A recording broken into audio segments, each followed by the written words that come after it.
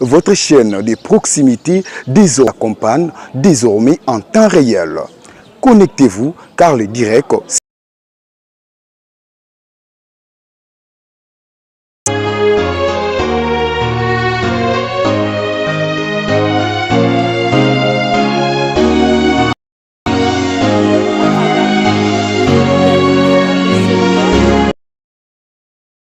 à la vie sainte de Kamba, Nouvelle Jérusalem, un lieu hautement spirituel. Tourisme, oui, les Congo avec K et l'Afrique tout entier bouillonnent. Suivons et faisons confiance au patriarche Passimo davantage. Nous sommes bel et bien dimanche, le 28 juin 2026, assistés au culte dominicain. Répond au nom de maman Mungala. Elle va tirer son homélie dans le livre de Psaume de David, 147 du 1er au 12e verset, suivi du décalogue Exode 20 du 1er au 17e verset, le 12 principe de l'Église, et puis le livre de Marc chapitre 11 du 12e au 14e verset, et puis vous allez sauter, prendre le 20e verset. Sa thématique, c'est celui qui moissonne, celui qui sème beaucoup moissonnera beaucoup également. Mais celui qui sème du culte matin, du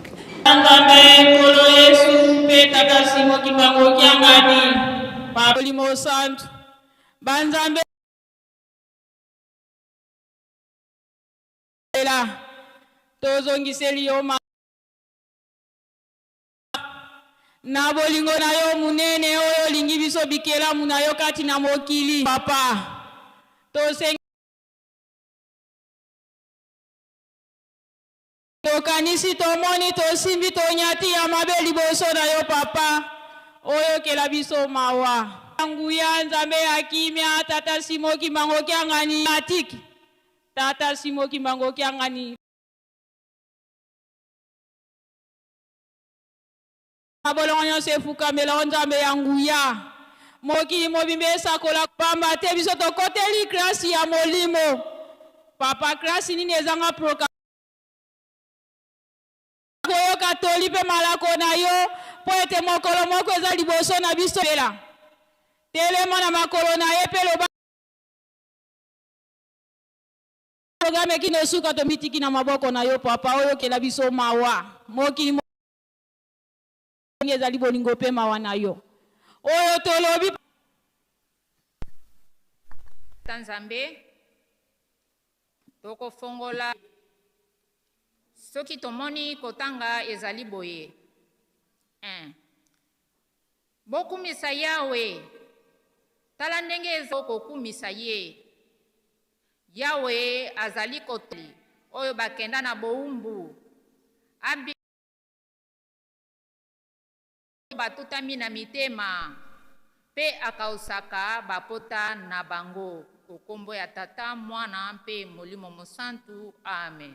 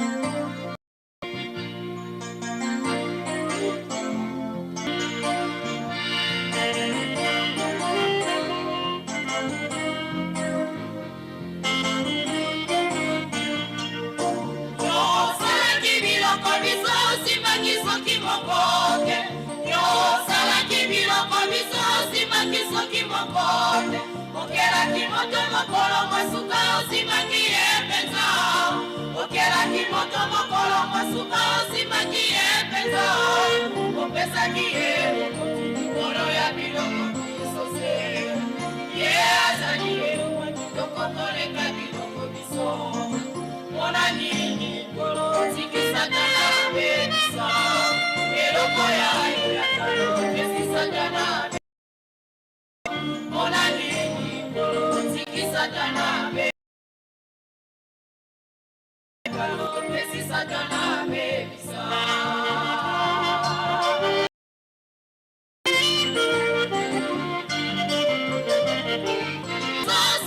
soki mokote yosalaki biloko biso osimaki soki mokote okelaki moto mokolo mosuka osimaki ye mpenza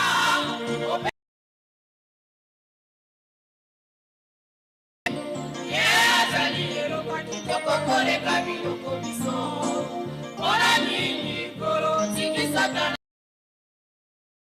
eloko yayo ya kala opesi satana bebisa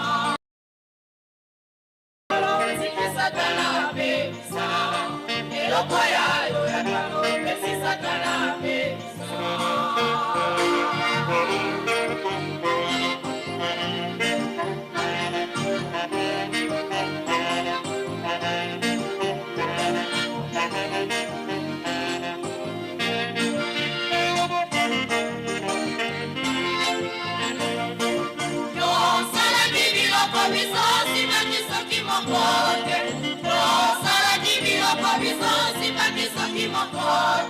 okelaki moto mokolo masuka osimaki ye mpenza okelaki moto mokolo masuka osimaki ye mpenza opesaki ye bokonzi likolo ya biloko bisose ye azali eloko kitoko koleka biloko biso mpona nini kolo tiki satana bebisa eloko yayo yakalo opesi satana bebisa mpona nini kolo tiki satana bebisa eloko yayo yakalo opesi satana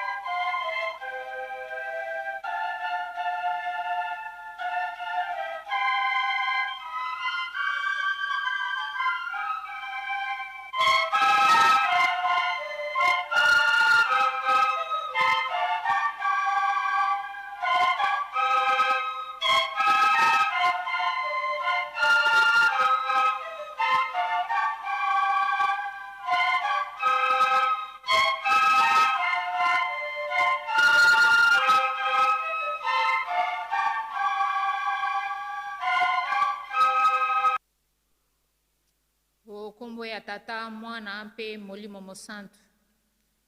Tokosimba lisusu mukanda ya Tata Nzambe na mbala ya mibale. 20 verset 1 à 17. Soki tosilisi tokotanga mibeko 12 ya Lingomba. Soki tomoni kotanga ezali boye. Okombo ya Tata, Mwana mpe Molimo Mosantu.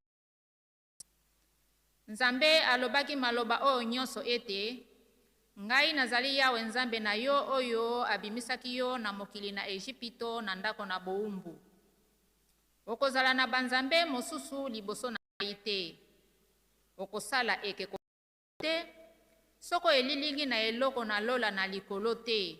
Na mokili na se te, to na mai na se na. Okogumbamela yango te, to kosalela yango te. Poete, ngai Yawe Nzambe na yo nazali Nzambe na zuwa. Na kobatela mpe na kokitisa mabe na batata likolo na bana kino libota na misatu pe na minei na ba oyo bakoyinaka ngai. Nde na komonisa boboto na batukoto na nkoto ba oyo bakolingaka mibeko na ngai pe bakotosaka ngai. Okotanga kombo ya Yawe Nzambe na yo pamba te, po ete Yawe akolongisa te oyo atangi kombo na ye pamba. Kanisa mokolo na sabata ete obulisa yango. Okosala mosala mikolo motoba pe okosilisa mosala na yo nyonso. Nde mokolo na sambo ejali sabata epai ya Yawe Nzambe na yo. Na mokolo yango okosala mosala soko moke te. Yo te pe mwana mobali na yo te, pe mwana mwasi na yo te, pe bibwele na yo te, pe mopaya na lopango na yo te. Po ete na mikolo motoba Yawe azalisaki likolo mpe mokili mpe mai monene, pe biloko nyonso kati na yango, pe apemaki na mokolo na sambo. Yango wana Yawe apambolaki sabata pe abulisaki yango. Kumisa tata na yo pe mama na yo, ete mikolo na yo mizala mingi na mokili oyo Yawe Nzambe na yo apesi yo. Okoboma te, okosala ekobo te, okoyiba te, okoloba matatoli na lukuta na tina na mojalani na yo te, okolula ndako na mojalani na yo te, okolula mwasi na mojalani na yo te, soko moumbu mobali na ye te, soko moumbu mwasi, soko ngombe mobali na ye te, soko mpu ni ezali na mozaleli na yo te. Na kombo ya Tata, Mwana mpe Molimo Mosantu, toleki na mibeko 12 ya Lingomba. 1. Tosaleta pamba te bokonzi nyonso eutaka na Nzambe. 2. Linga batu banso atakutu bayini na yo esengeli olinga bango kaka.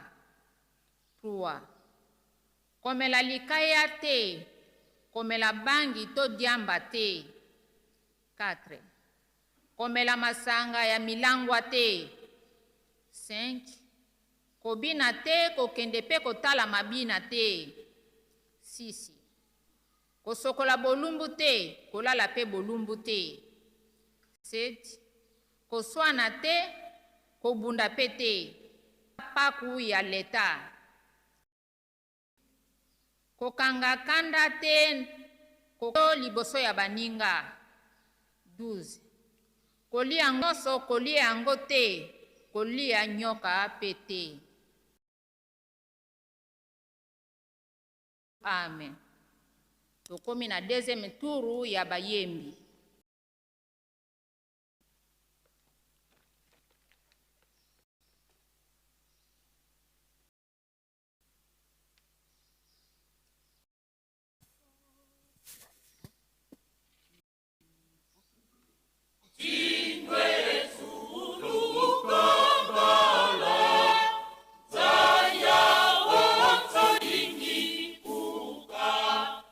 Zula ya woto ipe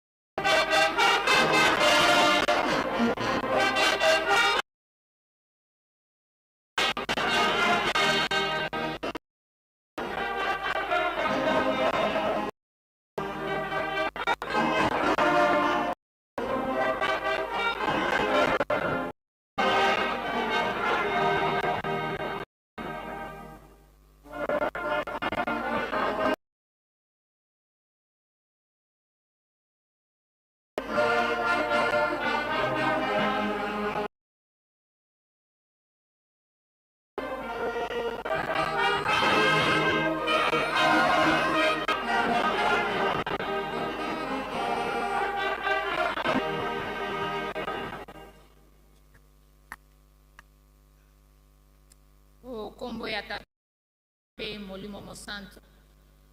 Tokomi esika oyo tokolelaka mpona ntina ya pasi oyo ezingi bota mpe na lingomba. Na yango nde tokobenga bato misato bango oyo. Tokobenga mama Lusikila Kumba ya Yelusalemi aleka liboso. Tokobenga papa Reverend Pasteur Bolomi Nzimba.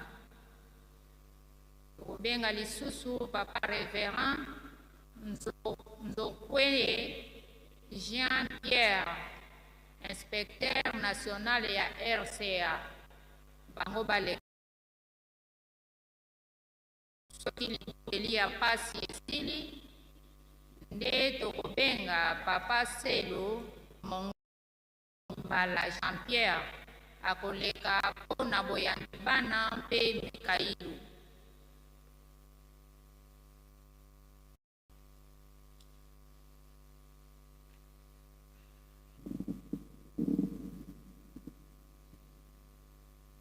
Eza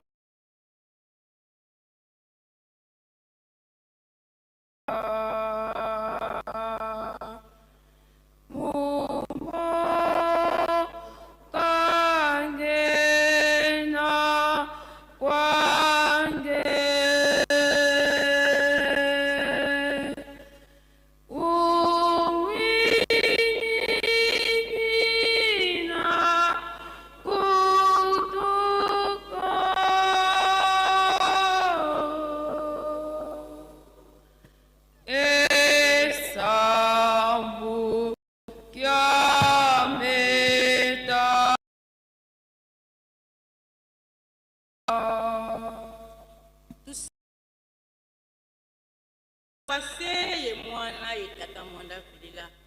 Tufuka nsambu tumkia unke lumingu. Papa utusila nlemfu. Papa utulemfukila. Papa tulwe bafwana ko utufwanisa. Papa tulwe luvamu kwa kuna opito. Ila zinga muntadisa papa ubayilo ubabanzi lampe. Luvamu tulombe kwa nkangu takota mwelisemi. Taka mwelisemi ka batula luvuvamu. Beto petene male tata mwanda vilila. Sumwana na wini ufekenda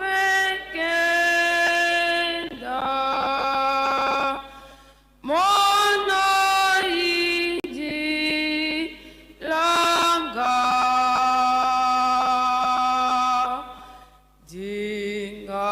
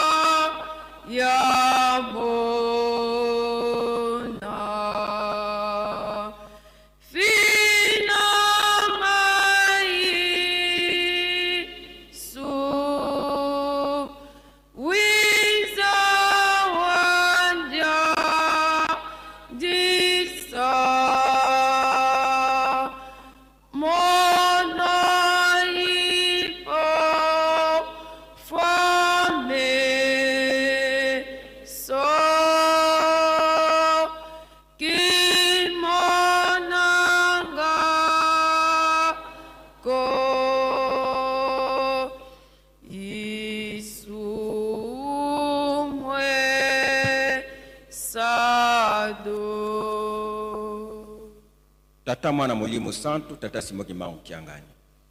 Nzame na biso, tuzongisi matoni mingi. Nulala kilo kola biloko ezangi ntina. Na bolingo na yo, tandisi biso tongo ya sika. Papa, tuzongisi matoni mingi epana yo. Mukili ezali na pasi.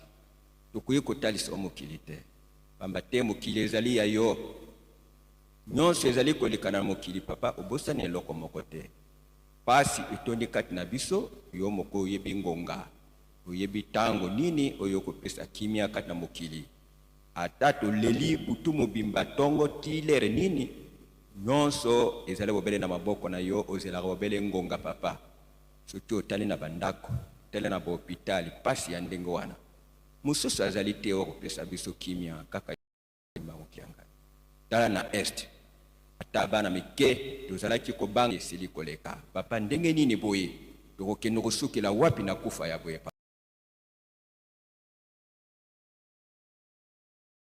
te na bahopitali nyonso bato bazali kozanga ata mwa likuta mwa ya komela kisi bazali kotala Kimbangu Kiangani mosusu azali efuluzi wange twizidi dowiza fuluzo efuluzi wange twizidi dowiza watomfuluzo mambo mingi matuzungi ma songeyeze nguvu yoyo kufu ko ezanga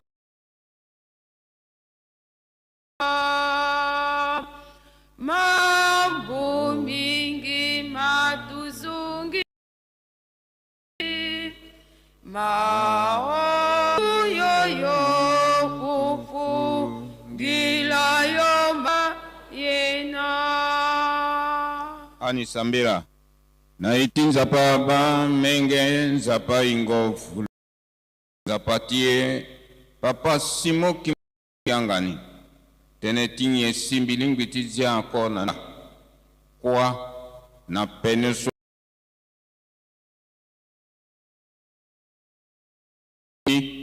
si elingiti warankango tisara kusa swa yebeti mitungana mokana soli soti dunia titene peno unzi pi kwa baba murenge nzapa ingofulu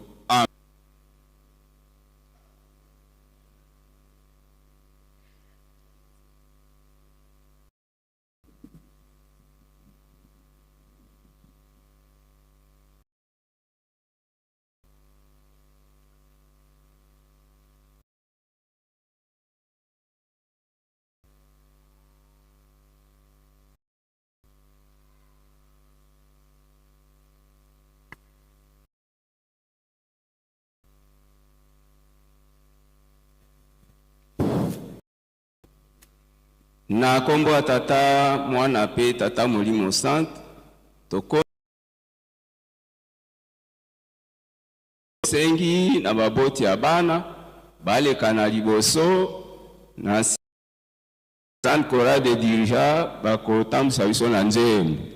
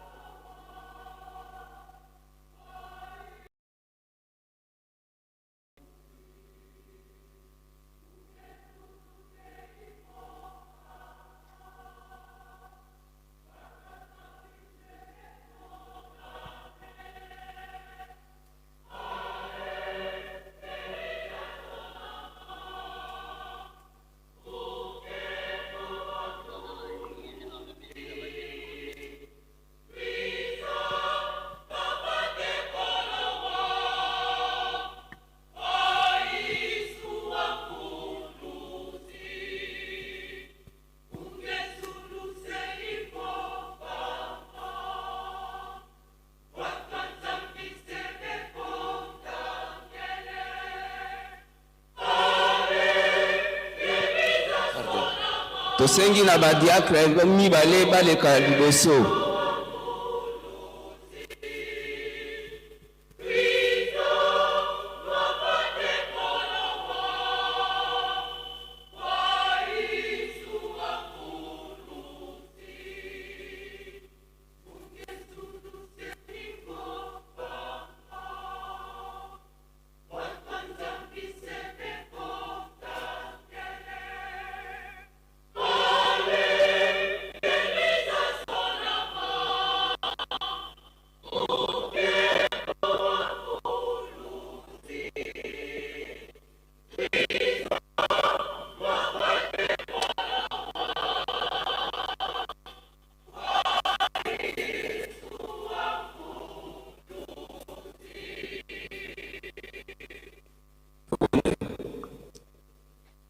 Tata mwana pe molimo santo Nzambe na biso papa Simon Kimbangu Kiangani komi na tango ya bokamboli bana biso tokonami mpona kosala mosala yango tokoki te yango tobengi olata biso yo moko kolo mosala osala na biso elongo okomba tata mwana molimo santo.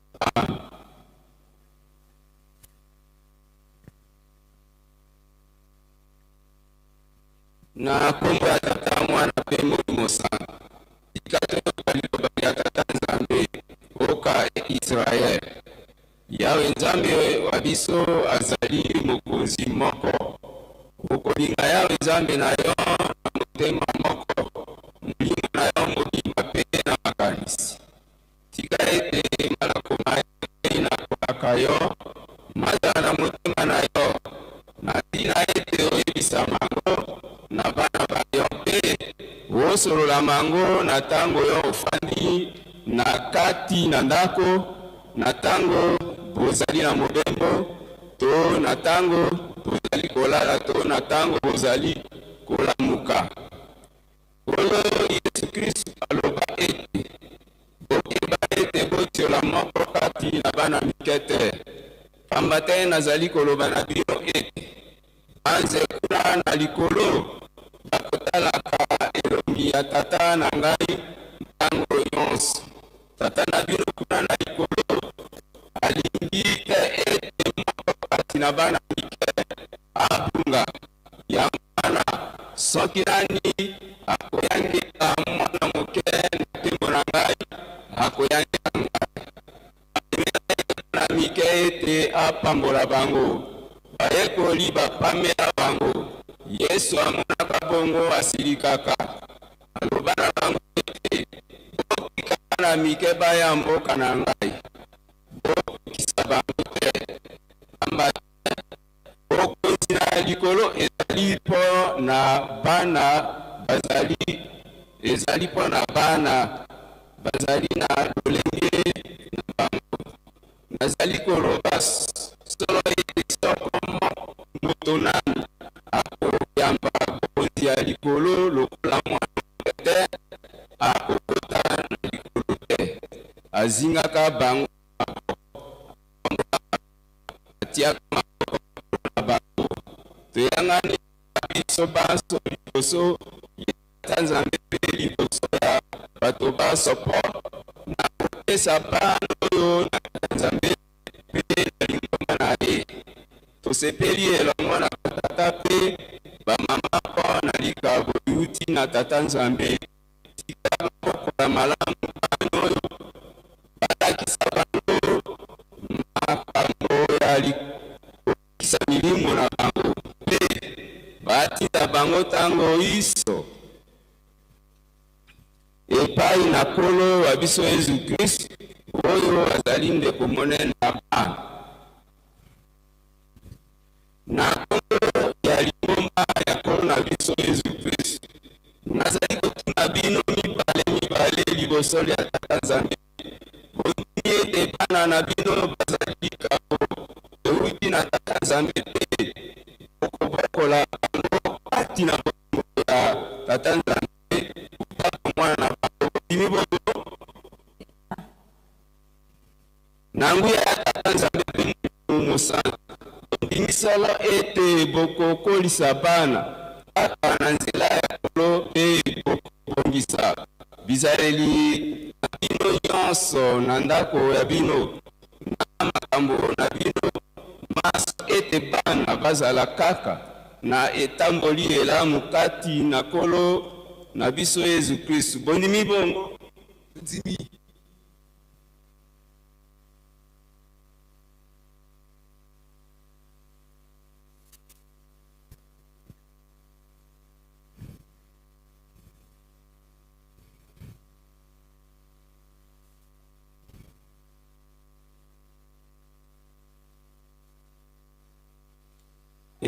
batata eba mama ya bibino na ngomba ya Nkolo ya biso Yesu Kristu alimo malamu na kombo ya Tata, Mwana mpe Molimo Santu. Tika yawe akola bino mpe abatela bino, tika yawe amonisa bino elongi na ye mpe apesa bino ngolu na ye, tika yawe akongola elongi na ye epai na bino mpe apesa bino kimia. Tobondela Tata Nzambe na likolo, Tata wa bato baso, totondi yo mpo na likabo pesi na bana bango babokola bana oyo tosi mpe bolingo na yo. Pambola bango mpe tika ete bobongisa makambo, babongisa na ndako na bango mpe bayebisa ezaleli malamu na Nkolo na biso Yesu Kristu oyo bana bakoki kolaka awa na se. Tata Nzambe, yokela biso na tina ya bana oyo, sunga bango mabe maso ya mokili, batela bango mpe yo moko mpenza, yebisa bango na bolingo na yo mpe kobikisa na bomoi kati na Nkolo na biso Yesu Kristu, mwana wa yo ya bolingo. Bongisela bango esika awa na se mpe na likolo mboka na yo. Tosengi maso na kombo ya Tata, Mwana mpe Molimo Santu. Tika mapangoli na Nkolo na biso Yesu Kristu, Nzambe mpe bosungi bwa na bino uta lelo kino lobiko na lobiko. Amen.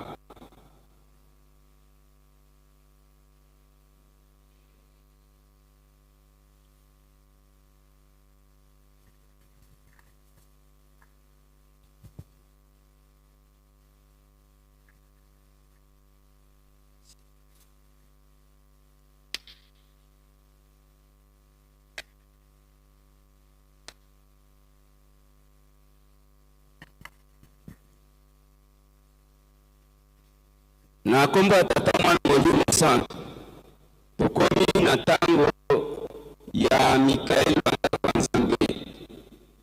Tosengi na Afriki batambusa biso.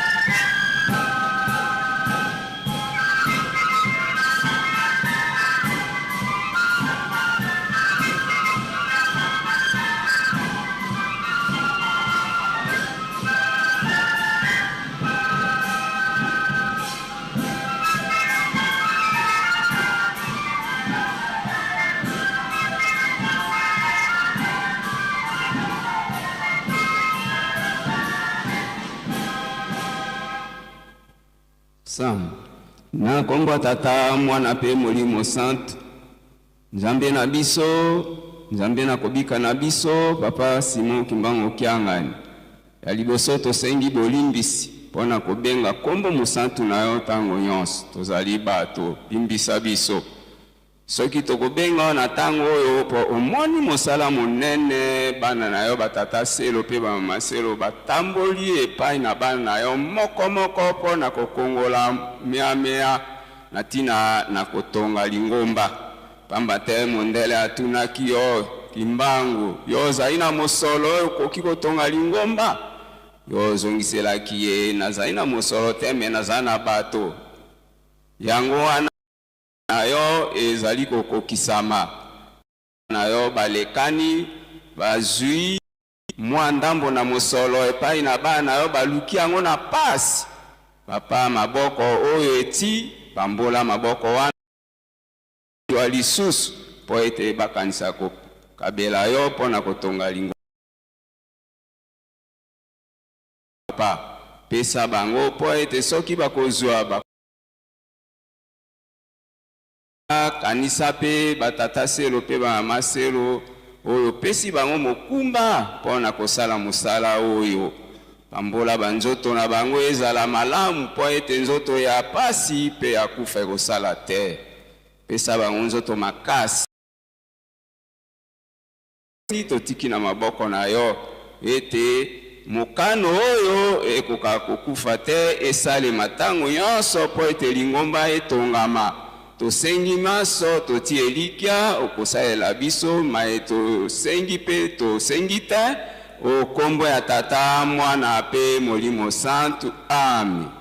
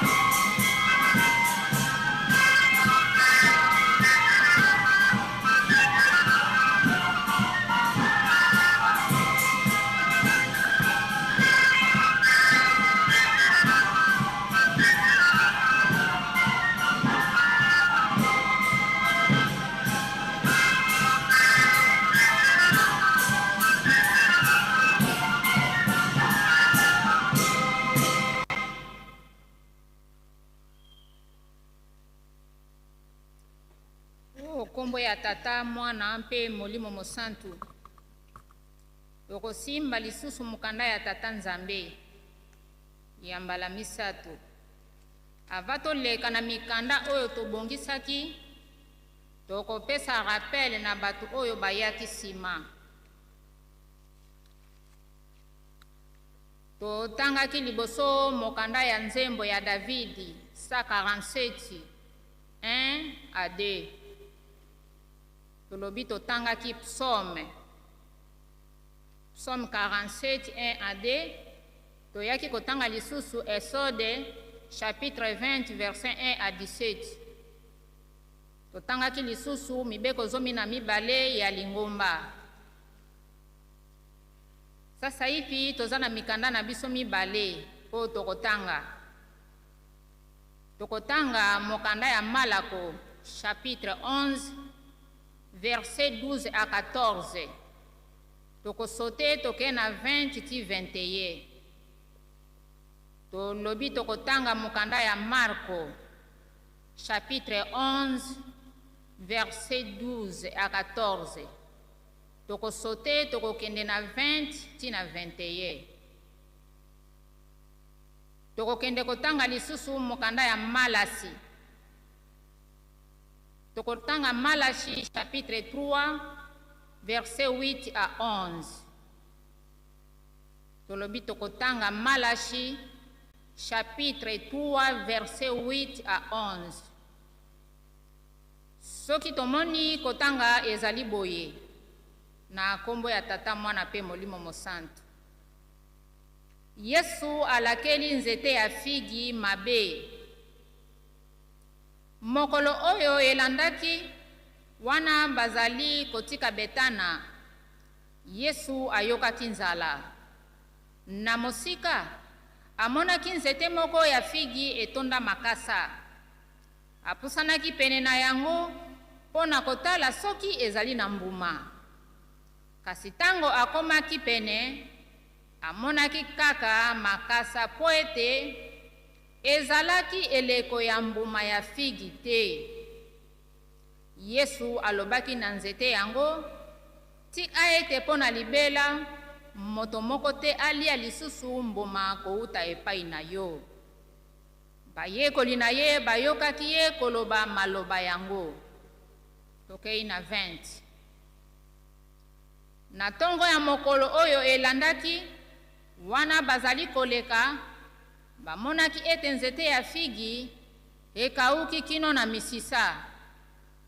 Petelo akanisaki likambo oyo esalemaki pe alobaki na Yesu, Motei, tala nzete ya figi oyo olakelaki yango mabe ekauki. Ukombo ya tata mwana pe molimo mosantu tokei na mukanda ya Malasi.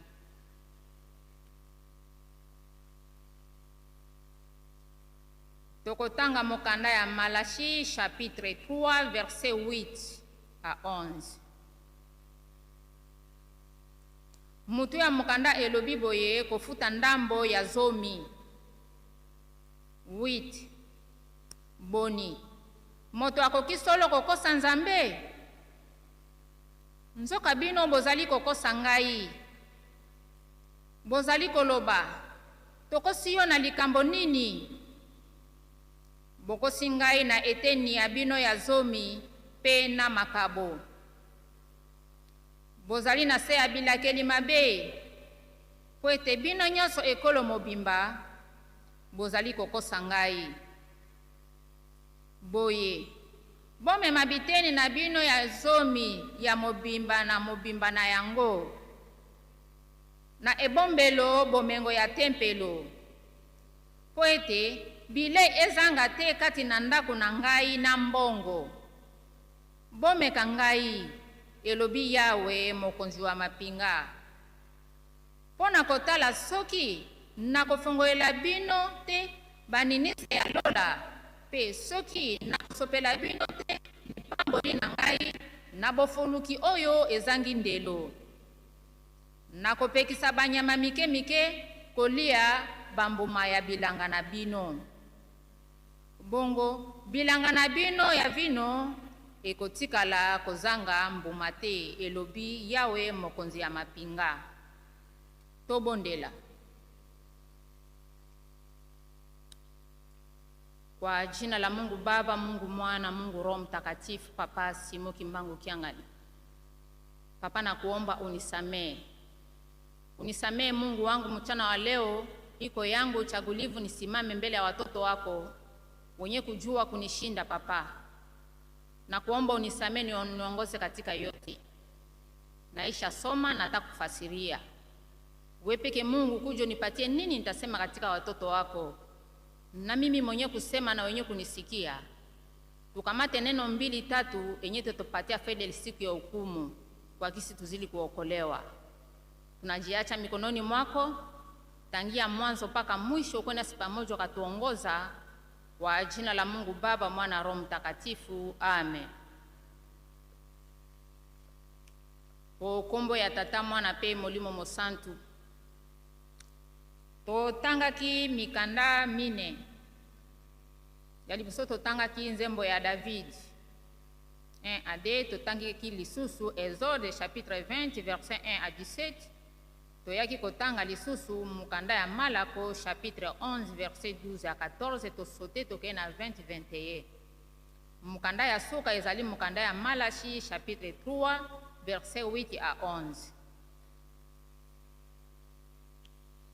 Mukanda oyo ya banzembo bana ya Israeli babandaki koyemba utatango babimaka na boumbu na Egypto ya 430 tikino musakole Malaki. Babandaki koyemba banzembo yango lolenge biso tokoyemba ka banzembo na biso ya kokumisa pe kosanjola Tata Nzambe. Na munoko ya Hebreu elingi koloba ete to shilim ezali banzembo ya kosanjola Tata Nzambe, to filo ezali mazembo ya mabondeli. Banzembo nyoso wana ezali mutu ya 150. Etangamaki na mutu ya Davidi, pamba te Davidi ndi azalaki mutu ya liboso kosanzola Nzambe na banzembo. Peye nde mutu akomaki banzembo ebele. Toyebi ete mutu o ayembaka abondelaka mbala mibale. Banzembo sande eyebani bakombo ya batu oyo bayemba, me 50 wana eyebani bakombo ya batu bayemba yango te. Nde batu bayemba bakombo yango yango. David ayembaka nzembo 73, Asafa ayembaka nzembo 12, Kola ayembaka nzembo 11, Solomon ayembaka nzembo mibale, Moise nzembo moko, Etana nzembo moko. Mutu akoma banzembo yango ezali Angela. Akomaka yango na kati ya tempelo oyo Zulubabele atongaka yango tango babimaka na boumbu ya 70 na Babylone. Kasi banzembo oyo mususu toyoki ke toyebi batu bayemba yango te. Molimo Mosantu afongoli biso Papa Simo Kimbangu Kiangani ete banzembo mingi wana bamama nde bayemba yango, pamba te bayuda babandaki kokonsidere bamama te pona kokweya lisumu ya mama Eve. Nzembo oyo touti kotanga awa ezali lingala facile. Elobi ete Nzambe kati na mokili pe kati na tango. Ke Nzambe aye kotonga lisusu Yerusalemi. Soki likambo ya lisusu elobami ezali lokola esalemaki lisusu na bana Israel, eye kosalema lisusu epai na biso. Nde mo wana ya lisusu Nzambe aye kotonga lisusu Yerusalemi. Kasi biso bakimbangi toza bapaya te. Toyebi ke oyo azotambwisa biso ezali Nzambe Molimo Mosantu Papa Simo Kimbangu Kiangani. Ye wana Nzambe aye lisusu kotonga Yerusalemi epai ya biso bato mwindo. Ndaku oyo tozovanda tempelo ebimaki likolo ezokita manevre de Kimaza. Basoda balingaka Yerusalemi oyo pona kobombarde ndaku oyo, me bakoka te. Yango Papa Fumalongo atuna bakoko na biso bapapa na biso, eske totonga ubie ekita? Me bango bazalaka na mayele. Balobi soki ekiti biso tokopambwa mate. plus au moins totonga yango oyo tozotonga Yerusalemi. Batata na bamama biso nyonso bakimbangiste tomibeki tolo tozali bilombe ya papa Simon Kimbangu toye kopesa ye maboko. Yango nde maboko azosenga biso totonga Yerusalemi po pasi na biso eko akosila. Nkolo na biso Yesu Kristo na boye na ye ya mibale papa Fumambanza alobi ete soki totongi Yerusalemi te pasi na biso ekosila te. Nde yango oyo tozomona papa azomema biso totonga boye po yende ayebi bisika tozokende biso toyebi eloko moko te. Kasi batata na bamama tosengi topesa papa Simon Kimbangu maboko po Yerusalemi etongama po biso bato mwindo tolongwa na pasi oyo. Toleki na mukanda ya banzembo. Tokei na mukanda ya Exode. Exode elakisi kobima. Soki kobima ezalaka kokota nde ezalaka liboso. Tata Nzambe asalaka elaka na Abraham ete libota na ye ekokende boumbu na mokili mosusu ya 400 tango elaka ekokaka bana Israel bakotaka boumbu na Egypte bakotaka 70 personnes baumelaka kuna basalaka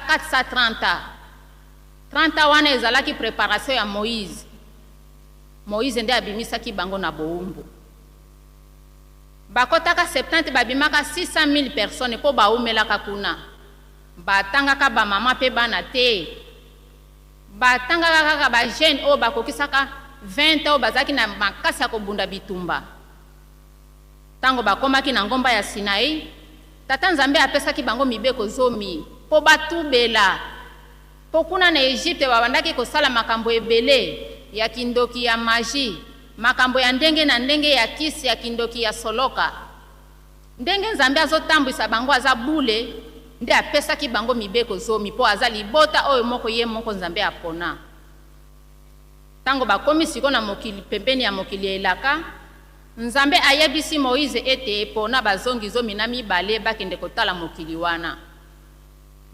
Kokende na kozonga na bango basalaki 40 jours. Kokoma tango bakomaki nde bisika makambo yebebaki. Baye na minoko 2 balongi 10 balobi baye kopesa sango epai ya Aaron pe lingomba mobimba pe Moïse. Ke mokili touti ezali kitoko mingi eloko ya koluka kuna ezate kasi likambo ya pasi otomoni kuna tokuti batu mbinga milai minene biso tokwa kobunda na bango te liboso na bango biso tokuna bitumba tokomona na lokola mayoyo batata na bamama likambo wana epesaki Nzambe pasi. Nzambe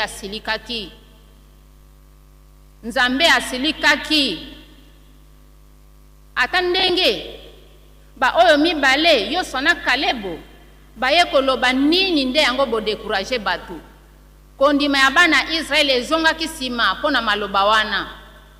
Yoswa na Kalebo bapasoli bilamba pona nini boko décourager batu bongo totala nanu kote biso touti makamu isi o Nzambe asaleli biso akatisi biso mai ya munene na mabele ya kokauka tokomi na désert tolie biloko euti likolo toyoki posa ya mai ebimi na libanga nini ekozanga Nzambe apesa biso batu wana na maboko na biso me batu bayokaka te maloba ya bato 10 na batu 2 yango nde Nzambe alobaki ndenge bino bondimeli ngai te na o nyonso nga nasaleli bino tikokoma awa banzoto na bino nyonso ekosila na esobe kaka Yoswa na Kalebo na bana o boboti na nzela nde bakokota na mokili ya elaka. Ata ndenge Moïse akendaki kosengela bango bolimbisi epai ya Tata Nzambe.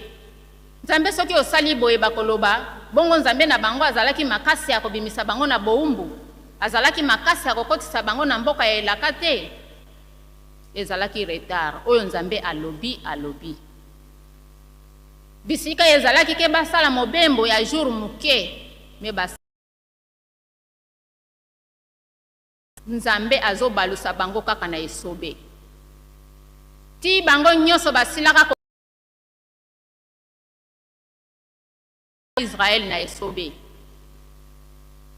batata na bamama lelo ezali susu kuna te, loba ya kala loba ya sika. Papa Fumalongo alobaki bisika tomoni na Bible bakomi Israel totia kimbangiste. Papa Fumalongo apesi biso mibeko oyo zomi. Bango babandaki kotambola na makolo, biso tozotambola spirituellement. Banda 85 ti lelo bazotangela biso bakimbangiste. Pona nini? Nzambe aponi biso libota oyo touti na bikolo différent, mais tobengami bakimbangiste.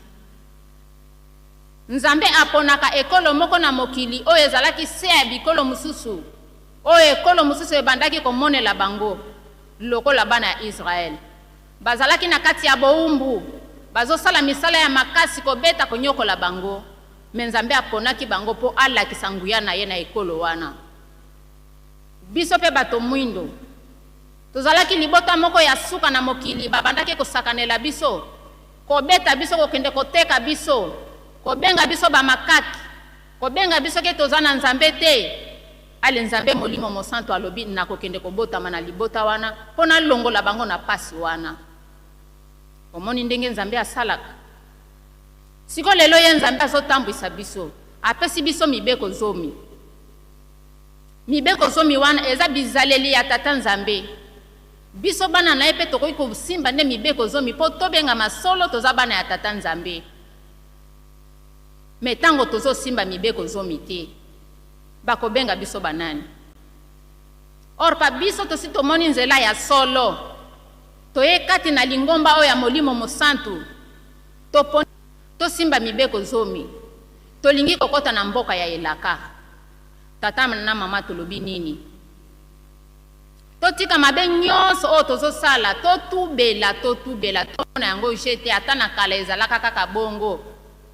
O balobaka kaka bongo. Mais jour elaka ya Nzambe ekokoka tokoyeba yango te.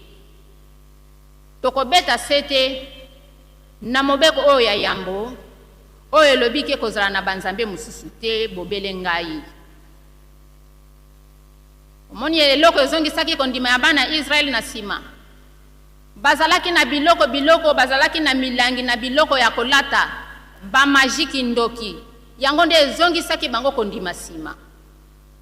Me yoso wana Kalebu batubelaki ya solo batikaki biloko nyonso basimbaki mibeko zomi.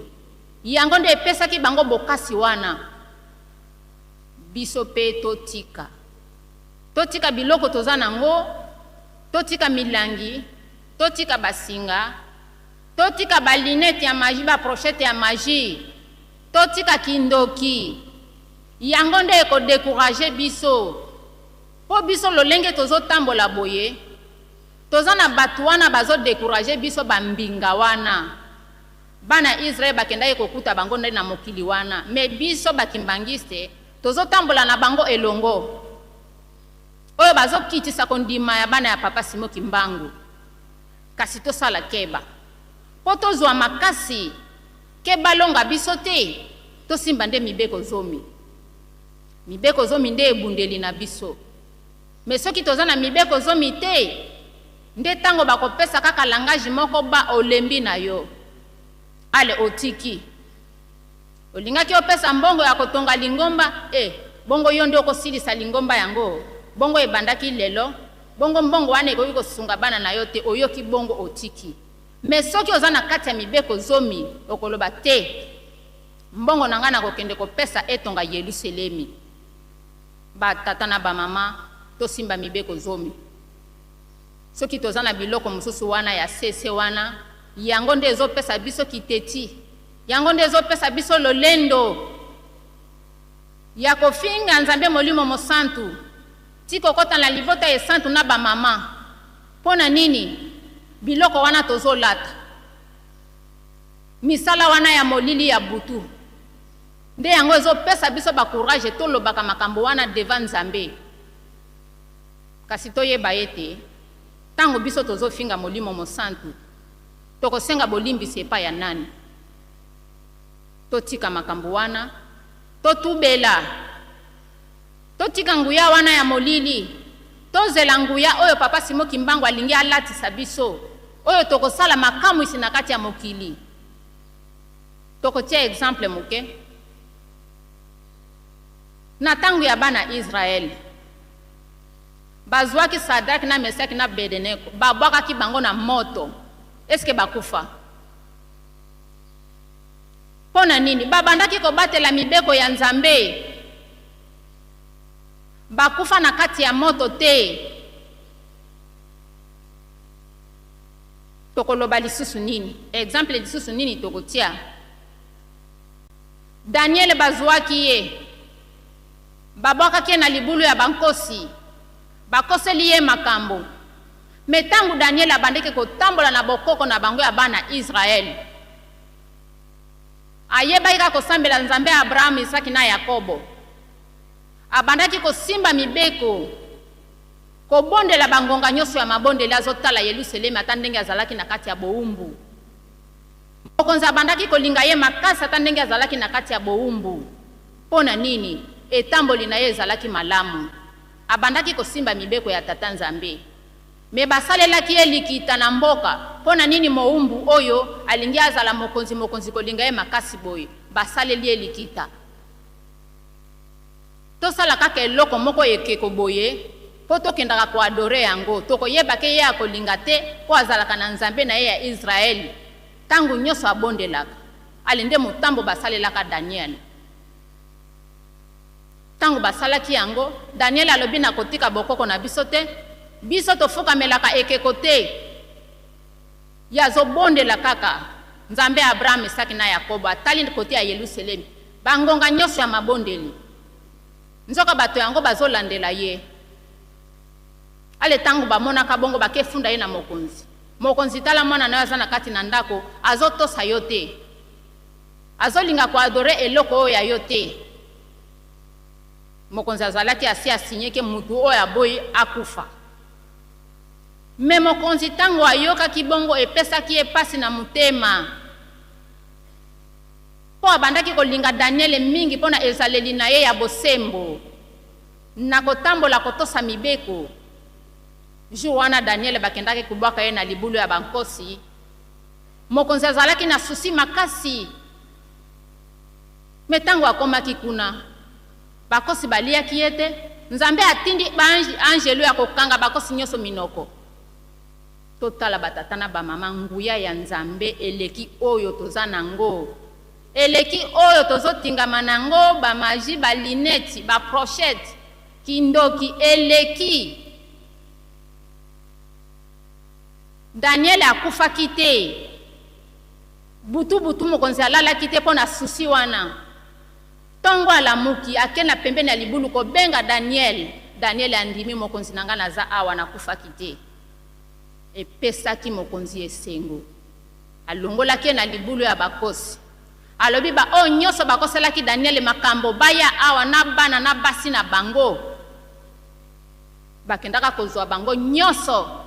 Ale bobwaka bango na libulu ya bakosi, babwakaka bango kuna. Nano bakiti ata na sete bakosi baliaka bango nyonso. Pona nini? Lukuta mutema mabe totika. Totika lukuta, totika mitema mabe, totika ba motage.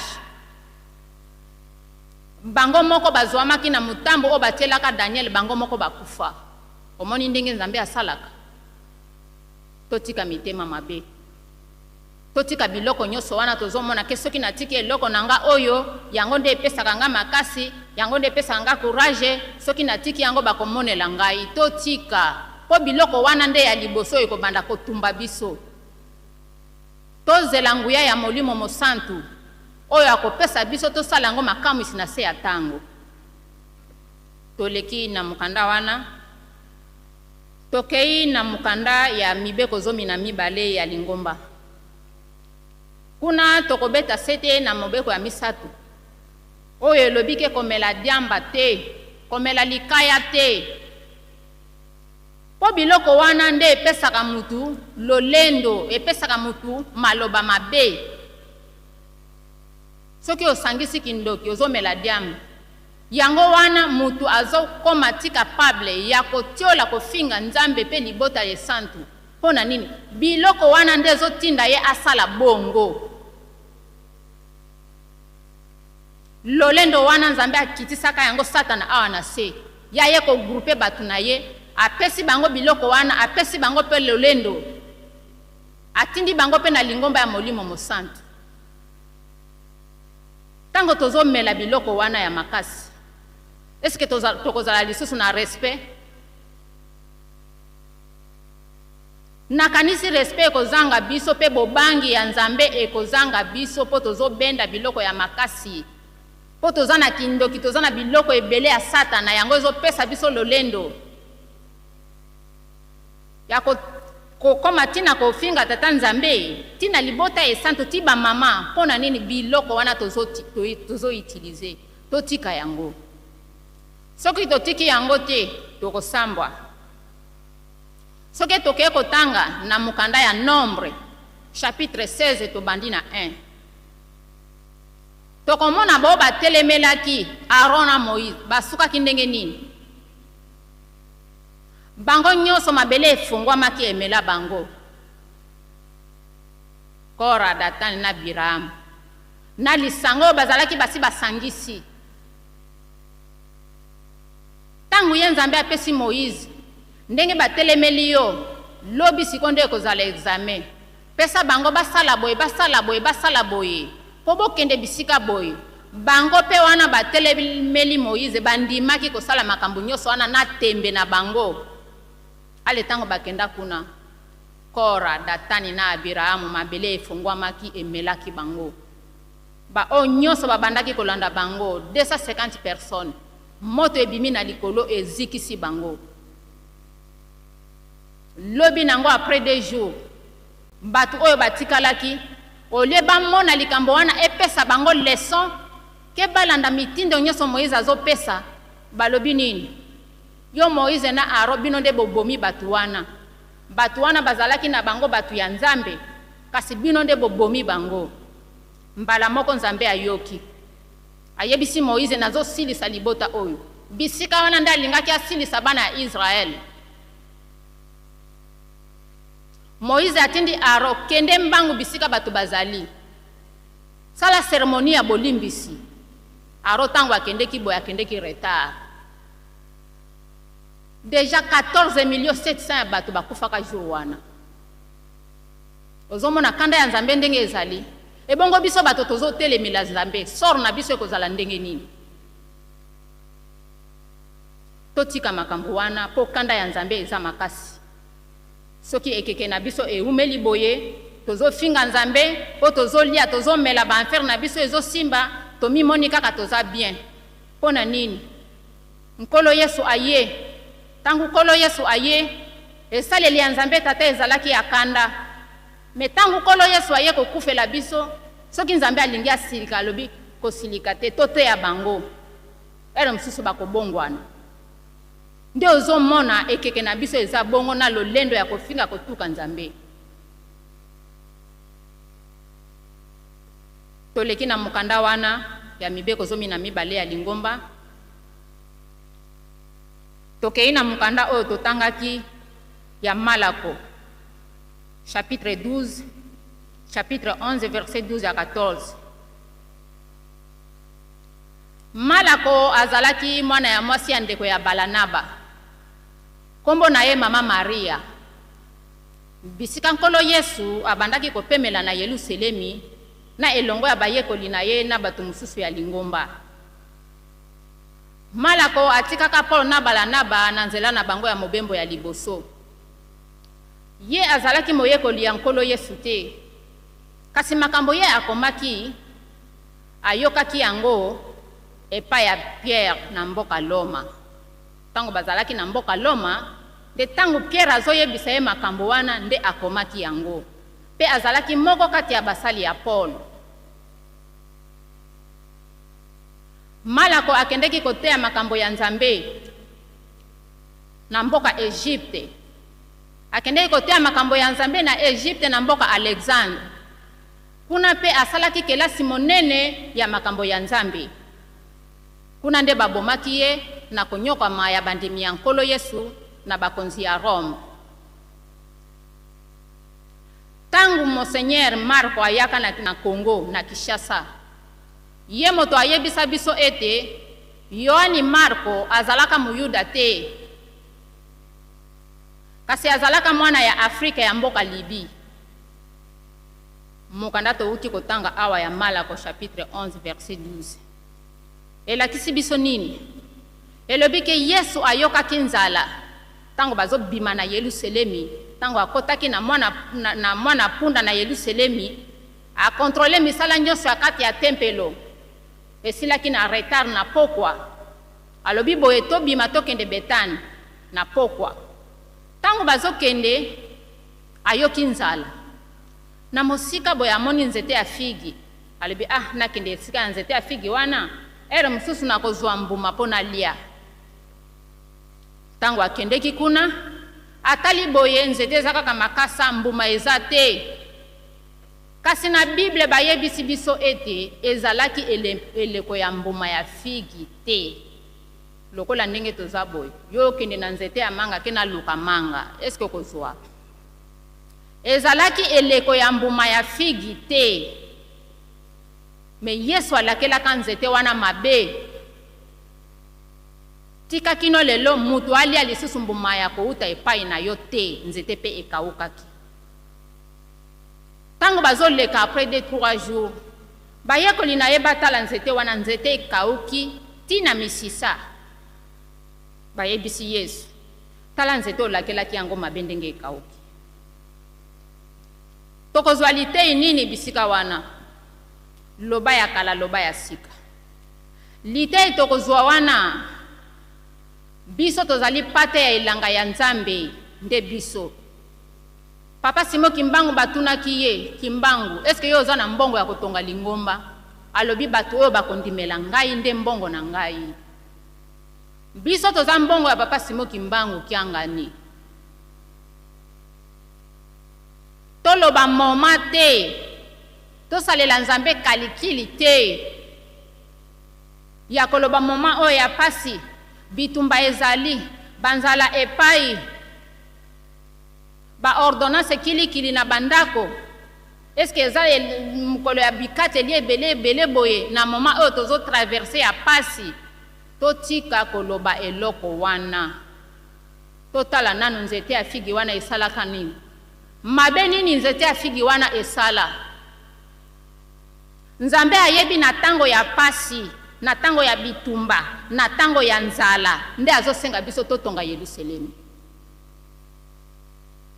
Nyonso wana tozopesa na mayele ya kotala nzete ya figi ezaki na faute nini? Me Yesu akausaka yango tina misisa. Tina misisa wana tokoloba nini? Ekobanda yo moboti tina bana na bakoko na yo bokolakela mamabe. Yango wana soki bikateli papa zokitisa yango boye pona kotonga Yerusalemi, yende Nzambe azoyeba bisika nini azomemela biso. Tango Yakobo ayibaka benediction Esau, singa elingaka biso na kingo, zomi na mibale elingi biso. Tango mwana kendeki kolela epai na papa na ye, alobi na pesi yo kaka mboka ya bomengo. Tango komifongola singa oyo ekangi yo na kingo, leki na yo akoya kosalela yo. Kasi nde yango oyo tozokende na yango.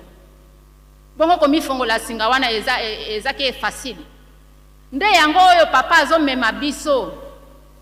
Tosala boye, totonga boye, tozongisa boye, pona singa wana papa azolongola ngo na kingo na biso. Po leki na biso aya kosalela biso. Yimaka te. Oyo zana ngo pesa, kombo na yo eko mama. Ye moko Nzambe nde apesaka biso. Ndenge azosenga biso azoyeba ndenge nini apeselaka biso. Topesa papa maboko po totonga Yerusalemi. Tokokende na mukanda ya suka oyo totangaki. Totangaki mukanda ya Malachi chapitre 3 verset 8. Malasi azalaki moko kati ya basakoli zomi na mibale ya mike na boyokani ya kala. Ye asakolaka apres mosakoli Agai na Zekalia. Azalaki mutei monene pe molende. Abandaki koteya batu ete babongola mitema balanda mibeko ya Tata Nzambe. Pe abandaki kopamela bato mpona kobala basi ya bapaya. Pe kozanga kondima emonanaka kati na bilenge. Mateya na ye makasi ezalaki wana. Koyebisa bato ete batia elikya kaka na tata Nzambe. Basimba mibeko ya Moïse. Malashi nde amonanaka mosakoli ya suka na boyokani ya kala. Kasi mukanda oyo tooti kotanga awa eyebisi biso nini? Azwaki revelation Nzambe apesi ye ki ayebisa bana Israel. Ke bino banda batata na bino bozotosa ngai te, bozobanga mpe ngai te. Na lingala mosusu koyoka wana Nzambe ayebisi biso ke boza miyibi. Bino bozoyibela ngai. Kasi batunaki ye, Nzambe toyibeli yo na likambo nini? Toyibeli yo wapi? Alobi bozoyibela ngai na eteni na bino ya zomi pe na makabo. Alobi boya na eteni na bino ya zomi ya mobimba. Na ndako na ngai biloko ya kolia ezanga te, mbongo ezanga te. Tokotala soki ngai Nzambe na kosopela bino mapamboli te na bufuluki oyo ezanga suka. Na kopekisa pe banyama mike balia bilanga na bino. Po biloko ya kupe biloko ya kolia ekobanda kozanga na bilanga na bino te. Lelo ayebisaki bana Israel, mkolo lega ayebisi bana Israel, lelo ayebisi biso bakimbangiste. Tozokosa papa Simo Kimbangu kiangani na nini eteni ya zomi. Tokotia exemple. Ngana sala ka musala bisika moko songolo pakala. Bapesa anga salaire ya 300,000. Ale na 300,000 wana ngana lingi na ya awa na matingomba e santo balobaki komata mboko pamba te na memi kaka 5,000 francs. Soki ebele na memi kaka 10,000 francs. Est-ce que ça eteni ya zomi? Eteni ya zomi ya 300,000 francs za 30,000. Natango ozwi kaka salaire wana ya 300,000 zwa 30,000 totiaka bakesi na kati na bandako na biso zwa 30,000 bwaka na bisika wana ya eteni ya zomi ya Nzambe oyo mosusu etikali soki okotala bikateli opesa soki okotala kolia opesa na wana me eteni ya zomi tobimisaka yango ya mobimba toliaka yango te. Ngana sala ka musala bazopesa nga salaire ya 100,000 na kosala na bimisi 10,000 francs na bwaki na boite wana ona tie na kese ya kati ya ndako na yebike soki ekomi boye na kotia na enveloppe na kende kopesa papa tozokosa ye pe na Mikailu ndenge nini. Ngana sali semaine mobimba nazotia makabo 50 francs nazotia makabo 100 francs me otie mutu amonike otie Mikailu me tozotia ndenge esengemeli te. De tango Nzambe alobike toza miyibi tozoyibela ye 1/10 na ye tozotosa yango te makabo pe tozopesa ndenge elongo bami te. Pona nini soki babali bana na biso soki babali mwana na ngai babali mwana na yo na dote wana longola 1/10 ya Nzambe tia yango na enveloppe pona koya ko remercier ye. Po soki bana na biso bazobala te biso ba mama tolelaka Nzambe pambola bana babala. Me tangu sikoyo Nzambe apamboli mwana na yo abali pona nini tolongola 1/10 wana te. Nzambe alobi boye bomeka ngai biloko ezanga na ndako na ngai te pe mbongo nakotala soki nakofongoela bino baninisa ya likolo te nasopela bino mapamboli na ngai ezangi ndelo nakopekesa pe banyama balia bilanga na bino. Onga na salaka na ngate me olambaka kwanga soki olambi ata kwanga ya 20,000 eteni ya 20,000 eza combien? Eza kaka 2,000 francs. Olongoli yango obwaki na kesi moko ya Nzambe na kati ya ndako metango na teki kwanga na ngai ya 20,000 ale ba dépasse nyonso na yebi kaka nasomba boye ero msusu ya Mikailu pe ezangi yo eza mabeba tata na ba mama toyeba ko se corriger na bisika wana po tozwa mapamboli Nzambe na biso apambola biso po bufuluki na biso ezanga suka okombo ya Nzambe tata mwana pe molimo mosantu amen. Totelema tobondela. tobondela tate todiena mu mazulu bika kumbaku ya zituswa bika kifumu kyako kiza bika luzolo lwaku lwavangama vantoto boso mu mazulu diakweto kwa lumbo kalumbu utuvana elumbweki utuyambudila fuka zeto boso beto peto ayambudidi batuvidi fuka ututwalani mupuku munako kasi tutwani na mukwambi kadi kifumu yengolo yenkembo byamvu yamvu mukumbwanse ye mwana ye mwanda mvelela amen nzembo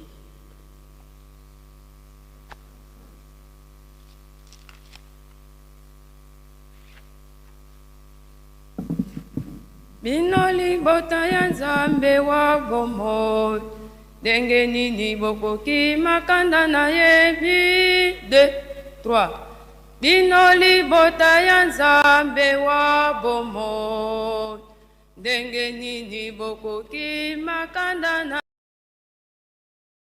osani misala ye alingaka ya koponoko yoko soki botamboli na ndenge ya ye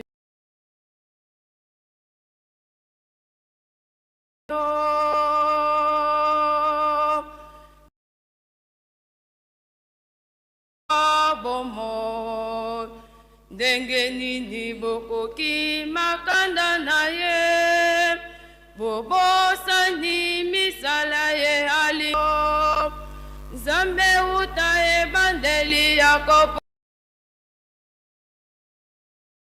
Takatina mabota maso Sabino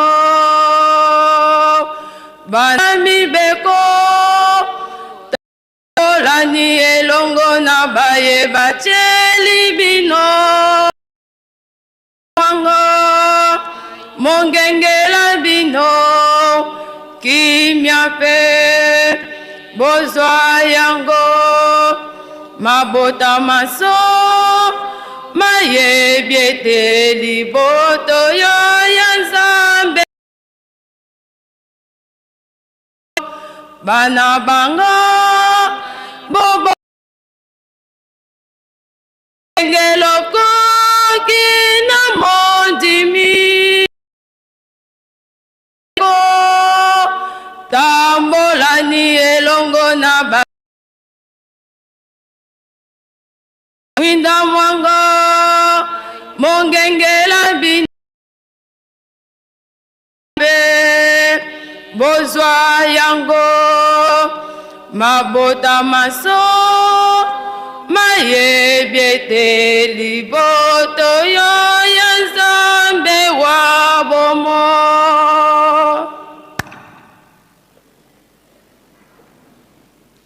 toko benga papa secrétaire aya kosilisa eteni oyo etikali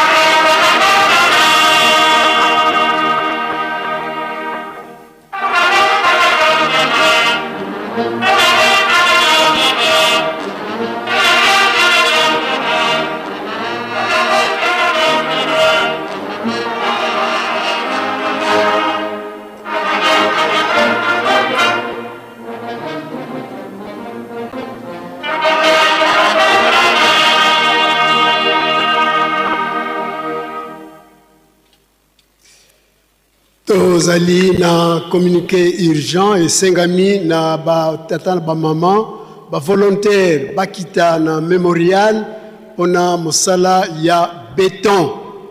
Ba tata pe ba maman ba volontaire bokita na mémorial pona mosala ya béton. Na kombo ya tata mwana pe tata Molimo Santu lelo mokolo ya lomingo mokolo monene mokolo ya kumibale na mwambe na sanza ya motoba ya joe mobumwa tomibale na tukumibale na motoba dimanche le 28 juin 2026 tolaki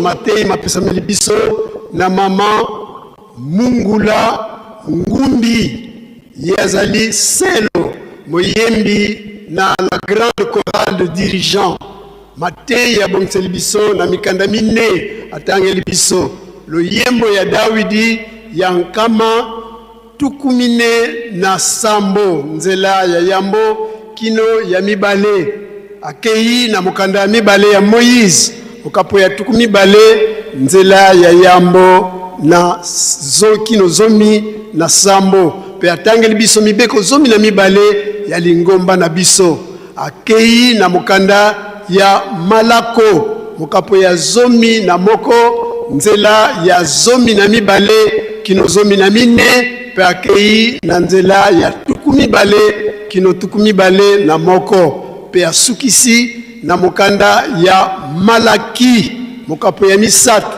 nzela ya mwambe kino zomi na moko. Psaume de David 147 versets 1 à 2, Exode chapitre 20 versets 1 à 17, Marc chapitre 11 versets 12 à 14 et versets 20 à 21 et Malachie chapitre 3 versets 8 à 11. Tozali na cérémonie ya boyambi ndeko na biso nde na ntina ena tobengi papa évangéliste ya Ville Sainte aya kokamba cérémonie yango. Merci.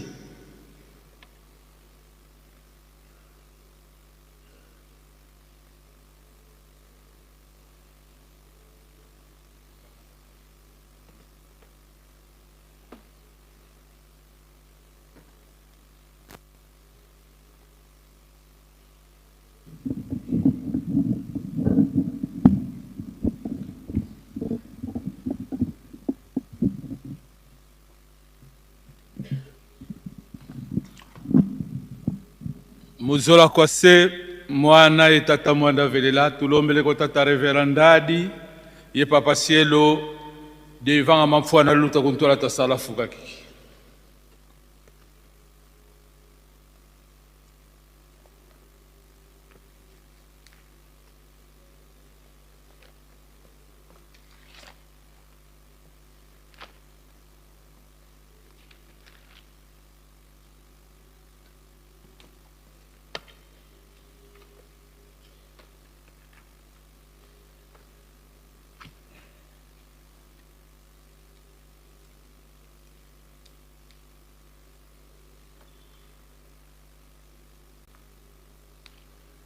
Tusama mkumbwase mwani mwanda velela tata nzambi pfumwitu Yesu Kristo tata mwanda velela papa simukimba nkengani tuvutire matondo mulumbuki kutuvani tangelo kula muvanga fuka kya mwanako yandi zole kituka unu semunkwiki zitulombele wiza wakala yote kitwali nzila tukwenda vitentu wa salamanima kengsi bisumbu vivonzi bekana pi muzola kwa se mwani mwanda vituloma wonso. Amen.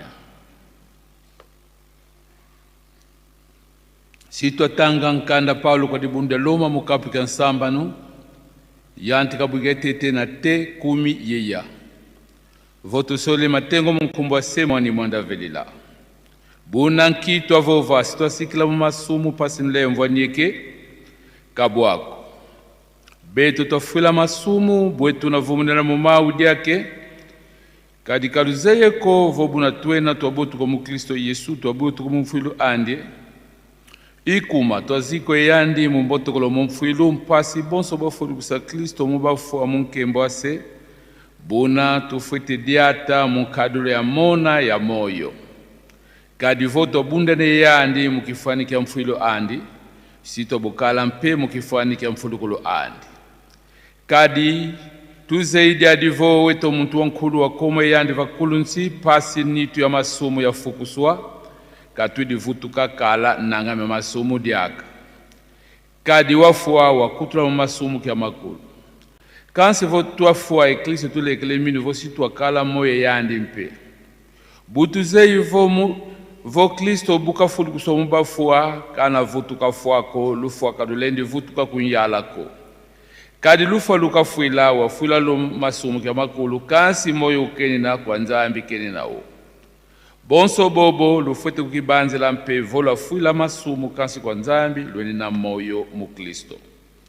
Ikuma kaluyambula masumu mayala zinitu za mfuiluko kalweni tuwa mananzinu za yao.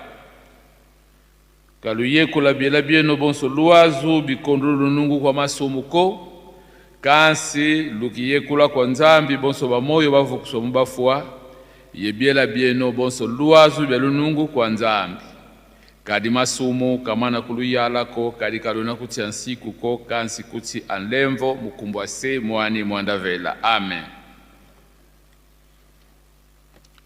Mukumbwa se mwani mwandavelela. Mudibundu dia mfumu Yesu Kristo monza kwa tumani tata Simoni Kimbangu. Tusadanga 10 dia nsiku dia tata nzambi kavana kwa bapangito bana ba Israeli. Sito tanga 10 dia nsiku mukumbwa se mwani mwandavela. Nsiku watete kukala ni nzambi za nkaka ye monoko. Nsiku wanzole kukivangilani kitekiko kakifuanika leko kena muzulu voleko kena vavantoto. Nsiku wantatu kusala ni kumbwa yave nzambi ya kumunkatuko. Nsiku wanya banzi la lumbika lumingu mpaso wakeweke nlongo. Nsiku wantanu vumi na saku yengudi ako mpaso wazinga lumbi ya bingi mchina kuvana yave nzambi yako. Nsiku wansamba nukuvonda niko. Nsiku wansamba dia kuyanga niko. Nsiku wanana kulabula niko. Nsiku wavua kutani kimbanki luvunu mumfinengana kuko. Nsiku wa 10 kuzilani moyo munzo amfinengana kuko. Mfumu Yesu Kristo mungiza ndi wasiami sa 10 dia nsiku mumambo mole. Dia tete zola mfumu nzambi muntima kwa wonsono. Mumwela kwa wonsono. Ye muliede kuda wonsono ye mungolo za wonsono. Dianzole zola mfinangana ku bonsu kizola nge ekibeni. Vatando 10 dia nsiku dibundu de tata mwanda vela peda kubika 10 siku miole me dibundu mutu wadisa dibundu dia atabwa songa. Sito tanga 10 siku miole me dibundu tupokla vole 12 preceptes ya dibundu. Nsiku watete ziti salu yalu lwanti. Kadika vena luyalu kolo lembituka kwa nzambi. Nsiku wanzole kala yezola kwa babonso no kani kutu ntatu ako. Nsiku wantatu kunwe fumu vodi ambako. Nsiku wanya kunwe malavu makolo ako. Nsiku wantanu kukini kovo kwenda tala makinuko. Nsiku wansambanu kuleki mwasiko ye kuyobila mwasiko. Nsiku wansambwa dia kulendi zonza yovono wanako. Nsiku wanana kusadila nkisiko. Nsiku wavua fwetefuta ngampakolo ya lulanti. Nsiku wa 10 kulundila kwa kunganzi za bilumbuko. Nsiku wa 10 mosi za batambula mbizako kwa zimpangi zako. Nsiku wa 10 zole kulendi dia ngulu ya vatavo ya mfindako ngatu mkewa nkima makaku kanyo kampeko. Tosengi na mama Nyohomi nsinga leka esika tata Pasteur Azali.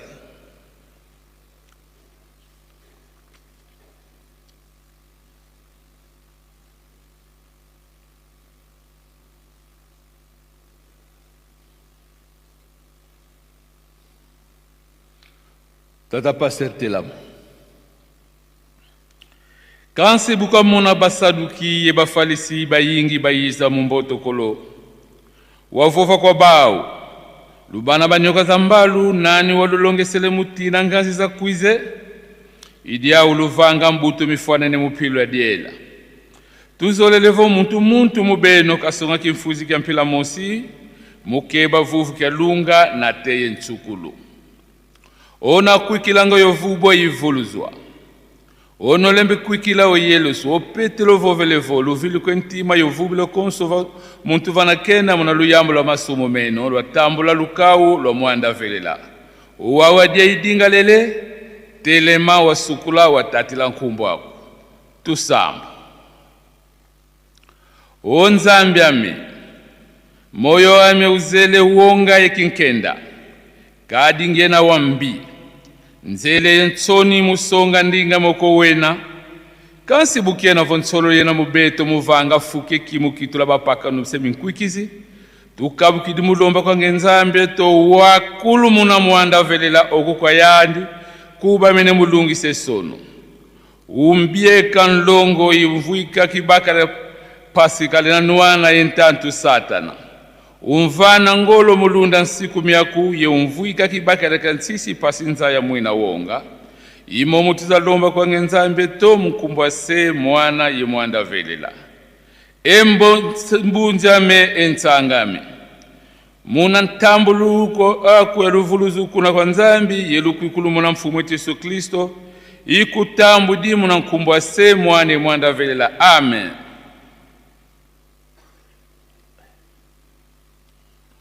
Tata Sirula le faki papa servanda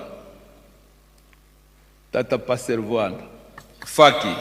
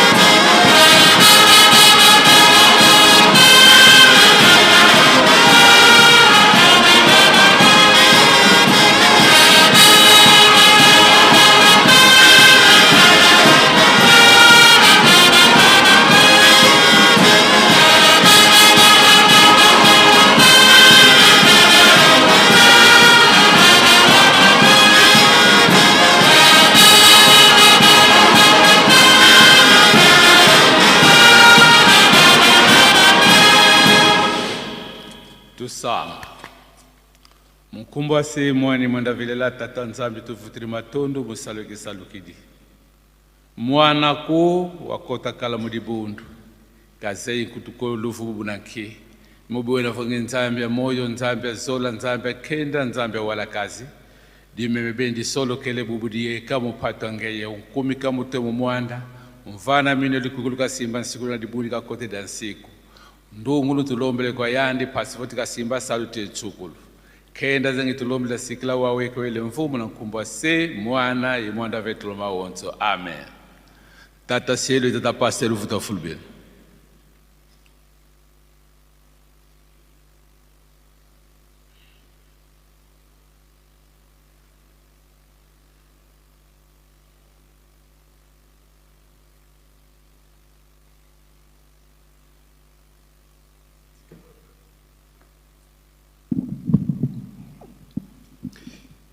Na kombo ya tata mwana pe tata Molimo Santu tosengi na papa révérend Matondo Mbiyei yazali conseiller spécial na cabinet ya tata Mokonzi wa Bule en charge de la communication ale kaliboso pona mokumba mopesaneli. Merci.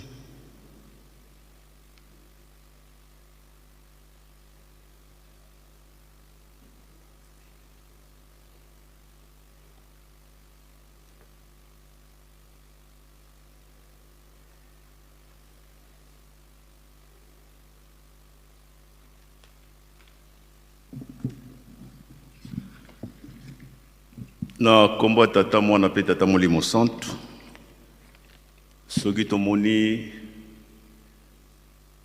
mwa perturbation à programme ndenge tokosalaka ngo ntina ezali uta mokolo malobi toyambaki délégation conduite par son excellence le ministre provincial des affaires foncières,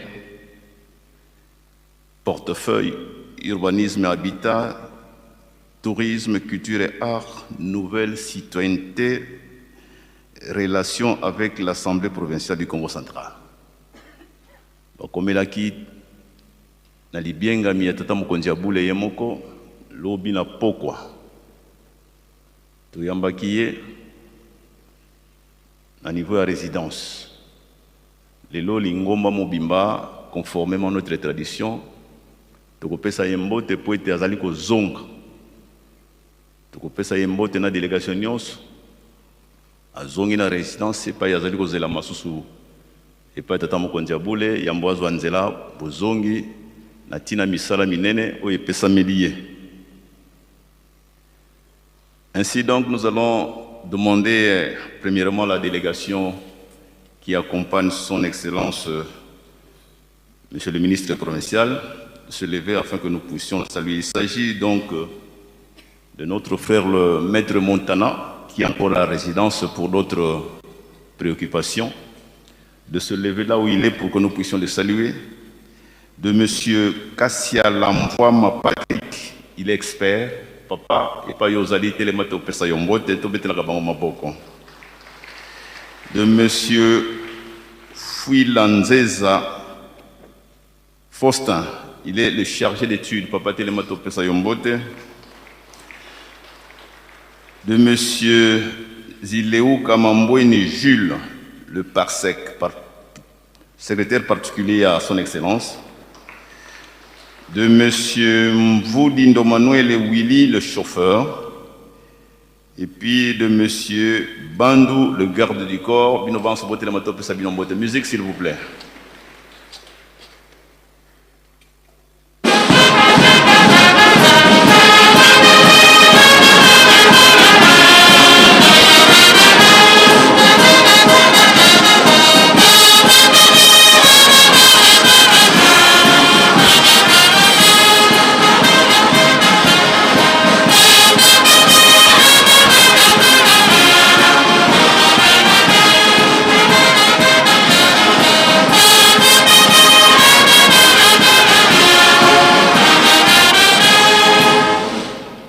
Topesa bango mbote esenga lokumu na kombo misato ya Bule na kombo tata mwana Molimo Santu boko kana bino kovanda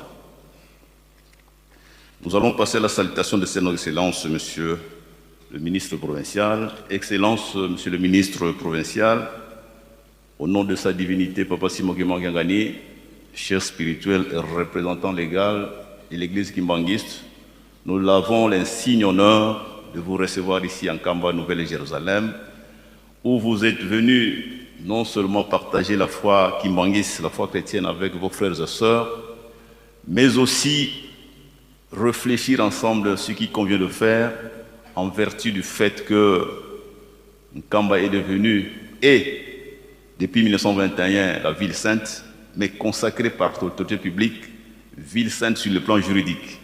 Vous avez donc énormément du travail à faire avec notre Dieu, Papa Simon Kimbangiangani. Avec tout le plaisir qui est nôtre de vous voir ici en Kamba, nous vous demandons de bien vouloir vous lever afin que nous puissions saluer Faki, s'il vous plaît.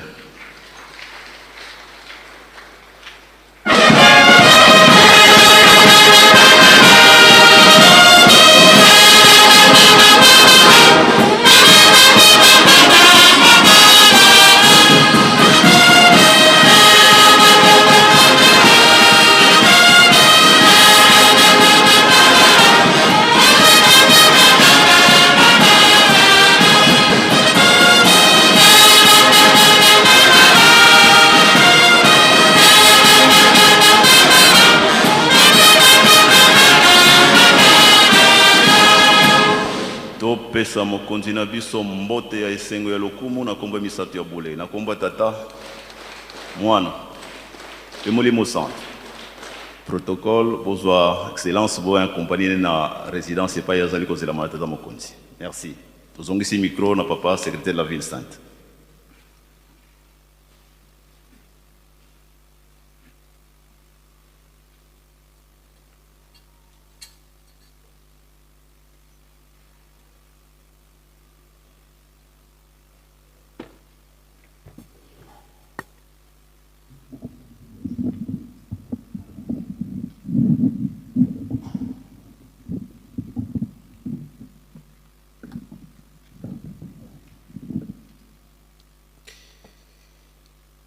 Na kombo ya tata mwana pe tata molimo santu to zongeli programme na biso to kei na ba communiquer liboso to pesi tour ya misala pe bolesi Yerusalemi semaine to kobanda lobby le 29 juin qui non samedi le 4 juillet. Lobby lundi le 29 juin dirigeant jeune Nzundu Madimba Noki Nzundu Mafiela. Mardi le 30, dirigeant Maman Kanfuma Koreki Gaki Nsala Nsaka Kimaza Ngombedima. Mercredi le 1er juillet, Faki Kamason Kingoma Kungu Kimbenza. Jeudi le 2 juillet, Jeteki Kankipaku Ngungu Kimbanda Kimbonza Kodia. Vendredi le 3 juillet, Ajax, Kanweno, Masangi, Nseka, Mbanza, Lemba.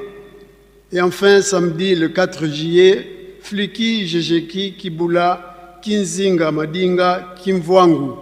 Tokei, Naba, communiqué. Communiqué, Kinzungidila, Landila Zitu, Kitwavewa, Kwanzambi eto, Tata Simoni Kimbangiangani, Tata Mwanda Velela, Ntinwa Mintinu, Zitu kiatambula nzenza zanizi kuizanga ku Yerusalemi munkinzi miaminene direction générale ya kinzungidila ya Yerusalemi sikidisi nkangwa kinzungidila maata 18 fo versement fo restaurant ya zumbu dia kela siakala ya zibuka mubilumbu bitatu bya nkinzi wale 8 juillet 2026 mudedio hata munarata stwa tombula bima ebi mfundi mafuta nsaki bikwanga madioko nguba ibya onso no bidiukanga nkuni mpe katuvila kanani ko yembongo bonso bunabuza zengo lwa muna minkanda lwa tambula bima bibye bya onso no sibia yonzama kuna cave ya Ajax tuka le 5 na te le 8 juillet 2026 ngizulu ya mbote signé le président général Révérend Mayamona Ndofunsu. Liebis epa ya batata pasteur tata pasteur nyonso oyo tofandi na nkamba tobosana te lobi réunion oyo tokozalaka nango nsima ya libondeli ya ntongo na tribune ya monene mpe tobosana te ete tata mokonzi wa bule apesaki ndingisa basala recensement ya bapasteur nyonso à travers cabinet na ye po toyeba nombre ya bapasteur oyo tozwami mokili mobimba mpe tomema 2000 francs congolais mpe 2 photos passeport esengami na bamama nyonso ya nation nkamba 4 camps bapèlerin mpe basection nyonso topesa mbongo ya sac ya ciment na valeur ya 27 000 francs congolais topesa yango na lombango pamba te biso banso tolandaki papa mokonzi wa bule na ndenge asali biso bamama rappel na yango biso nation nkamba tosala makasi bamama présidente sensibilisation ezala makasi na bakamp mpe na basection soki omoni présidente na yo te yaka na bureau ya nation kuna okomona mama protocole na kombo ya mama Nadege yende apesameli mokumba pesa mbongo epai na ye toujours afki nation nkamba epai ya bamama présidente ya bakamp section pe bapèlerin sengami na bino ete versement ya biloko basengaki bino ekozala le 2 juillet 2026 présence na bino banso ezali vivement souhaité pona kobongisa makambo na biso mokolo ya kolamba ekozala samedi le 4 juillet oyo nyonso abongisaki cadeau pona mariage ya papa Simoki Mbangu na maman Mwilu aya na yango mokolo oyo tokolamba samedi le 4 juillet nde dimanche le 5 juillet Ntinsani bamama kati na bamouvement association pe service tosala ndenge kaka tosalelaka ntango nyonso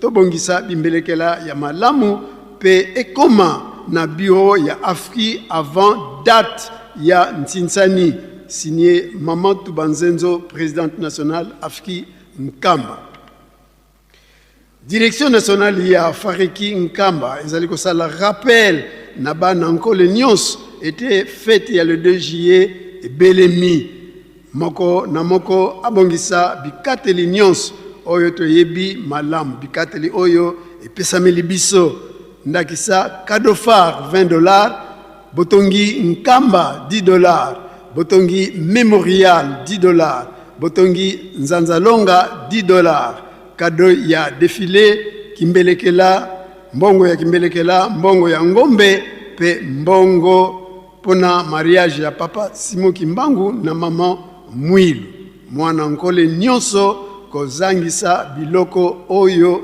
te signé papa Timba Zola liebisi epai ya batata pe bamaman Selo Bans uta na le 4 camps ya Nkamba pe na ba oyo bazwami na ba section ya Nkamba ete tokoleisa résidence numéro 2 mokolo mois mardi le 30 juin 2026 na 8 heures c'est-à-dire avant ngonga ya liboso ya ndako ya Nzambe ebeta déjà mise en place terminée nde na sima ya manso nde tomati na mbanza botos eleki mbeka ya kotumba signé diacre Dievanga Mamfwana Alphonse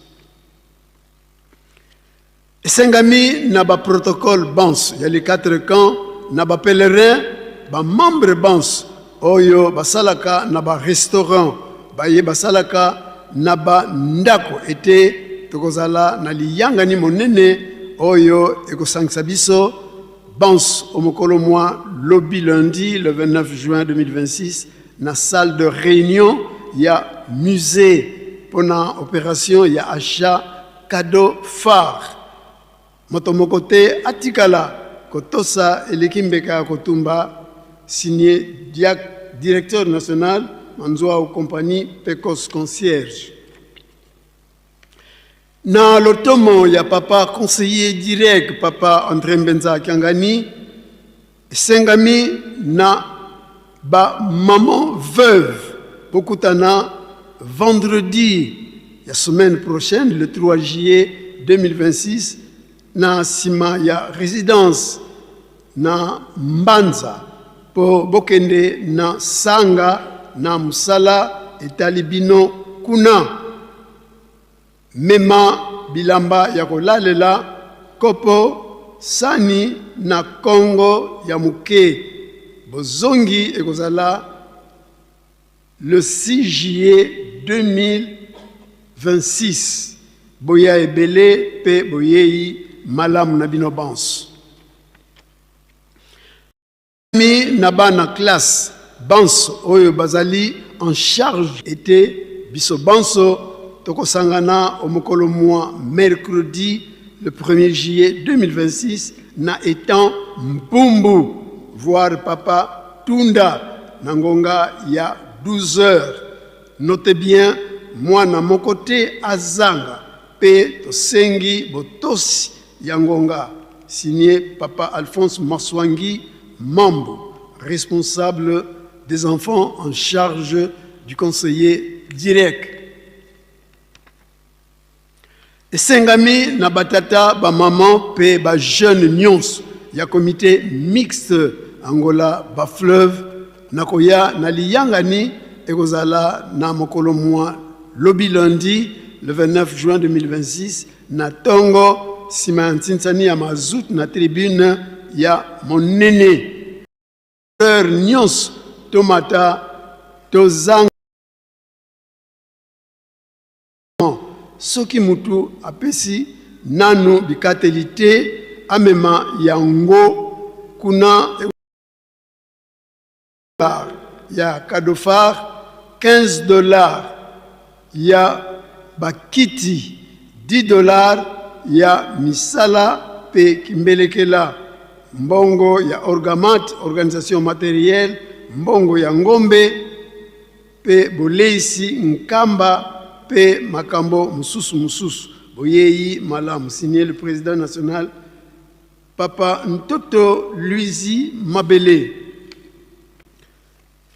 Rappel epai ya bana misatu Lukaya Manyanga Grand Kasai était tata molimo centre asengi $10 pona kowelela misala ya Ntseki Mbisi yo mwana misatu pesi $10 te versement sala ekosila pardon ekosalema le 1er juillet 2026.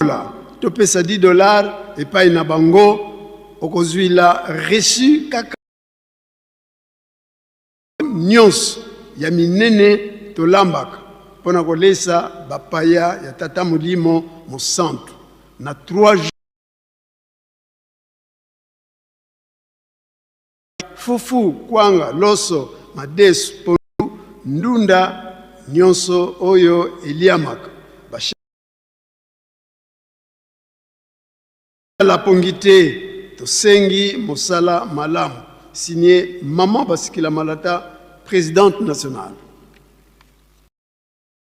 Luzaisu kwa bandibu bavwandanga mu 4 camps ye mavata mazungi didi Yerusalemi kinakia tatu mercredi le 1er juillet 2026 muwola ya 8 heures tuenda kuna zumbu dia Lukengo musasi dila nkunku coupe feu tutomboka bayingi kadintangu ya ngiokolo abifuta yeka lukufi tuvisa nsamu yetu lombele luzololo wa mbote yengizulu ya mbote kwa yetu aonsono tuka kia tatu ye kia tanu kansi nata kopo yelonga diaku signé Maman Nzuzi Mbwende présidente. Esengami na mutu nyonso oyo alingi koyekola Kikongo akende kokomisa kombo na bureau ya ville sainte pe esengami na ba oyo bakomisaki kombo ete matei ezali kobanda lobi lundi nsima ya libondeli ya ntongo na tribune ya monene kozanga te na ebandeli na début ya cours signé Papa Diasolo Kadiambu Dias. Lisanga ya bazwi nzembo ba inspiré ezali kosenga na ba membre nyonso to ya kosala versement na biso ya $50 na mikolo oyo mikolo na biso ekomi pembeni mikolo ya fête na biso ekomi pembeni signé Mama Tukilunda Mumfumu Clémentine. Na bolandi maloba ya nzambe na biso Papa Simon Kimbangu Kiangani mokonzi wa bule mokonzi ya Lingomba ete biso banso esengeli toyekola makomi ya mandombe na yango direction ya mandombe ezali kosenga na baye balingi kotosa etinda to maloba ya nzambe na biso pona oyekoli boya kokomisa bakombo na esika totangelaka na sima ya temple cours ekobanda lobi lundi le 29 juin 2026 na tongo sima ya honneur ya nzambe na biso signé le directeur national Luneko Sims. Ba mama mafola défilé ya biloko tokosala katango nyonso défilé ya kwanga na pondu yango ekozala dimanche le 5 juillet 2026. Ndenge bosala katango nyonso ndenge wana kaka mokolo yango okende kotika koni na ndako ya mama Walungisa Fatima pe kotoka mai pona kolambela nde mama moko abongisa bakwanga mibale ya minene oyo kotambola nango na défilé. Nécrologie famille ya papa Kuyela révérende Mansanga Mbiavanga Elisa yetata mpata miambongo bena yensangu za lufua lwa papa nkunku a meza Rico yanu wakele chauffeur ya dibundu kuku nkamba wafua kia ya le 25 juin 2026 mafua mena kunzo ya kiozi kuna Kimbanseke morgue ya Kimbanseke programme silwalanda yo kunima famille yetilomba lusadusu muna bisambu révérende Mansanga Mbiavanga Elisa ya maman Alpha tozali koyebisa bana misatu Grand Kasai bana ya jeteki pe Lingomba mobimba liwa ya maman Alfonsina Kasamba mwana ya jeteki Nkamba ya kufaki na hôpital ya Yanda mokolo mo dimanche le 19 juin 2026. Nzoto e zali na morgue ya Ngombe Matadi bobimisi nzoto pe bokundi ekosalema mokolo mwa lobi lundi le 29 juin 2026. Nde famille ezali kofanda na quartier Kilo na camp Brick na ndako ya papa Ngandu Doris ya MSSK Nkamba na maman Selo Kapinga Karine tosengi lisungi ya mabondeli. Beto famille ya Nkala Alube tuzaisi nsangu za lufua lwa mwaneto wakele zinadia mpadi kisolokele Gilva kwa dibundu bampangi kukanda dia mpalanga yempe kwa nlaza mpanzu mafua yani wafua mu accident kuna Kinshasa yani mwana wa défunt Père Kiso yani mpe wakala musicien ya Faki Nkamba. Ngudia mwana mama Vuvu Espérance. Nitu ina vaika kia tatu le 1er juillet 2026.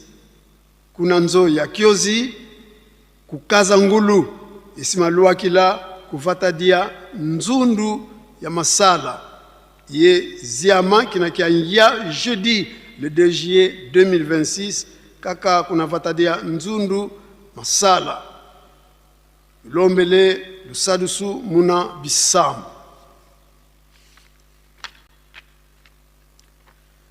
Programme ya Bokundi Maman Selo Manzwaku Marie Oyazalaki volontaire. Maman ya Maman Koko protocole pe Semeki ya Papa Massamba Edouard Mazarin musicien ya Faki. Programme Zaliboye Nzoto Ekobima na morgue ya Gombe Matadi vendredi le 7 juillet 2026. Nde Bokundamie Kosalema samedi le 4 juillet Namboka Kinkoni famille Efandi na camp maçon. Le bangope pardon basengi lisungi ya mabonde.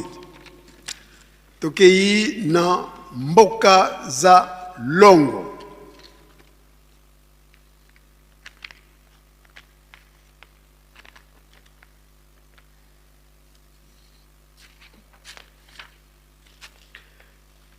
Tata Mandiangu Mpudi Riki yazali flûtiste kuna na bumbu.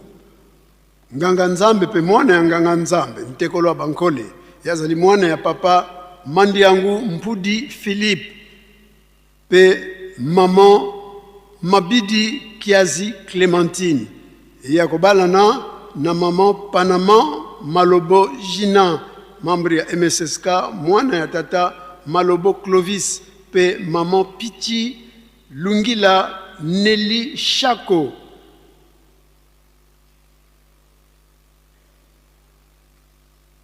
Mariage na bango ezalaki lobby samedi le 27 juin 2026 kuna na Kinshasa. Papa Lekibo Mbamoko Clairin yazali flûtiste mwana ya Nganga Nzambe Ntekolo Bankole mwana ya tata Lekibo Mbamoko Jean pe maman Ndiliwe Bochwali yakobalana na mama Mwilu Balekelai Jolie moyembi na jeteki kan kuna na Kambaki mwana ya Nganga Nzambe mwana tata Balekelai André pe maman Lumba Christine libala na bango kozala samedi le 25 juillet 2026 à Wanankamba Nouvelle-Jérusalem. Ekotam sama na papa révérend Jean Bekonda Eyambe. Papa Ngandu Ulungwa Flori, Ndandu Ulungwa Flori, yazali protocole. Mwane atata Kulungwa Marcel, pe maman Nzumba Joséphine. Yakobalana na maman Masiala Kibaniakina Bibish. Moyembi na dirigeant volontaire. Mwana tata Tedika Mbumba pe maman Lutonadio Lukaou Angélique. Libana bango kozala samedi le 25 juillet 2026 na Kinshasa Bongolo ekotamsama na révérend ba Zeidio Manzungu Séraphin.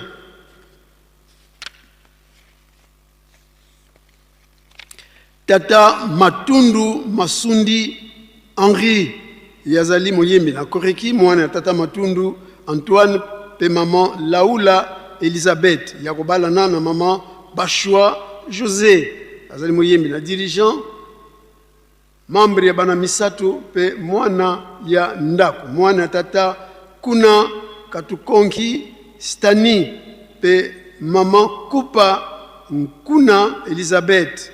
Libana bango kozala samedi le 1er août 2026 à Wanankamba Nouvelle-Jérusalem. Ekotam sama na maman révérende Luindula Hélène.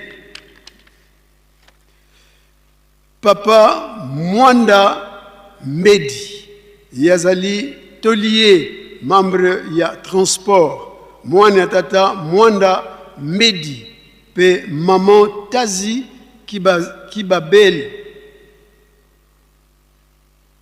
Tazi Kibabe ya kobalana na maman Makiese Alphonsine moye membre ya Ajax. Mwana tata Lupero pe maman Bangie Kaka libana bango kozala samedi le 1er août 2026 awa Nankamba na temple ya Ngombe Kinsuka ekotamsama na révérend Mabengo Faustin. Tata Nkunga Maitu Nestor yazali flûtiste muyembi na chorale ya Paki, membre ya presse, membre ya Ajam, membre ya 7 secteur ya Bandibu pe Nlongi. Yazali mwana tata Swenga Simon pe maman Lubelanu Marie yakobalana na maman Diankenda Mansusila Nolvi yazali membre ya Afki, Jeki, membre ya SPC, membre ya bana Misato moyembi na dirigeant Ntekolo wa Bankole, mwana ya Nganga Nzambe pe membre ya Memki.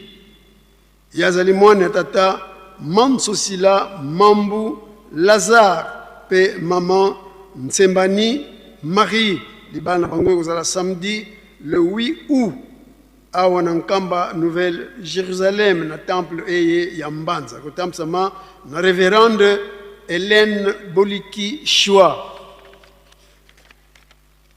Tata Minka Midel Jigal yazali moyembi na Jejeki, membre ya Jeki, membre ya Grand Bandundu pe membre ya association des enfants ya Jeteki. Mwana ya tata Minka Delphin pe maman Ikwela Cécile ya Choluka Priscilia moyembi na Jeteki, membre ya Scout Ijiki Afki na restaurant ya Lukengo. Mwana ya tata pe maman Pambu Ndembi libana bango kozala samedi le 15 août 2026 na papa révérend Simbampaka. Tata Ndongo membre ya Jax, mwana tata Zingi Kumwelo pe maman Wasolwa Nsoni yakobalana na maman Kundi Nlanda moyembi na Jeteki. Tona mwana tata Ferdinand pe maman Kundi Julienne libana bango kozala 29 août 2026 à Wanankamba Nouvelle Jérusalem. Tata Papi Siama dia yakobalana na mama Luzolo Ngombe Solange membre ya MSSK mosali na Dungi mosali pe na restaurant ya na résidence ya papa pe Ntekolo membre ya comité mixte. Yazali mwana tata Paulu Ngombe Francisco pe maman Makwala Ndongo Nde François. Manamichi Djino yazali flûtiste mosali na mai ya Sima pe mosali na chantier ya Grand Bandundu. Yazali mwana ya tata Manamichi pe maman Mazalu dia Uzanza yakobalana na maman Ngabula Nkwakiadi Suzanne moyembi na Jeteki volontaire mosali na Ntaka ya Mpanga. yazali mwana tata Ngabula Timothée pe maman Ngatanga Georgine libana bango kozala samedi le 19 septembre 2026 awa na Nkamba na temple eye ya Nkamba ekotamsana papa révérend Lubanzadio Samuel tata Mbandi Mbuku Junior yazali moyembi na jeteki mosali na vuzila nkulu membre ya comité mixte mwana ya tata Mbuku Nkwanga Celestin pe maman Lendo Kumbu Albertine oui yako balana na maman Lelo Niati Brunette flûtiste wa Nkamba mwana ya Nzambe membre ya comité mixte mwana tata Niati Panzu pe maman Basekula Balenda Joséphine libana bango kozala samedi le 26 septembre awa na Nkamba na temple ekotamsama na papa révérend Kipuku Munganga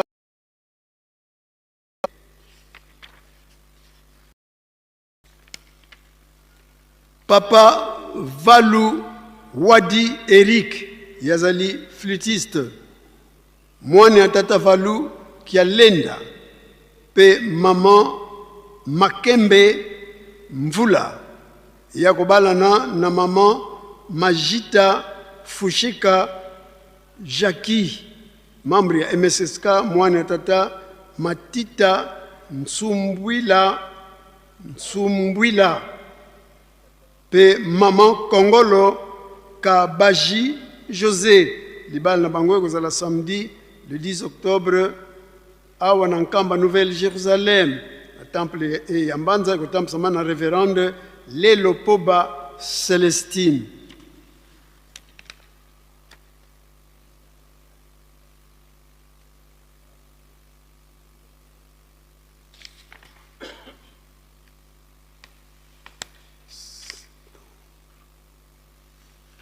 tokei na kopesa na mbote Faki Omilenge tosengi na basali ba fonctionnaire ya l'État ba chef coutumier ba konzi ya FARDC police nationale congolaise hommes et femmes d'affaires botele mabanzo topesa bino mbote tosengi pe na bandeko na biso ya mangomba mosusu balongo bipai na bipai ba pèlerinage awa na Yerusalemi pe bazali na biso elongo na losambo ya mokolo molelo na tempelo monene e ya Nkamba bango pe batele matopesa bango mbote awa toyambaki recommandation ya papa Tambwe Crispin yazali sympathisant auti na Kinshasa sika azwami atelema topesa ye mbote Faki sepelisa bango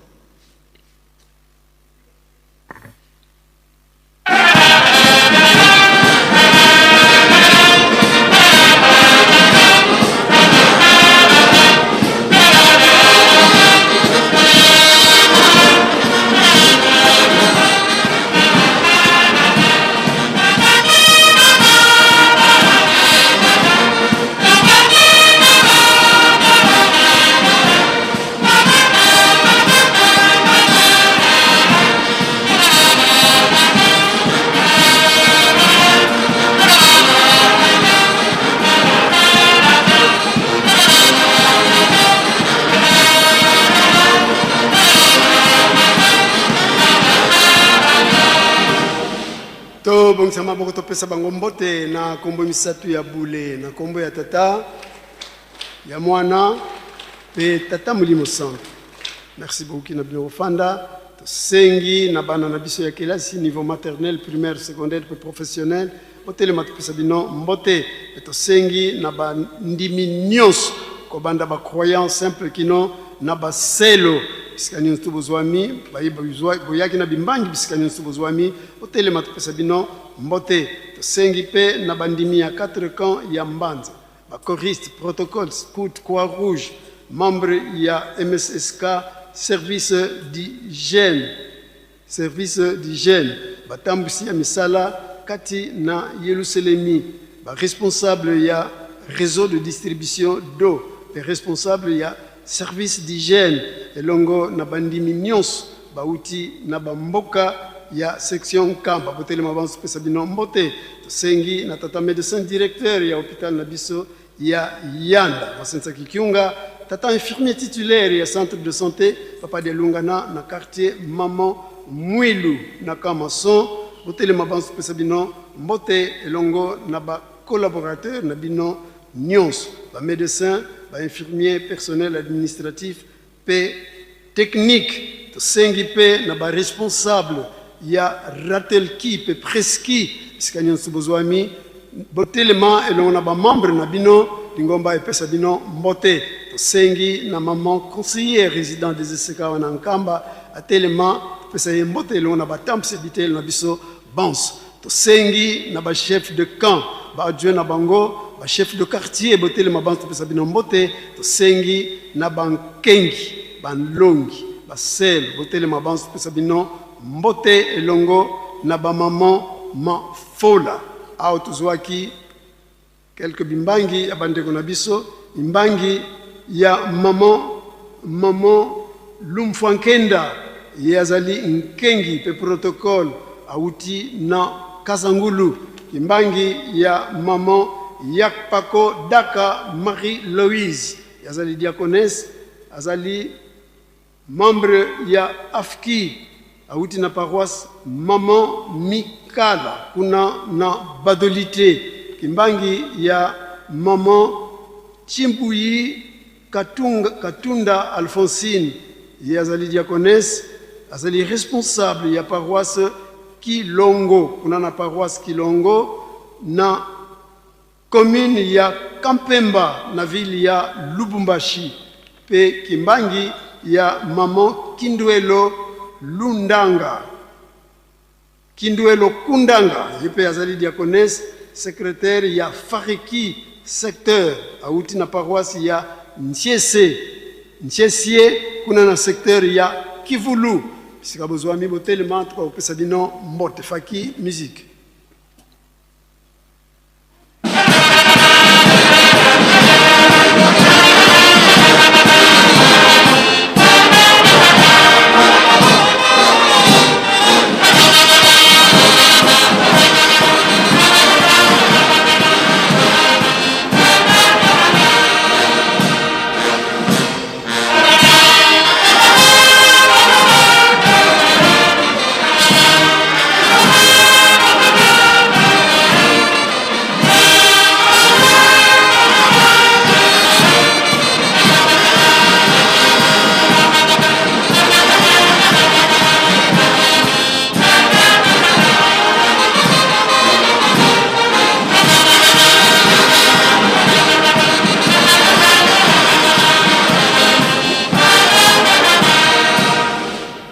Pesa bande kona biso mbote sengo na kombo misatu ya bule na kombo ya tata ya mwana pe tata mulimo santo.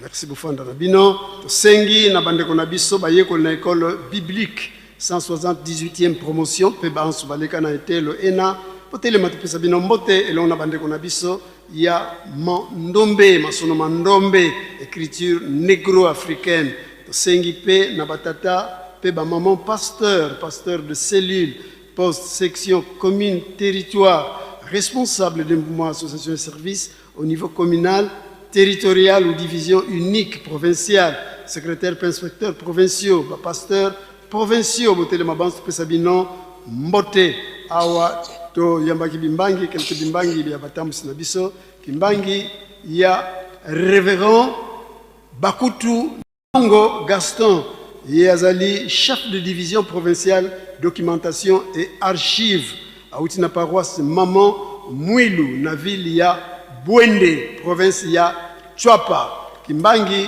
ya révérend Malé Patrick, Yazali, pasteur sectionnaire, à Outi na commune ya Kimbanseke, avec une délégation, il y a 187 personnes.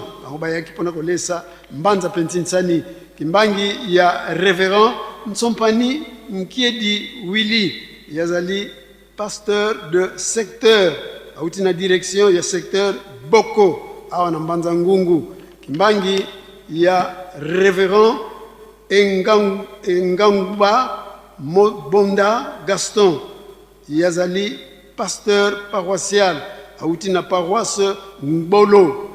Kuna na Sud Ubangi na Kungu. Kimbangi ya Révérend Kia Sadila Palata Depla yazali auti na paroisse Bokali.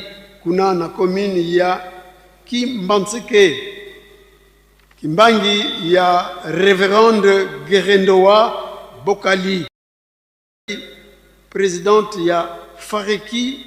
Kuna na paroisse Maman Bibi na commune ya Badolite. Kimbangi ya Révérend Patrimoine et Domaine. Kimbangi ya Révérend Mandombe. Kuna na Zavili ya Zali évangéliste ya Poul ayaki longo na papa kwe délégation monene oyo eutaki na Kimbanseke pe Masina botele mabansi topesa bino mbote faki sepelisa bango.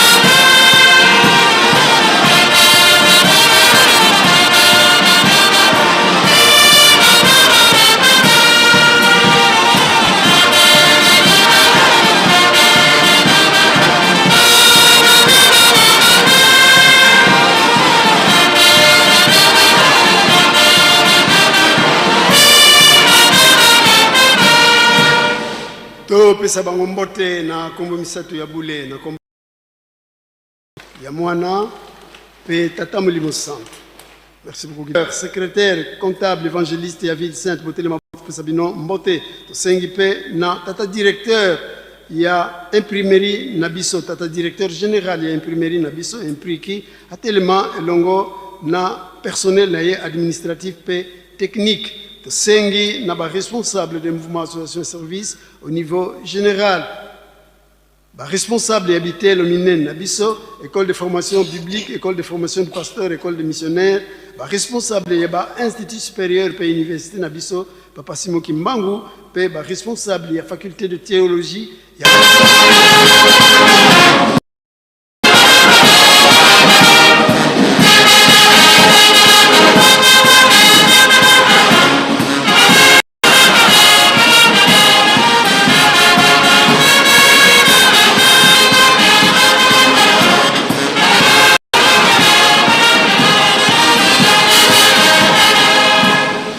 To pesa bango mbote na bambuta na biso to sengi na bambuta na biso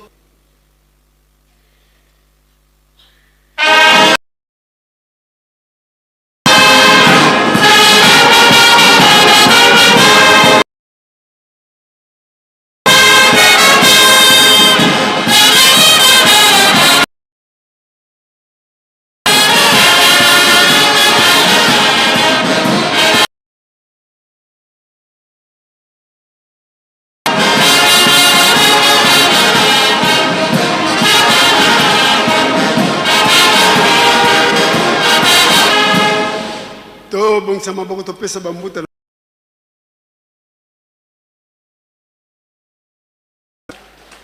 ya mwana pe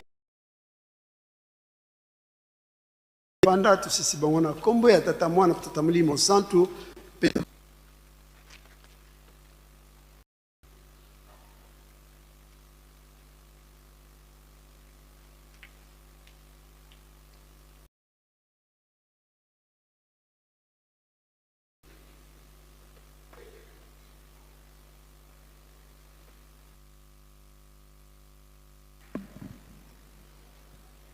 na tolandi banso na bokebi matei bapesi biso na mokolo mwa lelo Israel pe babeko tolemba te ya papa mfumu wa Mbanza nde bakaboli biso lokola boye kuna na mai ya sima matati sima ya latrine ya bamama ti okomi fliki na jeti talela kuna attirer attention ya bandeko na biso oyebi ya solo ete lobi tokokunda kasi yango te toko néglige pe ya propriété ya Mbanza nyonso tute tokokende na morgue ba oyo bako ngonga ya kokutana na mwanzo ki ekoki na biso batu tokotikala na ba oyo bako tokutani na mwanzo kienga na Banza biso nyonso tolandi na bokebi nyonso bandeko ya faki biso tokosalela aux alentours ya kije na biso Banza biso pe tolandi chorale de dirigeants pe fareki bankole tokosalela restaurant oyo etonga makasima ya dépôt central to dépôt ya monene bandeko kobanda na simanda kashamukwal kuna na memorial jejeki biso tokosalela kobanda na mise tito koma na premier poste balabala wana le deux rives na Banza biso nyonso tolandi na bokebi nyonso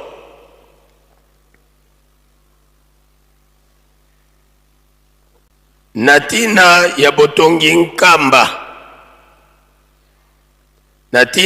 ya botongi nkamba esengami na ba chef de 4 camps na ba pèlerin pe ba section ya ville sainte ete epesameli biso meko to bandela opération 10 000 francs par maison mondimi nyonso zala na susi ya kokotisa mapamboli na ndako na yo versement ya deuxième oyo ezozelama lundi le 6 juillet 2026 nde papa comptable ya ville sainte akokende kopesa rapport epai ya papa mfumu wa Mbanza na Banza biso nyonso bandimi ya ville sainte tolandi na bokebi nyonso tinsani ya afki apaki ya premier dimanche du mois et kozala dimanche le 5 juillet 2026 de tobongama malamu tinsani bandeko na biso ba flûtiste oyo elingaki kosala le 5 pour na 3e jour yango ekei de bakobunda bango na chorale de dirigeants kamba pona biso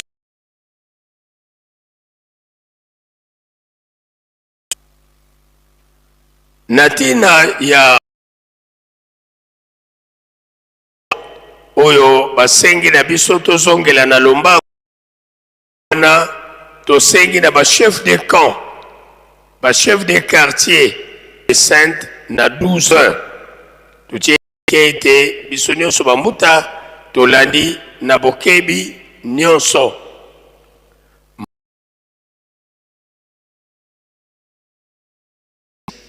Biso nyonso toyebi date wana. 1960 na République démocratique du Congo toswaka bosomi de tokozala na un grand culte d'action de grâce na mokolo wana à partir ya 9h30 ba choral nyonso tozala ya kobongama. Mercredi le 1er juillet de yango mokolo ya elonga ya mama conseil direct mama nkwaki adi kianga ni Suzanne kilte na biso pe ya mokolo wana ya 9h30 de yango tokokota na milulu na biso ya koko kinzembo atika biso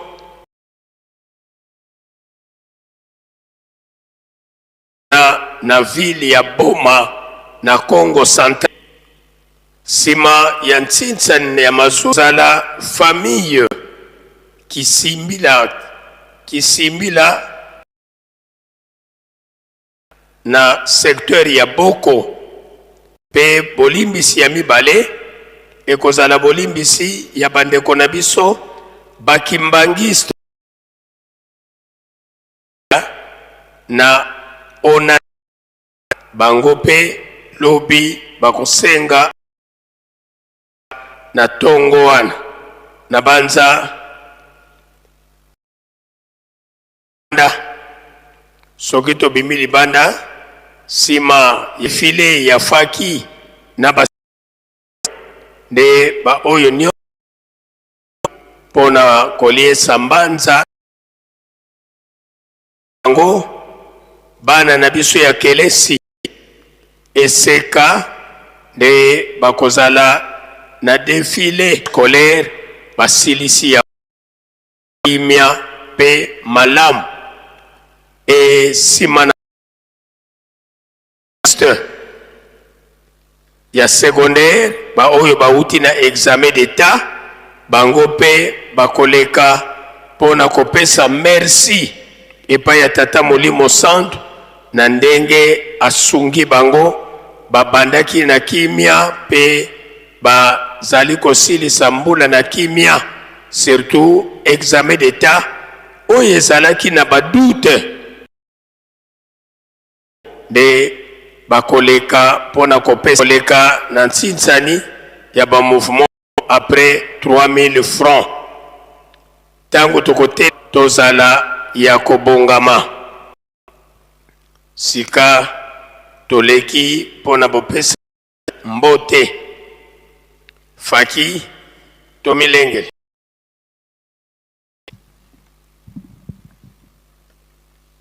mozola kwa se ye mwana ye tata mwanda velela tolo directeur du cabinet à l'intérim tintwadi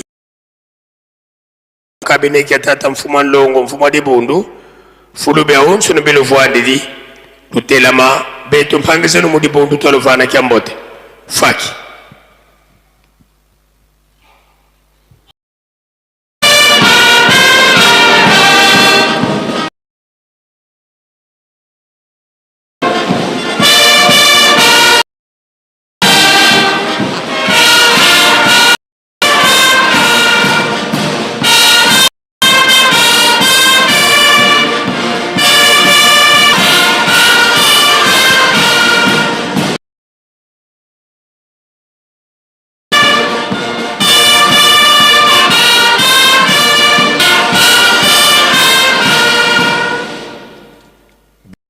twakubike no moko twavana mbuta seto kyambote munkumbwa ye mwana ye tata mwana Musola kwa se ye mwana itata mwanda velela. Utelama betu mpangisa numudi bundu taluvana kiambote. Faki.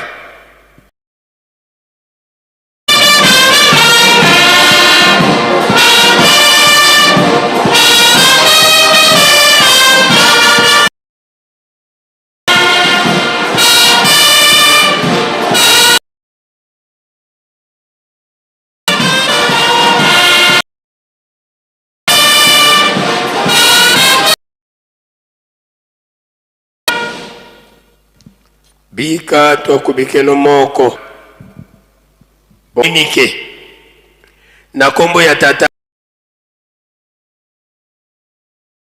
le 11 pe le 13 juillet pe tomata ebele na nkamba na tina ya milulu miye kobanda bambuta ya direction générale les nations les provinciaux les nations, les provinciaux, villes, pôles, divisions uniques et districts, les communaux, les sections et les membres.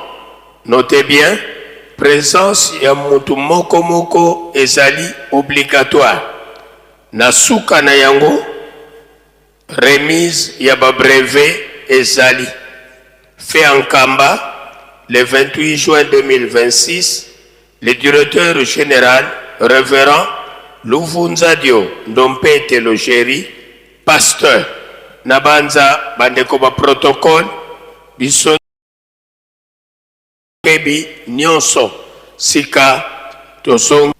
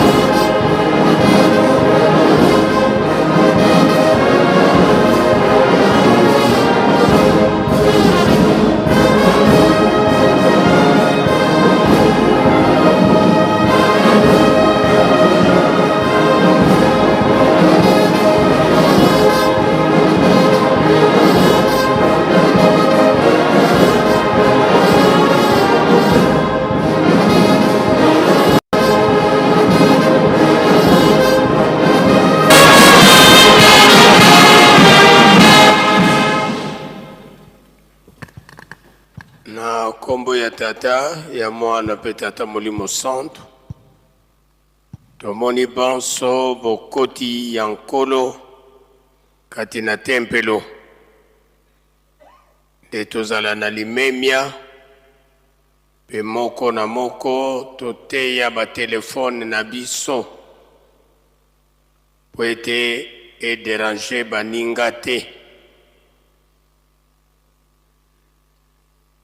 Yambo toleka pona kosilisa bambote tolingi kolobela likambo oyo na banza mateyi bazali kopesa biso na mikolo oyo nyonso tozala bana ya botosi surtout kotosa mibeko ya Yerusalemi, mibeko ya Lingomba. Na tina wana tolingi kosala rappel na biso nyonso bavandi na Nkamba. Nkamba ezali mboka lokola bamboka nyonso te. Maye oyo tosalaka na bamboka mosusu oyo tobengi bamboka ya mundele to bamboka ya leta oyo ekoki kosalema te na Yerusalemi tokoki kokopie te ke parce que na ville boye basalaka boye biso pe na Nkamba tomema yango eloko wana tozala bana botosi ekoya kolukela biso bangambo tina wana tolingi koloba boye soki na bavile ya minene na bacentre ya minene programme ya veille mortière ezalaka, c'est-à-dire voandu oyo na bamboka tobengi zalala biso awa na Nkamba makambo wana ezalaka te. Tokoki kokende kovandisa moninga pour quelque temps tozongi kasi koloba te lokola tozwi exemple ya ndeko na biso mama Alpha tokokunda lobi ebembe kobima lobi pe kokunda malobi ke biso nyonso tokende kolala kuna na Cambridge te. Soki kokende kovandisa baninga tovandi mwa muke tozongi peut-être lobi après enterrement tokoki kokende kovanda na moninga mwa eloko ya muke ozwi yango oke kopesa moninga kasi kopesa moninga charge te bozwi kutu eza ya passe mais eloko tokomisa par jour eyokana te emonana pe te. Lisese balobaka oyo nyonso akotia lokolo na ye na mai ye wana nde mutu akokangama na ngando. E ba français bayebisi biso un homme à vertu en vaut deux. Na banza biso nyonso tolandi na bokebi nyonso ndenge bapeseli biso programme. Sika tozongi po ete tosilisa bambote faki tomibongisa.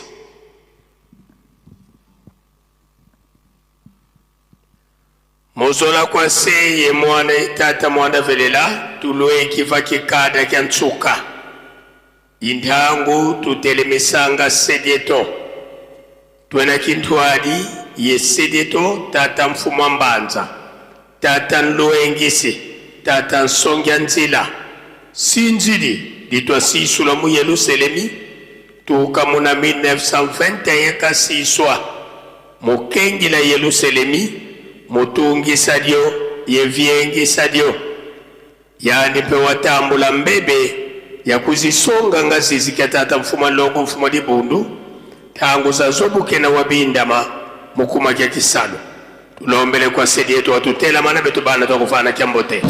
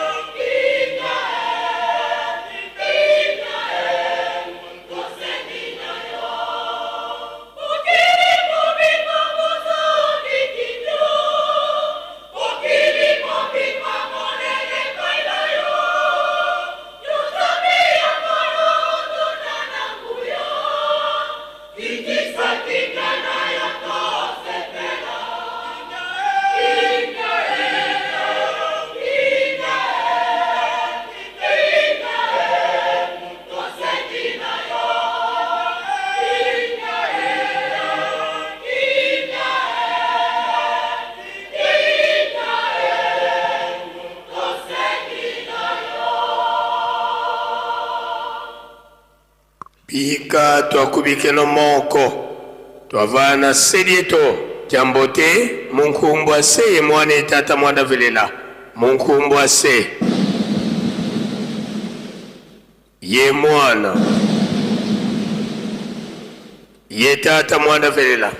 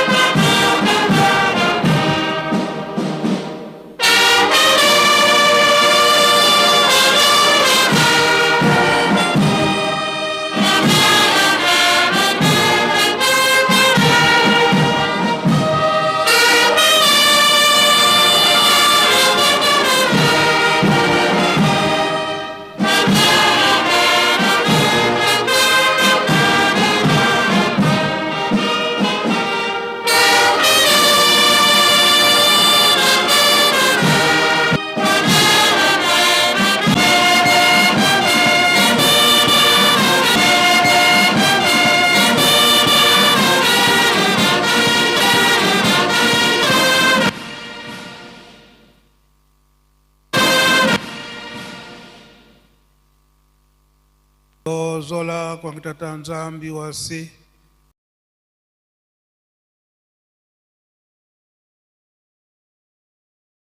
kwa masikilanga munaito tuko kwa yele mvu o nkombo ya tata kwa yele mvu o nkombo ya tata ali mokili na ye na biloko nyonso topesa ngo mobimba epai na ye pe kosanzula ye na banzembo Matei na biso oyo elongwe koka kolonga tocha makambo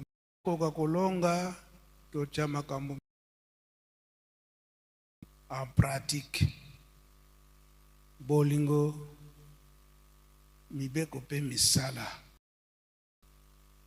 na misala lelo oyo na etwinda ya papa pesa mingi na mabondeli pe tomipesa na misala bokola na ntina na tomoni ndenge bakati libiso bikatela ndenge na ndenge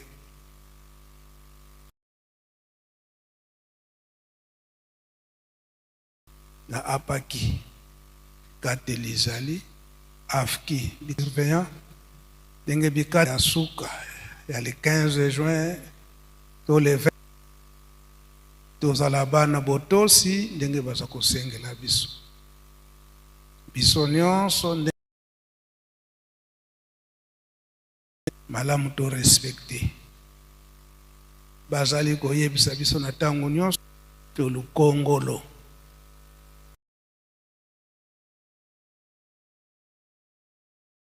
ate eke oyo koya nsima ekozala esika te kati na botongi Yelusalemi respect de temps yango ekozalaka malamu tozala bana botosi tolobi ete toyebi ete crise ezali kasi toyebaka ete Yelusalemi ya kala etongamaka mingi na ntango ya crise yango mpe ezali komonana na mokolo na lelo na ntango Yelusalemi ya kala esilaki Salomon asengaka sagesse nzambe apambolaka bango biso mpe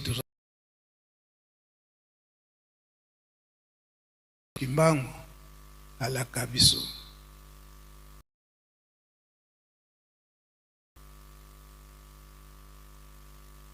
Maloba ya Papa Kimbangu kianga nipo na lelo. Ya yambo na bandeko na bino lobi eza apesa bokonzi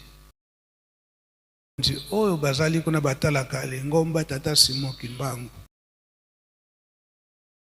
bango pete oyo yeke kolakisete bazali banganga nzambe ya solo yango bandeko kuna na Brazzaville lobi bona na mingi na plateau de 15 ans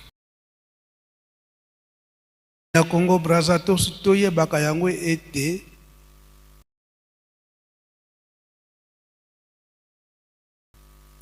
makambo nyonso ya lingo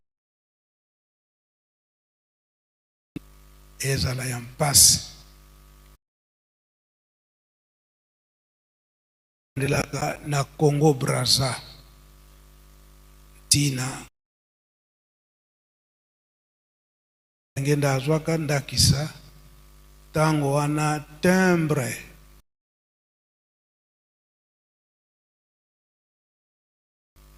tango Papa Simon Kimbangu akokisaka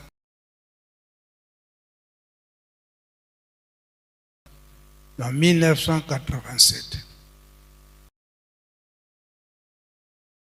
solo bandimi bato ba organisaka likambo kasi leta achaka maboko yango pe lobi ezali komonana eke likambo oyo ezali ete kopesa bamedaille epai ya bakonzi ya lingomba banda l'an 2000 oyo Tata Simon Kimbangu Kiangani aza kobunda etumba oyo po ete lingomba ekoka kofanda kokokisa makambo ndenge bapapa batikelaki yango yambo bato ya liboso esika wana tosusu yango bandeko ya Congo Brazza lobi bozala ebele na plateau de 15 ans wana kokumisa likambo yango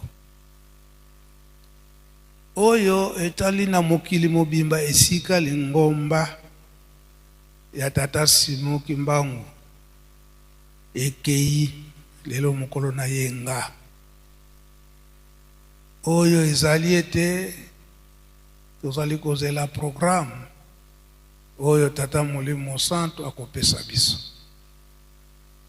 toyoki matei na biso nyonso ndenge batei biso mikolo oyo matei na biso eza koleka ete tozala bana botosi soki totosi Tata Molimo Santo akopesa biso maso yango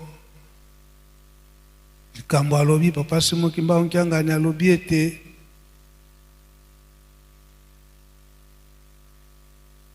bapapa balobi ete oyo bosomi ya nzoto esi tozwa toyeba mboka esi tozwa kasi bonsomi oyo ezali ya molimo nano tokoki na esika wana te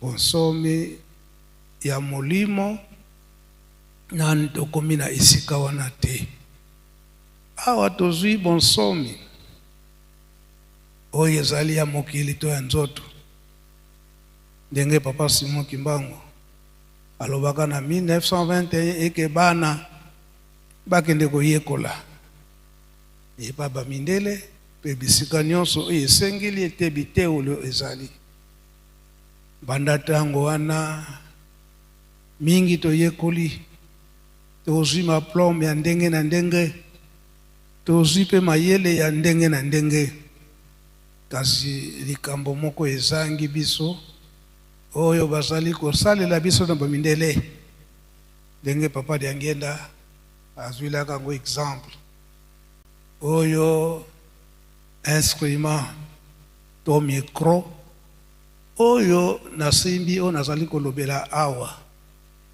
mundele mutasali yango kasi soki ekufi mwa etosala mosusu ezali te korepare tokoki korepare kasi po ete tosala ya biso moko nanu tokomi na esika wana te toluka cause mpo na nini ntango nyonso todependre kaka na bandeko na biso bamindele soki basaleli biso eloko tozali kosalela yango tozali koutilize yango kasi soki ekufi moye tobongisa ezali tosala tobongisaka kaka eloko nini likambo nini oyo ekangi biso nzela po ete tosala ya biso moko esika wana likambo oyo papa Simon Kimbangu Kiangani apesi biso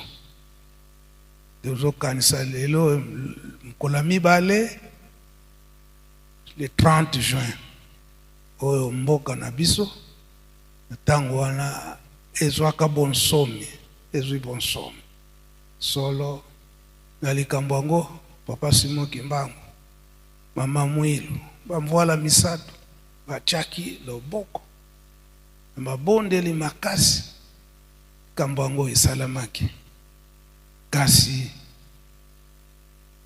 bonsomi ya molimo nini ezali kokanga biso nzela po ete tokoma na esika wana yango tokosenga papa Ilebe na itinda tata molimo santo bashapitre wana apesi biso tokoka kolembola mwa likambo wana papa Ilebe azali koya kasi tokosenga na choral dirigeant soki choral dirigeant mpe asilisi faki mpe akoyemba nzembo wana toyebaka ete po ete okoma eke biso moko tobanda moko elakisi ete mpe na ekeke mine na ekeke oyo ya mine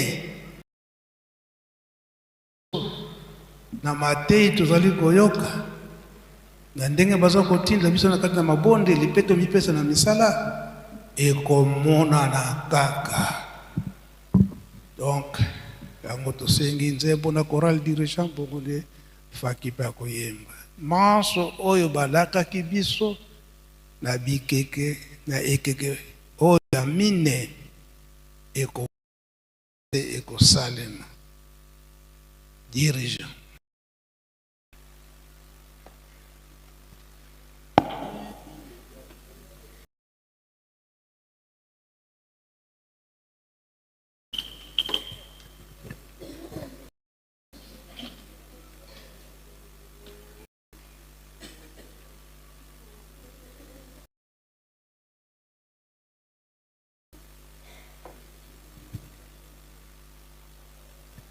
No one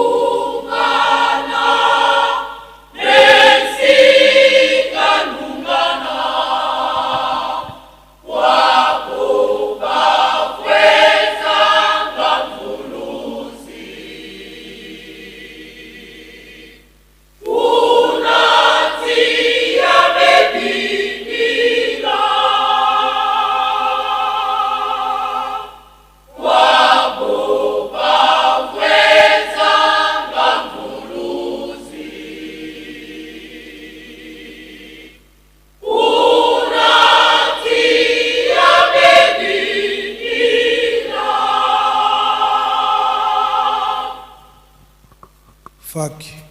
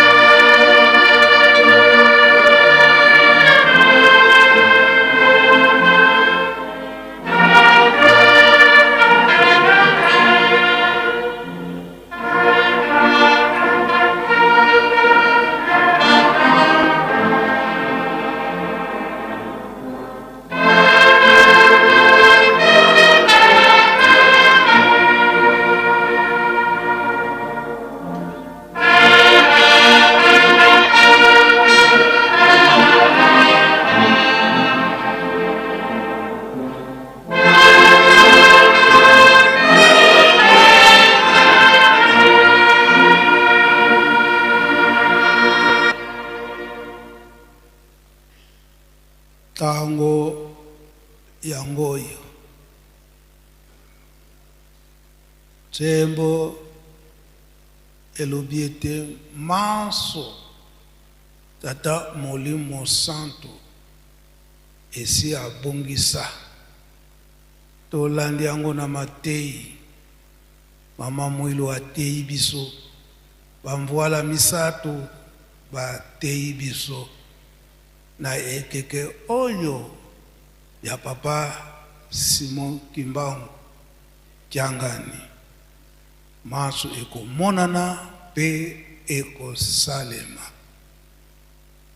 kasi oyo bakovwezela oyo bazali kotiola oyo kino lelo tozokontinue kotiola tozokomona kaka liseki tokokende na bifelo tango yangoyo malamu ndenge baza koteya biso yango alobi na biso te tozala bana ya botosi batei toyoki totosi yango papa diangenda alobaki ete toleki na teori siko tokomi na pratique oya kosala pratique ya mabe bifelo ezali kozela yo oyo ti lelo yo ozo continue kovwezela balobaka kaka boye bifelo ezali kozela yo. Papa Pasteur Elebe, chapitre o tata mkonjabule, Papa Simon Kimbangu yanga na pesi. Toza kosala lelo yenga, pona nini esengelaki ko développer yango mikola mibale, kasi mikola mibale ezali fête ya le 30 juin ya l'État.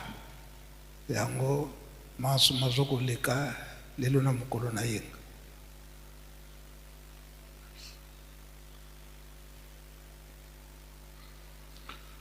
Na komo na tata mwana tata molio mosantu, merci nkolo po na maloba. Tata molio mosantu apesi biso chapitre oyo totanga.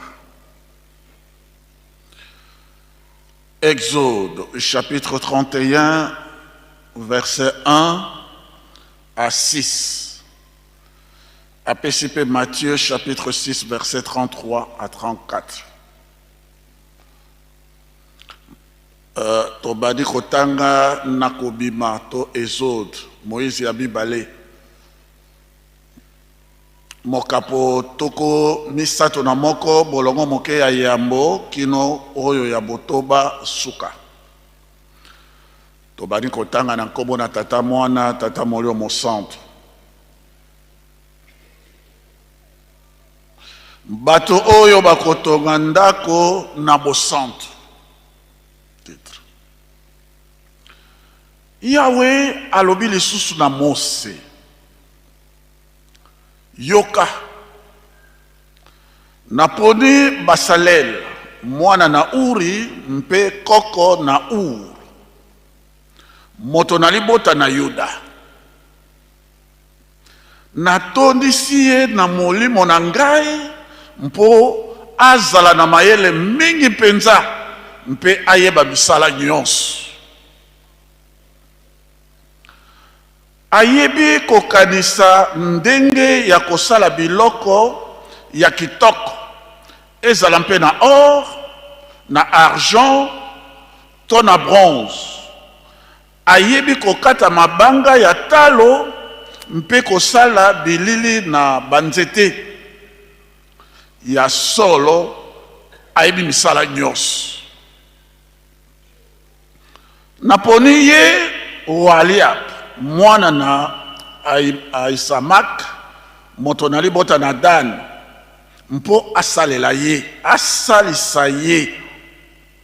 Mpe napesi lisusu mayele na bato ebele oyo bayebi misala ya ndenge na makambo nyonso oyo nayebisaki yo.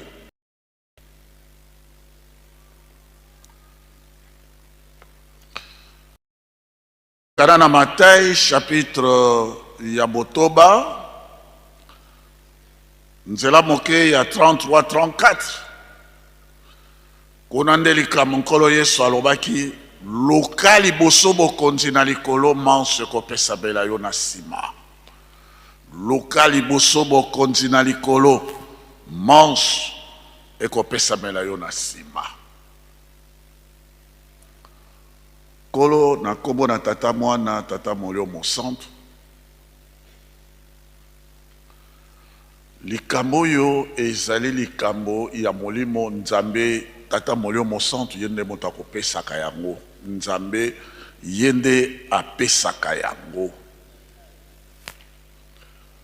Kopesa mayele, kopesa bososoli, kopesa nguya, boyebi nyonso to pona kosala bosala. Oyo ekopesa lokumu ekolo yo lobi ya solo tozwi bonsomi. Me likambo oyo ya molimo mama ya likambo bana na babimi na Egypte esika bango bazalaki na bombo. Elaka Nzambe apesaki bango babengi esprit d'invention.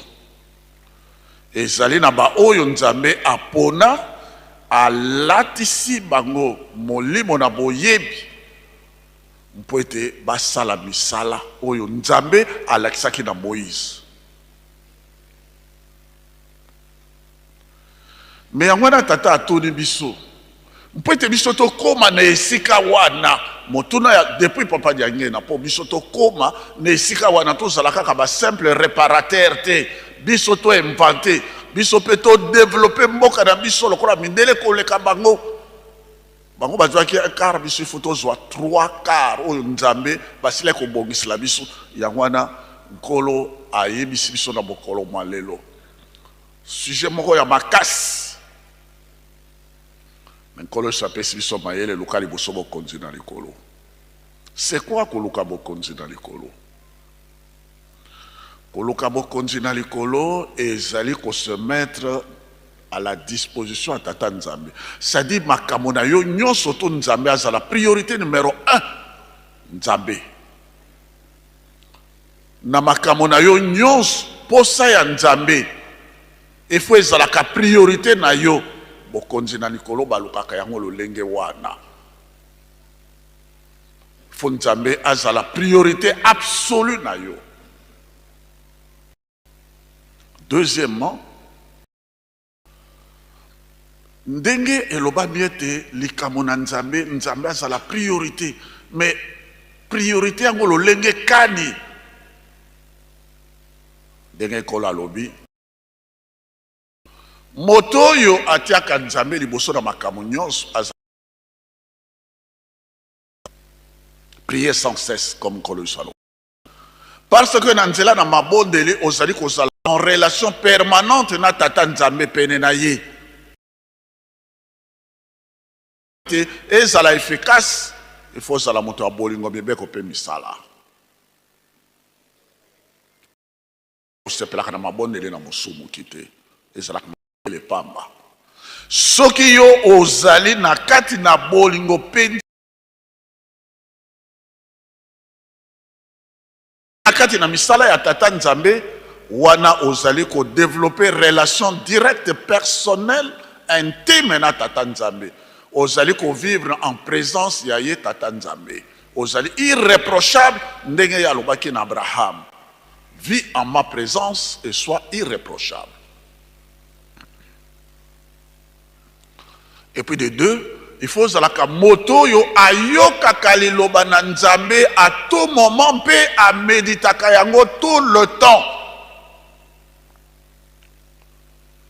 Yango no yoki moto azali mondimi azalaka toujours na koyema nzembo azalaka toujours na koyoka liloba na nzambe kotanga yango kososola yango a méditaka yango à tout moment ndenge nzambe alobaki na Josué mokana oyo ya mibeko Moïse atikelaki yo banzaka yango tango nyonso tangaka yango tango nyonso tu elongwa na bibebo na yo te otangaka yango ososolaka yango onisaka yango tango nyonso tu bakutime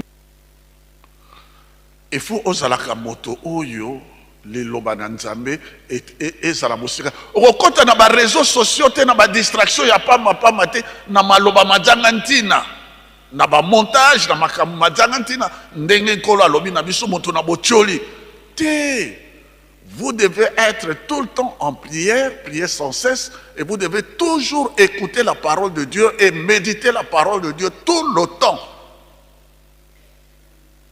C'est alors qu'on se rappelle de tata nzambe. C'est cela chercher le royaume de Dieu. Ce que vous allez vivre ndenge wana, vous allez en relation et en connexion permanente na tata nzambe. Nakati na ba priorité na yo, nakati na ba choix na yo nzambe numéro 1. Et puis il faut vivre selon ba valeur ya tata nzambe. C'est ça chercher le royaume de Dieu. Pour vivre selon ba valeur ya tata nzambe. Ça dit bolingo. Et puis solo valeur ya tata nzambe makasi pe solo na makambo na yo nyonso tu lo ba solo et tombola kamotu et komisaka mutu lokumu. Il faut zala yangwana nkolo saloba que je suis la vérité, la vie, la vérité. Na solo nyonso tu. Il faut c'est ça valeur ya tata nzambe. La vérité solo. La justice et l'amour.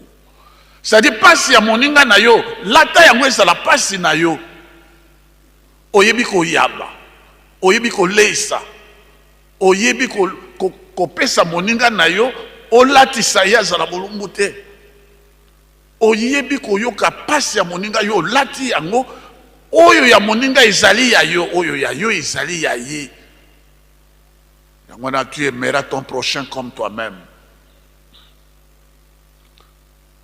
mibeko ekoki kozala no likambo ya kocontourne yango te non tu respectes mibeko nzambe alingaka et puis mosala ya nzambe fo ezala priorité epai na yo na misala na yo nyonso mosala ya tata nzambe tolobaka te ndenge nkolo awuti koloba awa na boyokani na bango na tata molio mosantu tolobaka te misala ya nzambe ezalaka kaka bongo bango babanaki biso tozali ekotikala ezali preste te non le royaume de Dieu nkolo yesu a précisé yango na Matthieu chapitre 8 verset 22 ou Luc chapitre 9 verset 60 nkolo yesu moko azo précisé yango alobi le royaume de Dieu est une question d'urgence ezali kuto plus qu'une priorité absolue urgence moto aye koloba ne alobi nkolo nalingi nalanda yo mais permettre ngai nakenda nanu kokunda tata na ngai alobi laisse les morts enterrer les morts mais toi suis-moi donc ezalaka likambo ya tata nzambe ezalaka likambo ya urgence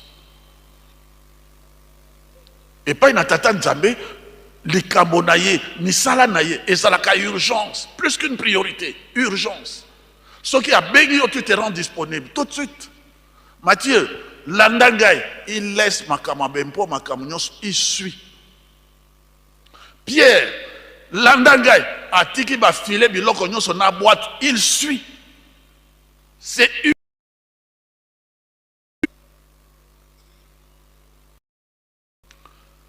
baye koyebisa papa kulutu papa kulutu aza koloba epa ya papa bantala kuna na matadi papa kulutu aza koloba makelele kote ndeni boye ote moto akufi bamemi sango aliwabi te bongo te silisa nano programme bosilisa nano programme oyo ya tata nzambe soko bosilisi yango après boye kokipe makambo ya matanga bokoki kodéranger programme ya nzambe te mpo na matanga priorité na makambo ya tata nzambe donc cherchez d'abord le royaume de Dieu ce n'est pas qu'il néglige matanga mais bosilisa nano programme ya tata nzambe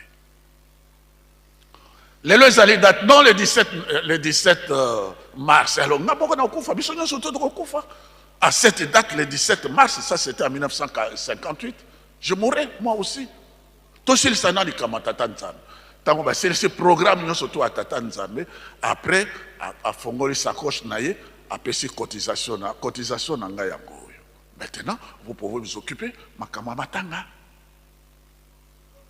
ye moko papa kulutu tango akaboli nzoto na molimo je crois que c'était le 19 mars tango nzoto na ezalaki na centre nzoto na papa kulutu eyebiso nyonso to toke na centre papa alobi bokena nano na soirée après soirée bokoki kozonga awa bato biso nyonso toke soirée mais papa oyo nzambe na biso ndenge nini nzoto na ezali bokena na soirée après soirée bato baye kozonga. Il y a aussi question ya mort spirituelle bato balingaka bonzoto makama bonzoto tout ça wana ezali ya makambo na balingaka bonzoto mais likambo tozali na yango priorité na likambo tata nzambe yango wana toyoki papa de la ville auti kopesa communiquer likebisi makambo esalamaka kuna na baville na babisika mosusu na bamboka non pas ici en Nkamba ke botu mobima tolali matanga etc mais pas ici en Nkamba Nkamba zali na ba tradition za na ba norme na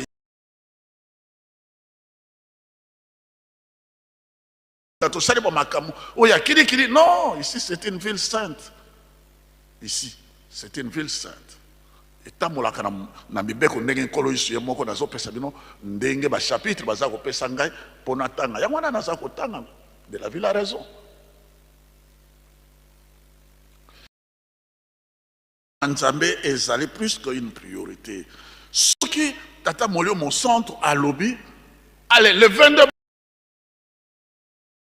tout ya longa. Il faut pas que l'obake ou mais les alaka bongo et sala. Non. À lobby tout ça. Maintenant, tout aussi à l'émission fait grâce. Le 12 octobre, considérez ça comme une priorité, même pas une priorité, mais une urgence. Ce que mon pasteur Nabino, Azali Koloba, Atuzali Napasi, etc. Tout ça. Makamo ya misala oya botonginka ma Yerusalem, surtout na Longa. Et puis na Mpioka. Tango to badika kambula oyo papa alobi tokei ko sala makamu ya Mpioka. To sali makamu ya Mpioka ba pesi coup d'envoi pona makamu ya Mpioka batiri banga tiri banga.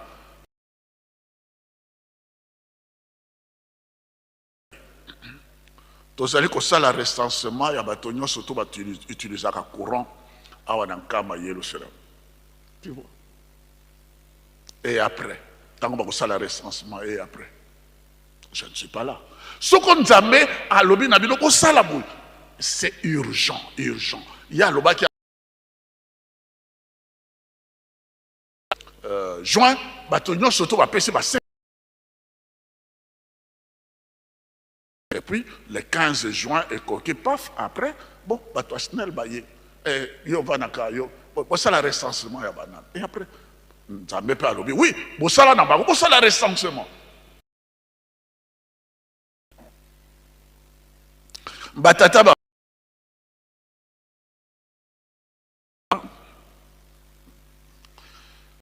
Nzembo toyoki awa na baninga na biso dirigeant. Omoni makamo tuzali nango Bible ezali kopesaka makamo. Magister nkolo azali kopesa makamo na ye. Banzembo nyoso wana yango nde ezali kopesaka mayele. Tolani nzembo. Oya azali kovweza, oya azali kotuka, oya azali kochola. Nkolo a répété yango 3-4 fois, j'ai suivi ça. Je comptais. Je comptais. L'ifé le ezali kozela. Oya compris, l'ifé le ezali kozela. J'ai compté 4 fois. Je compte. C'est-à-dire que ezali sécurité. Quand une chose on vous répète plus d'une fois, prenez ça au sérieux. Qu'il y a une décision qui est prise. Quand c'est plus d'une fois, une décision qui est prise. Omoni Nzambe alobi na Esaïe. Alobi ezali nini? Bato ba yeba ngai, bato ba sosola ngai. Ba yeba ngai, ba sosola ngai, ba yeba ke ngai nazali Nzambe. Mosusu azali te, ngai de mobikisi, mosusu azali te. Esaïe chapitre 43 verset 10 à 11. Buya Nzambe makamo ya kala ndenge na kuna na nzembo azali ko répéter makamo ezalaka na tango na Noé ezalaki na tango na Sodome et Gomorrhe et na Ecclésiaste chapitre 3 verset 15 makamo kaka oyo ya kala Nzambe azongisaka yango makamo ya sika pona nini bu Nzambe boyeba bososola monene na ye ke ye ne Nzambe ezali nkembo na moto. Jérémie avait dit ça. Enkolo Yesu pe aye atoni bato bazali koloba nga nazali boye nga nazali nini mpo na bino. Pierre donne la bonne réponse. Yo zali Messia mwana na Nzambe alobi pe Pierre. Yo zalaki Simona. Yo ne Pierre. Libanga na kotonga libanga likolo na yo. Ozali moto na esengo ba mama batata. Koyeba Nzambe ezali nkembo na moto. Ezali nde esengo na moto. Kososola, koyeba, kotinda maipai na ye, kotosa ye, yango na nkemo na moto. C'est ça chercher le royaume de Dieu. Okodwa mayele. Fois aujourd'hui, les faits les akodela yo. Tolaka. Maintenant, tu commis na tango molimo mo centre. 5e génération ezalité. Ou bien okozwa 1000 ans yeseng. Ou bien okozwa passe. Batata ba maman. Yomoko pona kasi. Omoni, suite logique avant le papa Zakopesa tous les mardis, chapitre, suite logique, comme une véritable thèse. Logique. Et nous nous approchons de quelque chose. Chola na yo, li fait les 4 fois aujourd'hui répété. Maintenant, il comme na tango ya tata molimo mo centre. Si manaye mosusu azalite, bolimi si lisusu ekozalate. 5e génération ekozalate. Et makambo ya pesi biso, considérons ça comme étant d'une extrême urgence. Tosilisa yango batata ba mama. Soki to bani koloba ka ezala kaka boye. Ah ezala kaka boye. Boyebi. Kamata Joseph azwaka bokonzi pona nini. Tata molio mo centre, yende muta pesaka ye mayele. Ali molindot akwe mokonzi. Daniel akomani mokonzi pona nini. Tata molio mo centre ayebisaki ba secret. Ali moli yango akwe mokonzi. Atabatiaki na libulu ankos, mais ça qui est rien. Alongwa ki na libulu ankos. Pona nini? Nzoto na ekomaki temple ya tata molimo mo centre bakoka ko sakana na yango te. Bankos ba respecter nzoto ya Daniel. Et c'est ainsi que bisope tozali komona likambo yango. Kimbangu mokundoli na makambo oyo mabomba na kati na molili et puis ayebisaka ba sekele oyo mabombama. Et puis, il y a ça surtout avec précision. Mon pesi mayele, mon pesi nguya, mon pesi bososoli, mon sungi na solo. Il est tata molio mon sang. A même biso 3 quarts, a même biso. Maintenant, il y a des gens connexion na ye, ko yeba ye, ko sosola ye, ko memia ye, ko tinda mana pe ko tosa ye. Al asali ndenga pesa ki na besalel apesi yo mayele nzambe apesi biso biloko nyonso etone ba or ba diamant ba nani ndenge ba lobi ya besalel akosala misala wana nyonso nzambe asapesi mais elikeseni nani ndenge mkolo alobi likeseni nini entre mundele na biso biloko nyonso tu tozali na yango likeseni na biso na mundele tozali bato bikela nzambe asali likeseni ezali nini mayele tozali mayele eloko wana nana kopesa ye yango na yebisi amoni tozo sosola te apesi yango na banjelo boyembela bango bayoka. Faites-moi confiance. Je ferai de vous des hommes qualifiés dans tous les domaines. Et le monde saura de quoi je suis capable. Voyez? Papa Simon qui m'a ngari tata molio mon centre. Le monde saura de quoi je suis capable. Faites-moi confiance. Je ferai de vous des hommes qualifiés dans tous les domaines. À ajouter, c'est cela. Et si Kabiso Torah aucune indépendance spirituelle, à zoko préparer biso poto joie li kamwana. Connexion et loko wana yende mutako pesa biso yango. Sinon, nous serons que des simples réparateurs. Batwa kwado. Kwado. Ba oyo bakotosa bakolonga bakosepela. Batata ba mama kolela oyo ezali koya na bato bazali kotosa papa Simon Kimbangu kiangani. Tata molio mon centre. Ezali kolela ya simple te. Tant que mosusu boyebite na Kikongo je demandais babengango bokela kubokela na Kikongo ezali oya ya solo eza kolela oyo ordinaire te ezali kolela oyo motu omoni tata ati maboko na motu angunza mito na loketo on dirait moi ça linga bota trop tard ozangeli lifelo ndenge nkolo alobi ekozela yo po mosusu esika mosusu yo kokenela ezali te ndenge pour la première fois nani ezawa lelaki ataya lelaki lipambo ezali lisusu te ataya lelaki ataya gangaki ataya kamataki likwangola mbeli po ete akata mutu ya Jacob trop tard tu as tout perdu. Yerusalem, oyo batata ba mama, vous lisez ça dans la Bible, c'est Apocalypse chapitre 21, verset 15 à 17. Superficie spirituelle, c'est 2200 km. Il y a longueur, il y a largeur, ça fait au moins une superficie spirituelle. 1000 km. Yangwana batata na biso bazale koloba Congo Brazza, Congo Angola et Congo Kinshasa ezali na programme ya ça couvre spirituel superficie, il y a 3 Congo, tout c'est ça qui fait spirituel. savant bakobima esika 3 quarts kobima yango wana elobi biso nde na kimia na mapamoli tokotambolisa Afrique ekotambolisa mokili mobimba tala nkembo tala esengo oyo wana mpona komesure kaka esengo ezali koya mokolo moko Papa Lumba un ami kimbangiste Papa Lumba akei epai na Papa Diangenga amemi voiture Mercedes, tenez-vous bien, Mercedes-Benz et bimi na Stuttgart na isun ya sika tango akei nango papa pambola voiture oyo diplomate hein, il avait beaucoup d'argent. Papa Diangenga atali voiture Mercedes-Benz sorti de Stuttgart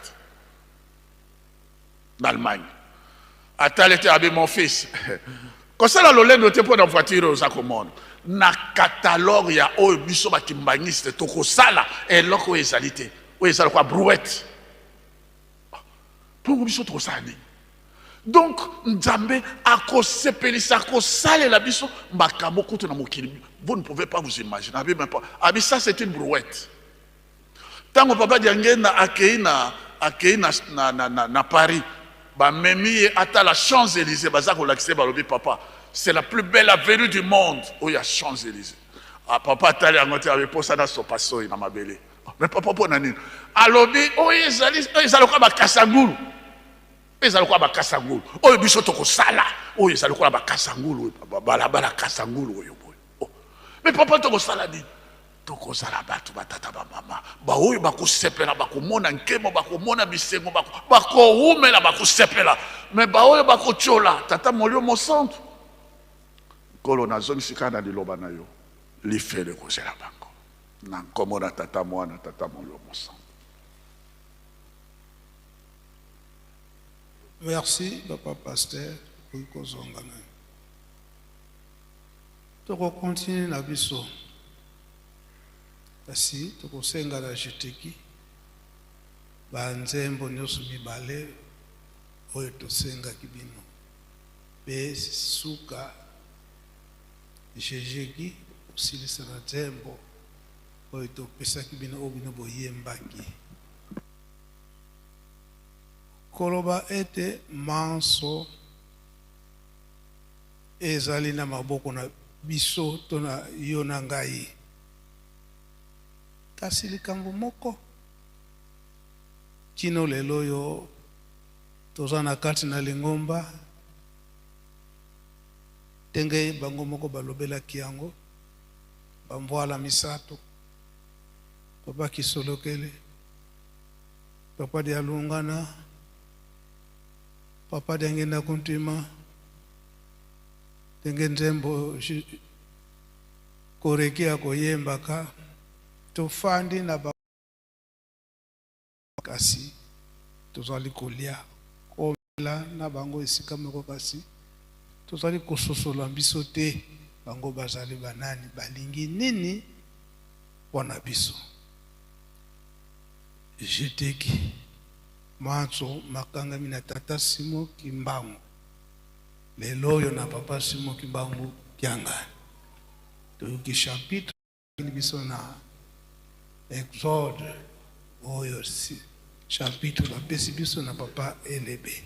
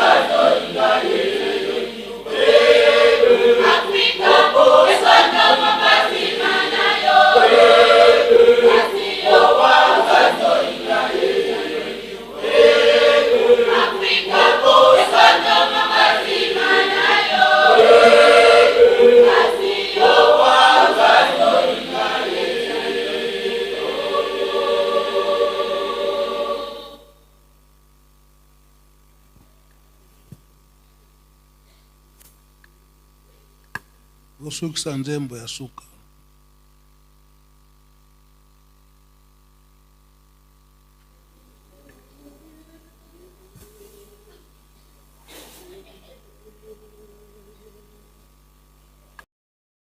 Et toujours dit, la victoire est certaine.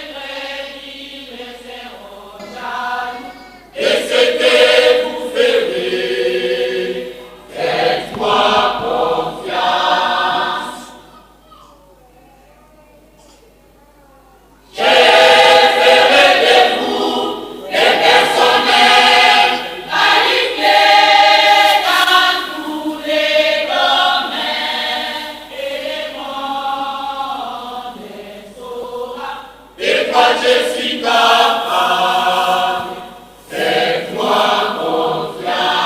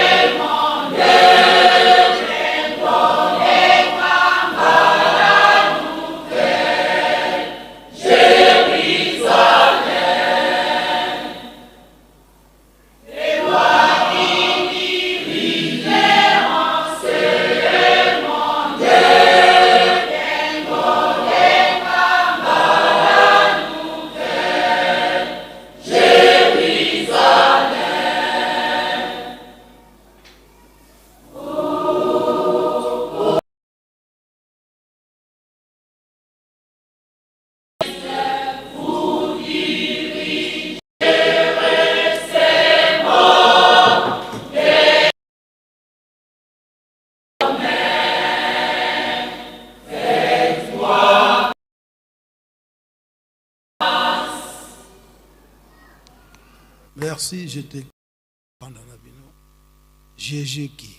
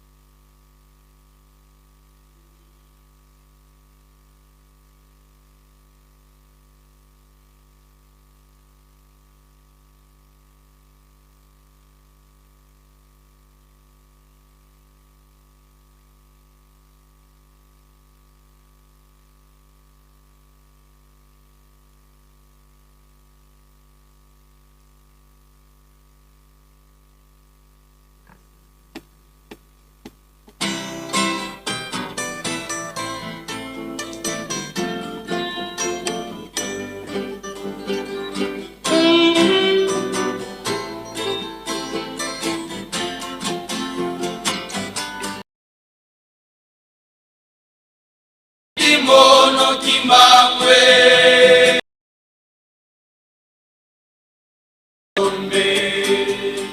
Nefi adidi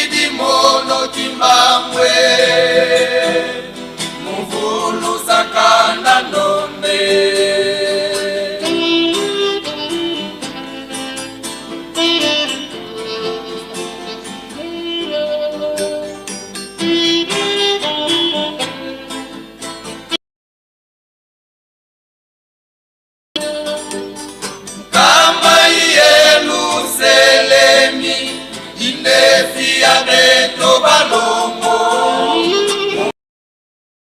na nombe kamba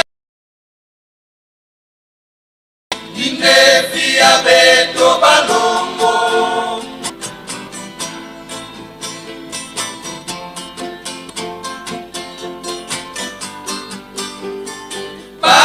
Baluzulwanza ya mvimbe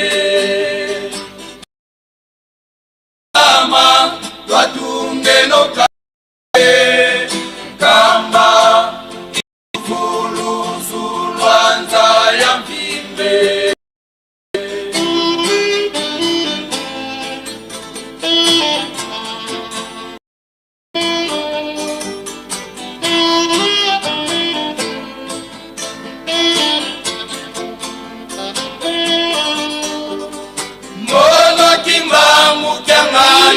Seja zola kizolele kwa miko fwilu ya bakwa masumwe kizolele kwa miko zola kizolele kwa miko mukyangani seja zola kizolele kwa miko fwilu ya bakwa masumwe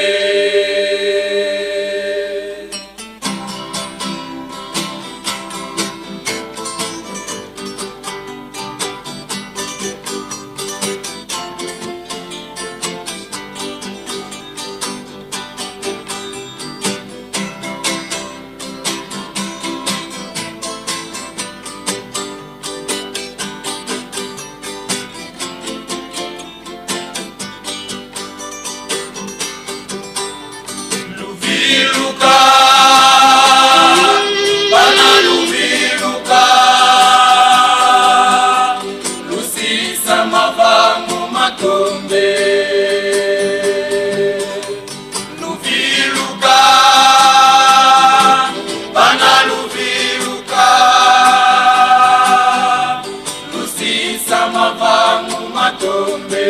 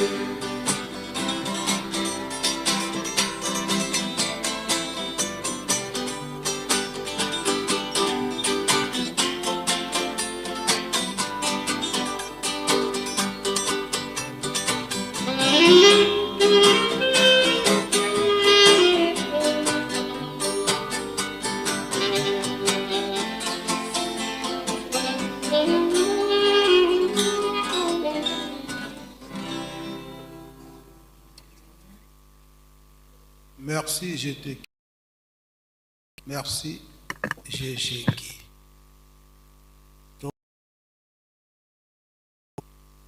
Likambo oyo papa Simon Kimbangu Kiangani tata Molimo Santo apesi biso na mokolo na lelo na date ya le 30 juin ete verset 1 ti okiti na C babanda ko transformer yango bango moko babanda kosala e lelo bango moko babanda kosala e lelo yo na makambo nyonso batata bapesaki biso promesse okosala boye okosala bango balobi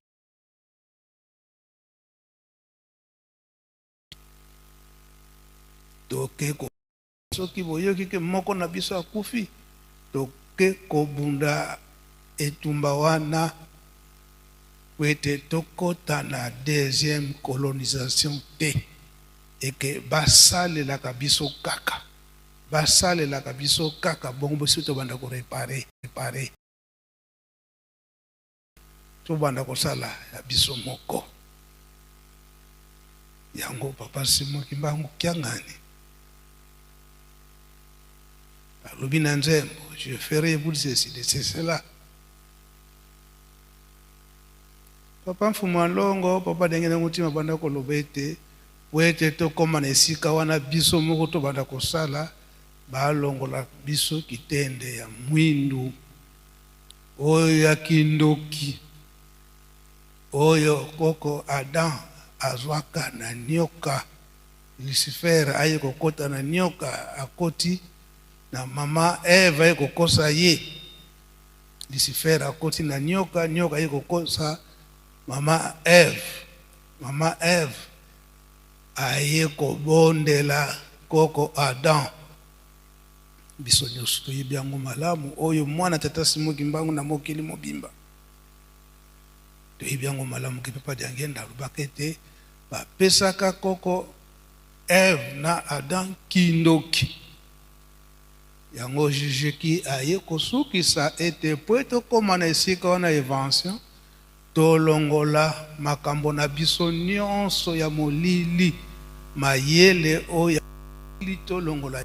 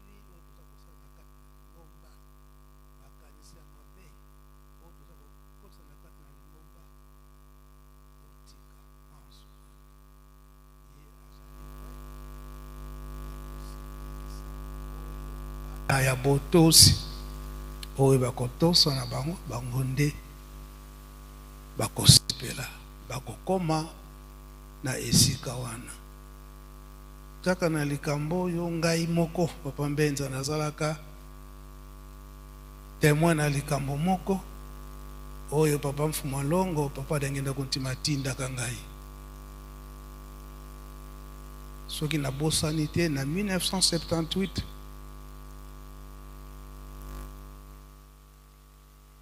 bakonzi ya bangomba ya mokili mobimba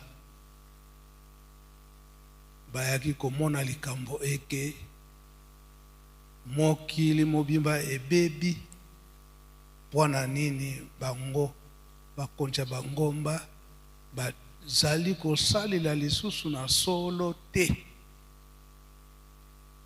koloba ete nganga nzambe akoteyaka mutu mopakano po ete atika mabe akoma mondimi kasi na likambo wana bakotisi makambo ebele koyokisa bato pasi kosala bamontage na bato nzambe ayaki kosilika na ntango wana pasi eyaki na mokili esoki na bosani te na ntango wana mpe biso awa na RDC pasi ekotaka kuna na est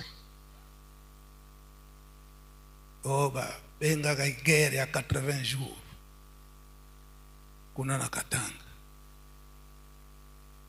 bakonja bangomba bafandaka kuna na États-Unis balobi eke mokili nzambe atomboki pamba te tokotisi makambo mabe na kati na mangomba biso batambulisi na mangomba kasi eyaki komona ete lingomba moko kaka ebandaki kotambola na solo kaka nde lingomba tata Simon Kimbangu bamonaka ete tokosala ndenge nini esengeli kokoma esika mokonzi ya lingomba azali ntango wana papa Mfuma Longo papa balingi na kotima kuna na Kinshasa balukaka nzela bayaka na Kinshasa komi na Kinshasa papa Mfuma Longo papa balingi na kotima yambi bango balobi solo eza ndenge wana kasi makambo nyonso na nkamba papa di alunga na azali kuna ye mutu asilisaka makambo nyonso bango balobiki c'est vous le chef spirituel ngaki ete ya nzambe na mangomba etikali lisusu te eza lisusu te mpona nini tokoti pesa biso kaka ndambo ya spiritualité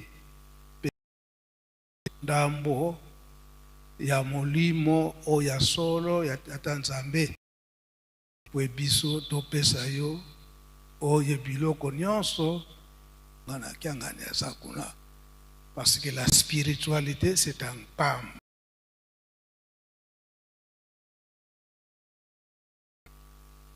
tango wana bafoni ezalaki te le message à partir ya Mbanza Ngungu ngana azalaka na Mbanza Ngungu na yamba bango na kotisa bango na nkamba bazalaka accompagné na papa Bobe na Faki Kinshasa tokotaka na nkamba chef à délégation baponaka secrétaire général ya église moko bana kobenga église ya unification monsieur Blanchard ndeko nazalaka témoin na kanga kombo na ye makambo nyonso na kanga yango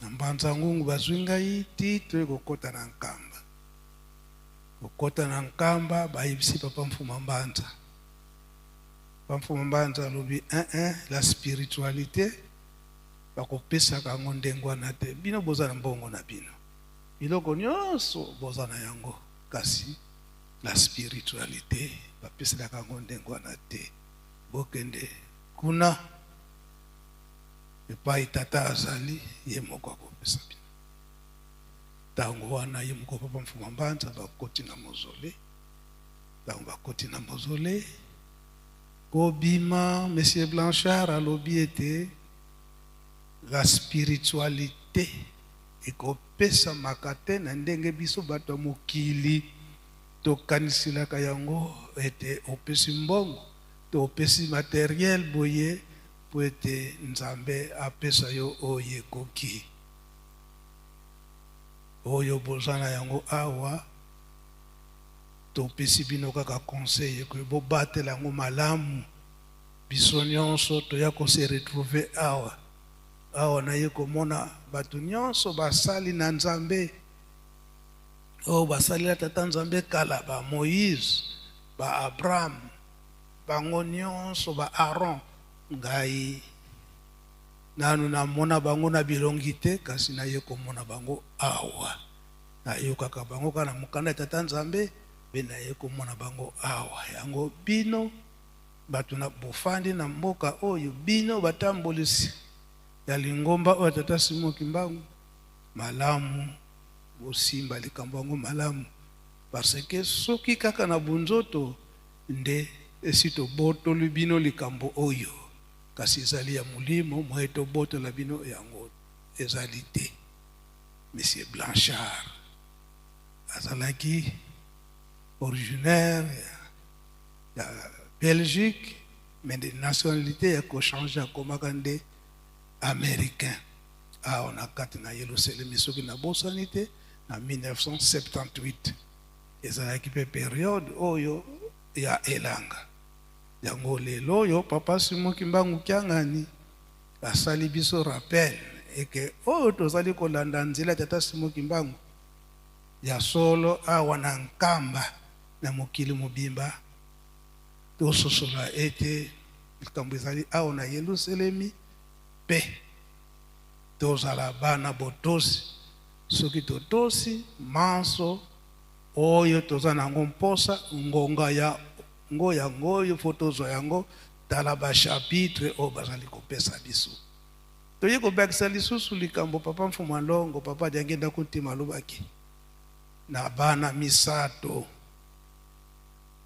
Manyanga Lukaya pe Grand Kasai ete likambo oyo tozali koluka ya invention ekobandela na bana misato wana kasi likambo eza kokanga biso nzela bakimbangu bakomi mingi kolakisa ete kimbangu aza kaka moko koloba ete Yerusalemi kasi awa totie pe bimbangu ebele yango tozali kolekisa ntango kasi ye moko papa Simon Kimbangu Kiangani alobi sikoyo akotala lisusu te bimbangu ebele wana sikoyo ntango na ye yango oyo ekoki tobala bana botosi tozala bana mayele na kati na bolingo mibeko pe misala nkombo tata mwampitata mulimo sana amen.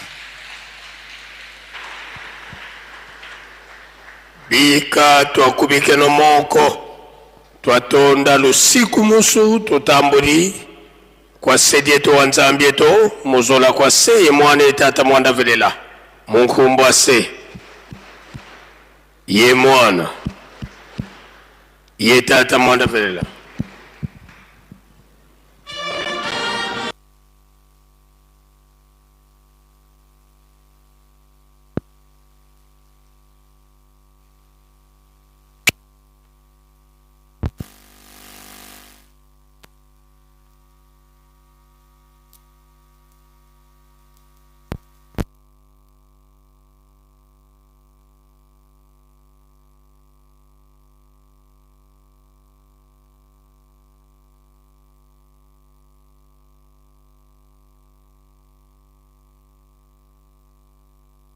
koloba na biso ete tozali bana mapamboli tosimba mosala eske mosala ya pamba ezalaka te yango nde bakotangela biso oyo bino bosalaka bino soki bolobi likambo mokili mobimba bayoki yango bino nde bakotya kimia baloba nyonso bapapa bazalaki koloba meme elobema na 21 eza epa na bino biso soki tokolukango tokolukelanga na maboko ya banani ya bino nga naza pre oyo ezaliki bapapa balobaki te oyo elobi nkamba oyo komwana na nkamba mokili mobimba fo balanda yango bayoka yango alobaka be balobaka te tokokokisa biloko wana tokokokisa te ebandi deja monde fo balanda bayoka nkamba alobi nini po ebima banani bakobimisango bandisa.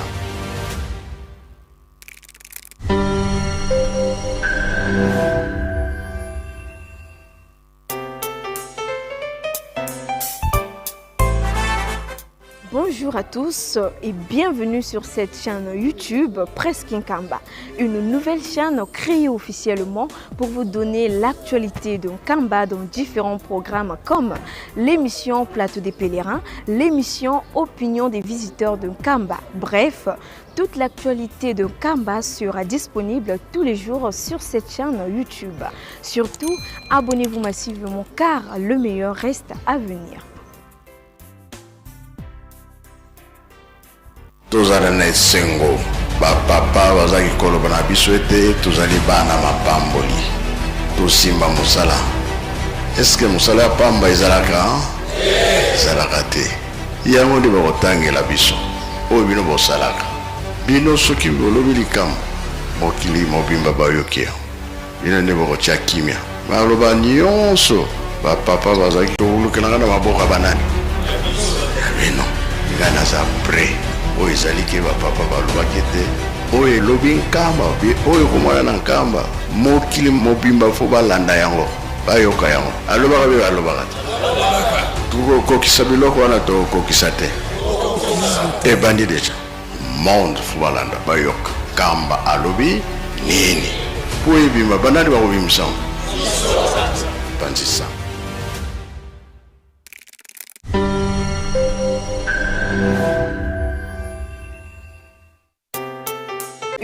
kokisa te ezali limbyenga mila eme nzambe abengi biso kouta mboka koya na Yerusalemi koyoka posa na ye ezali nini tokitika mabe tosala malamu totonga Yerusalemi esika nzambe asepela na biso tozwa bongo mapamboli yango message penza ezali eki makasi mpona bandeko na biso ya Congo Brazzaville lobi tozala ebele na plateau de Kenza ya kitoko na baoyo bayeso bandimi ya Congo Brazzaville totonda ebele oyo bino bosalaka bino soki bolobi likambo mokili mobimba bayoki bino nde bakotya kimia baboka banani bino nga naza pre oyo elobi nkamba oyo komona na nkamba mokili mobimba fo balanda yango bayoka yango alobaka be balobaka te tokokokisa biloko wana tokokokisa bayoka kamba alobi nini po ebima banani bakobimisa panzisa.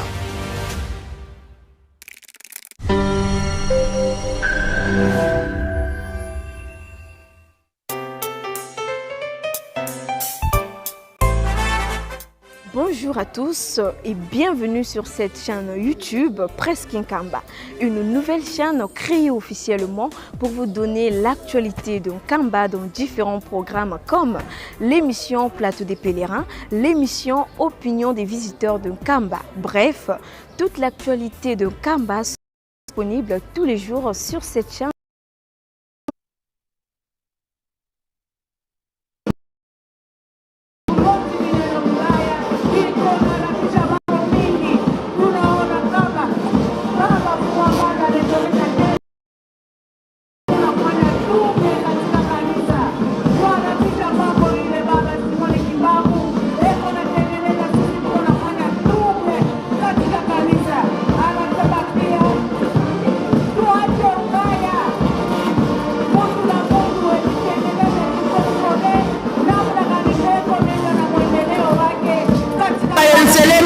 Fasi yote tunapo katika dunia kama Yerusalemi Afrika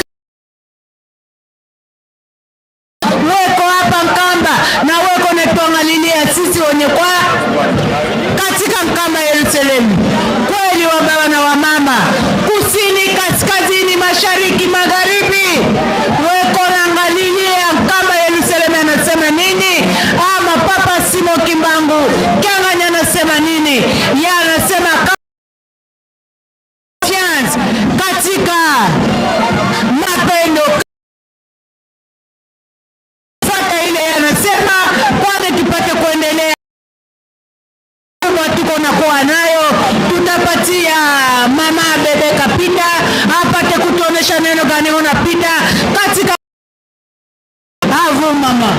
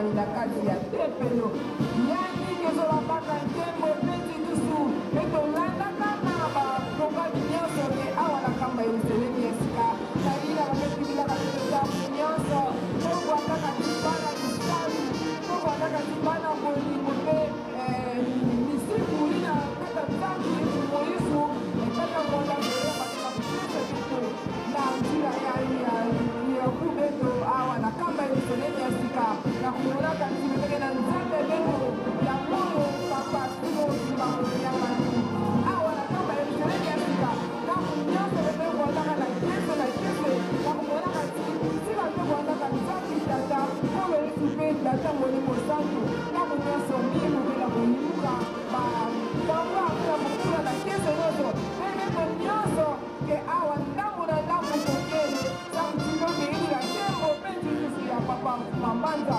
tobwata kaka bana ya siku zola lisalu mpe ya metubile beko mingi tobwata na patience tobwata na bana batoni mpe ntango tobwata papa sili bango nyanga nekesekasepelisa bana na yabi kanengeke na ntango baka ya kukweza kanangeke kaka na ntango ya kusalilaka satana ntango ya mefana kino mekondisa mene pela kulisa na yango mpe tovwanda bana ya siku zola bisalu mpe tovwanda naonanima kaka ya papa simo kimangu kiangani samtino suka na ntilomo ya suka meno tekana mingi baprogramme awa na kamba eluselemi ya sika meno koavanfa kimanise kila kokula inzenze bafanye beto ba mouvement social de la surveillance qui banise bawina bametelema na kupesa na kupingilila na kupesa tembo na papa kumabaza papa senyantila papa papa senyantila kapita ya Yerusalemi conseiller diraki ya papa simoni bakukiangani yani bekuza kuza inuri kaka kutokekola pesa yani tembo peti biso kiakomemona ekipi ya dalapoke ya kukuza maleme na twala ya papa mamanza papa mpenza andre kiangani na kupesa yani tembo peti biso opa imanyisoke na kukula ekende na kese nyonso edovanda ya mukokama na ya ofefungela kibongolo na mama pepe kapita yeki kupekilebekiaka na kuta awa na kamba yekiseleniesika mama bebe maloba na yakeleka mamaladi ya solo batata bamama ndenge kolobi lokumu peke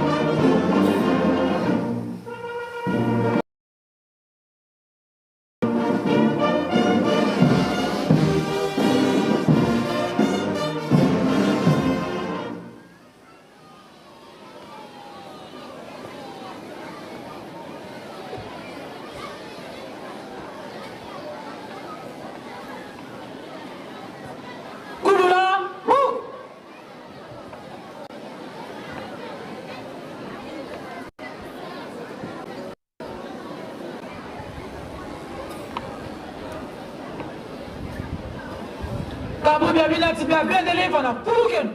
Boom.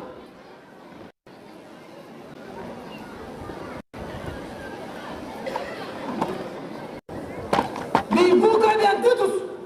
Balko kurumanto. Boom. Kurumano antaturu antatus. Boom.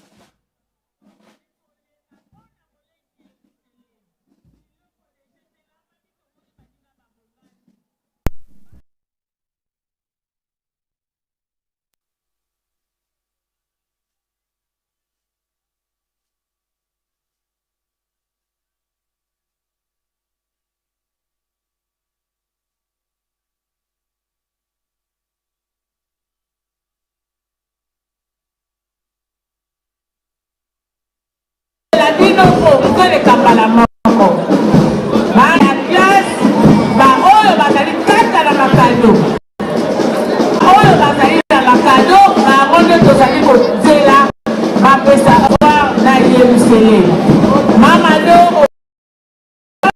kende na tribune okutana na Révérend Etienne azali na portable na yo kende kozwa bongo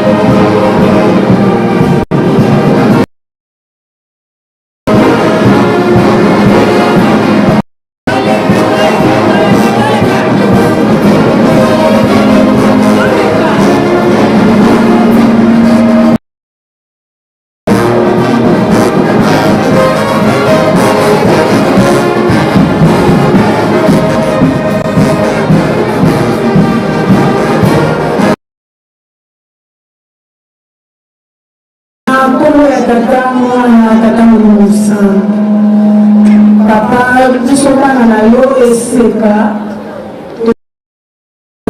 po tolitokanga baklase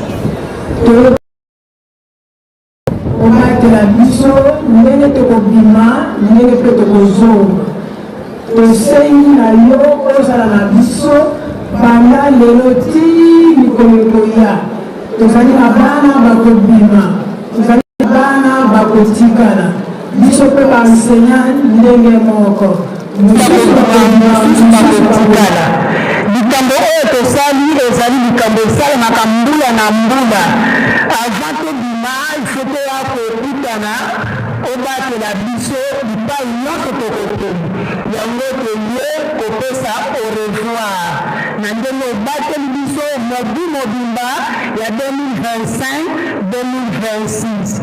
Rentrée na biso ezali lundi le 7 septembre. Ndenge tokende kotika biso te papa. Eseka oye!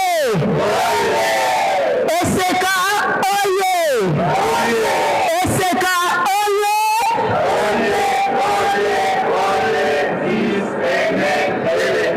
Nabanga papa tosilisi.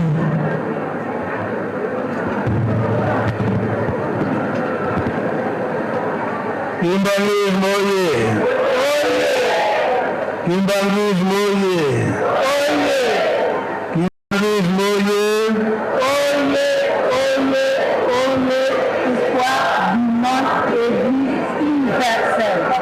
Nkamba oye. Nkamba oye. Nkamba oye. Yerusalemu byampa bikundanga tata nzambi mfumu Yesu ye tata mwanda zelela. Eseka oye. Eseka oye. Eseka oye.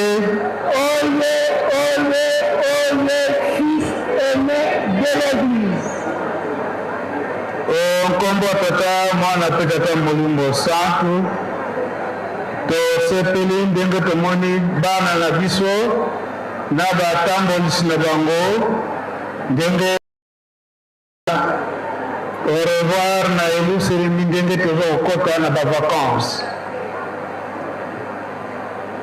oyo biso bana ndenge tozokende na bavacance solo tozopema kasi elakisi ete kelasi batambolisi na biso bazongisi biso na maboko ya baboti na biso po ete tokende kopema kasi kopema ya biso bana soki toye awa na ntina mosusu te tokopemisa banzoto kasi likambo ya tata nzambe topemisa te tookani elakisi ete esika tokokende ezala biso tokokende na biso tokotikala bino oyo bokende vacance tolandi papa de la ville ndenge auti koloba na ndako ya nzambe nkamba ezali ville sainte ezali te lokola bavile mosusu na bavile mosusu bakolataka ya liboso bilamba ya mabe na ndenge ete babilamba oyo ekoyokisaka soni na baboti biso bana ya nkamba tokende kolata bilamba ya ndenge wana te tokanye tokende te o bana nkamba bauti na nkamba bazoswana bazali kobunda wana bizaleli na bana nkamba te tokanye bondeli tobosana te mpe tozala na bizaleli ya malamu ya mabe te toyokanye soki botamboli ndenge wana papa semoki ndango kiangani tata molimo santo akotika biso te na biso bato tokopase bavacance na biso na kati na nkamba tosalisa baboti totambola malamu tobosana pepe na ndenge tozali na vacance ete tokanga bakaye libela totanga te pendant 2 mois tozokotanga te répétition bofonbolaka mpe bakaye na bino botangaka makambo oyo bayebisi bino toyokani yango tosuete bino bon voyage likamboka tozokosenga bapaya mingi basepeli bazoya kotalaka biso mingi me likambo moko baisraélien oyo bazoya awa oyo bazali ke bana israel oyo bazali koya awa baza koregrete mingi pama na kati na nkamba bana babotami awa bayebi kikongo te kaka lingala tozali te ebele oyo mosusu kutu alakisi biso bible alobi te biso toza bana israele malgré babible ezali ya anglais ya français eminoko nyonso kasi bible na biso ya kikolo oyo monoko na biso ya te mpe biso na biso soki tokutani jamais toloba na lani mosusu kaka kiebele oyo okelakisi ete awa kikongo fo ezala makasi boza na chance lelo nazoloba lingala mikolo koya tokoloba mosusu lingala te toyokani kikongo tosala effort wana tosilisi okombo tata mwana totamuli mosala amen Biza Katonda mpaka kasabireto mkumbase ye mwana wa Vélila mkumbase mwana wa Vélila eseka oyo Musa Munazula konge yese ye kwa mwana ngitata mwanda wa Vélila foma utufuka mane vutu la funga na matondo ye matondo kwa bini batatu bando muna mana nalikuwa kutuvangilanga mwentangu za ontu natuvudilanga matondo weno nitakutulonga mwentangu za ontu no twakala yentona munadia muda nitata mwanda Vélila wini gigi bana benayitu mukatuka hiluselimba kotile muna class bibyo nizolo da beno lozingula bio ni papa mfumalongo papa dangina kuntima nga 1960 nzibulu na class bibi skola niyevo tata simu kimbangu yango kutuma kwa zingula class woni class bizibukini mukatuka hiluselimi ya mbudentele ditulanga kultuala vuni wangu tatanzani kadimu stobatikela zai wetu Ida mfumu bana mnamana maonti batanganga ubusu baguna vundi semintu paso mvunda fyoti maonti mkuna yindi bana yebakala yetu melu selimi yebo bakwenda bisabisula mwanda tulomi bakala ya untwadi yeba batuwadi simpe ukala ya untwadi sambu ngala utulombele biasikila mnazura kwa ngesi mwana katamwana wa Vélila amen. Lelo nikampote mu vacances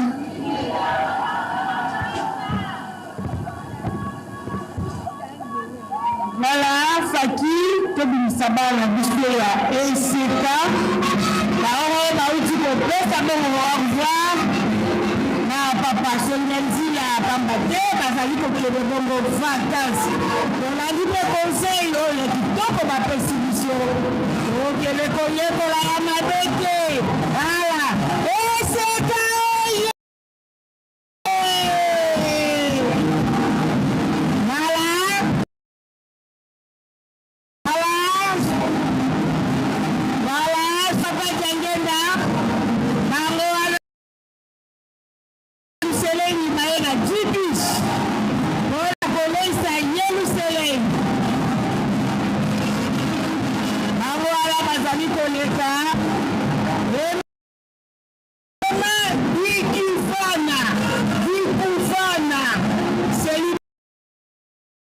na commune ya Kimbanzeki.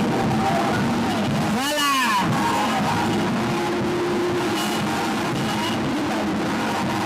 Voilà.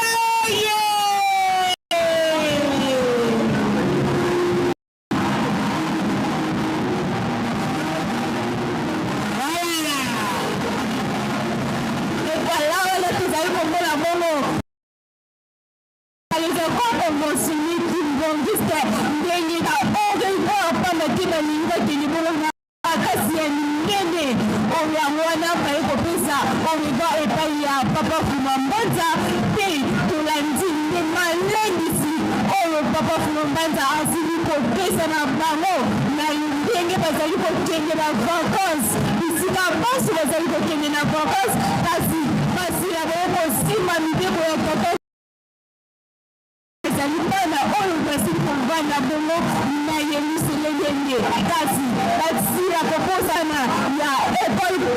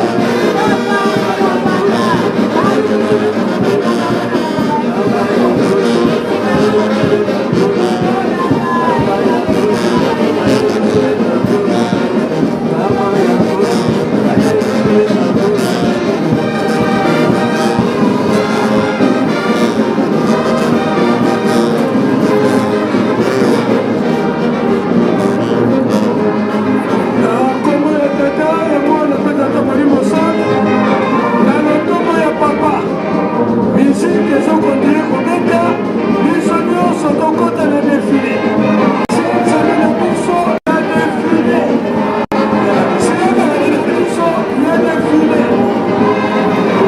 na protokole bocesani pembeni bana bakoleka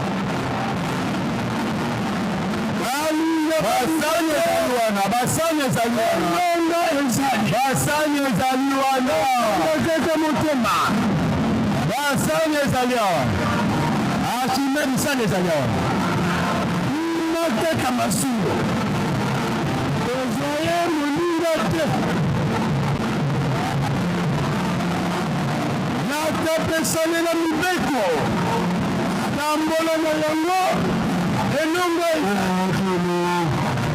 balini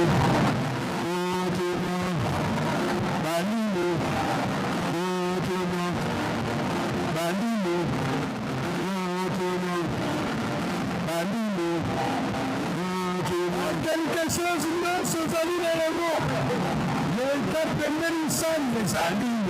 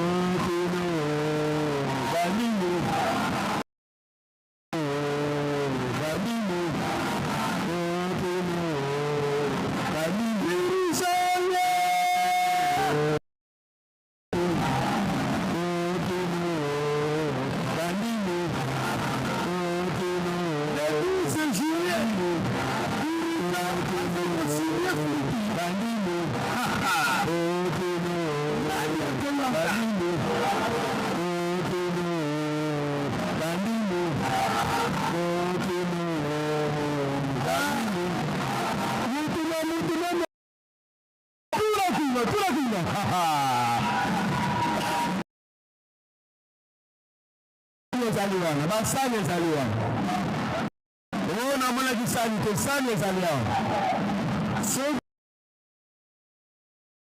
grande ekalma lo nikolo ya malili nikolo ya malili kokimisa malili soki olingi te crampe akanga akotanda yokola olembe mama okimisa malili ye moko ye wana koma le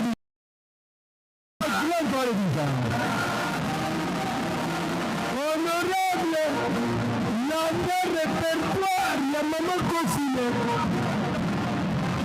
répertoire ya mama Kofile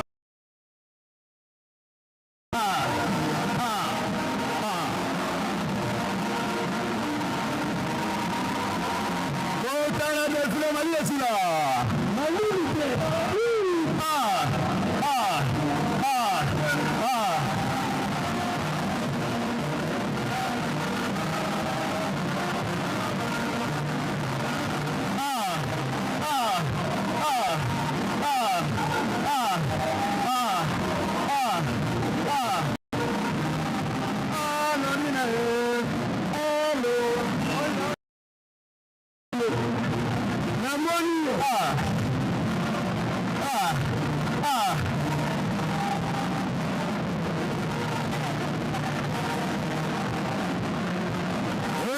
Sakata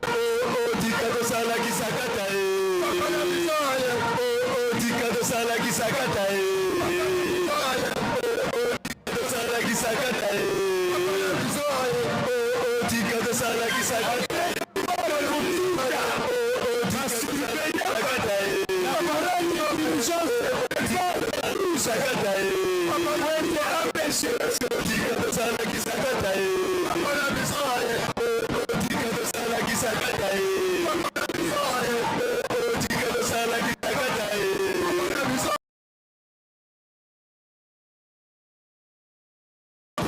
tika tosala gisakata papa biso ale tika tosala gisakata papa Machine tour pensali kone le bino Machine tour pensali tika tosala gisakata papa biso tika tosala gisakata papa biso tika tosala gisakata papa biso tika tosala gisakata papa biso tika tosala gisakata papa biso tika tosala gisakata papa biso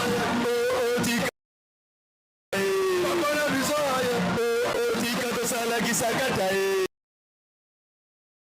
tika tosala gisakata papa na biso tika tosala gisakata papa na biso tika tosala gisakata papa na biso tika tosala gisakata papa na biso tika tosala gisakata papa na biso tika tosala gisakata papa na biso tika tosala gisakata papa na biso tika tosala gisakata papa tika tosala gisakata papa na biso sala gisakata papa na biso tika tosala gisakata papa na biso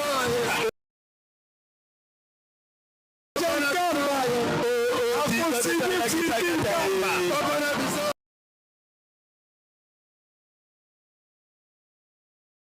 tika tosala gisakata papa na biso sala gisakata papa na biso tika tosala gisakata papa na biso tika tosala omoni ukayangoyo gisakata feli tika tosala gisakata tika tosala gisakata namoni ete esili tika tosala gisakata ekomi ngonga tika tosala gisakata nkolo akolo tika tosala gisakata tika tosala gisakata ekomi ngonga tika tosala gisakata tika tosala gisakata tika tosala gisakata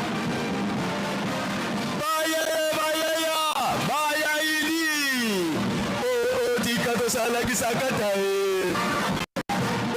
tika tosala gisakata tika tosala gisakata tika tosala gisakata tika tosala gisakata tika tosala gisakata tika tosala gisakata tika tosala gisakata tika tosala gisakata tika tosala gisakata honorable tika tosala gisakata kana bana mi tika tosala gisakata koreki tika tosala gisakata tika tosala gisakata koreki bamvuiki tika tosala gisakata tika osala gisakata tika osala gisakata tika tosala gisakata tika tosala gisakata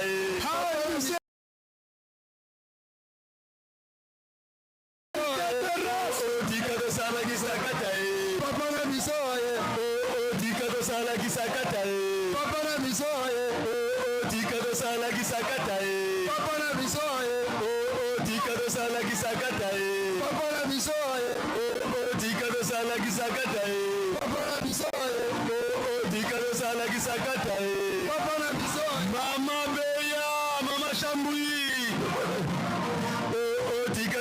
gisakata papa na biso tika tosala gisakata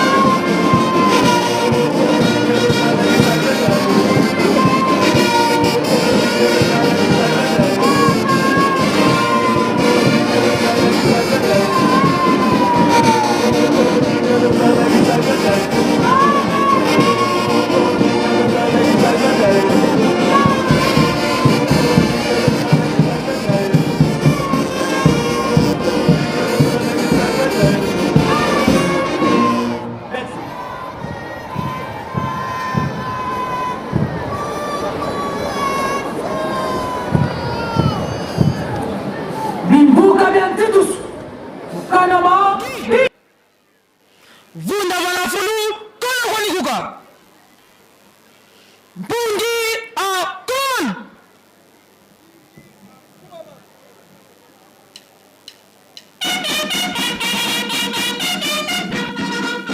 Musosumuka Tindu Kandama Gi Mukunda Kunatin.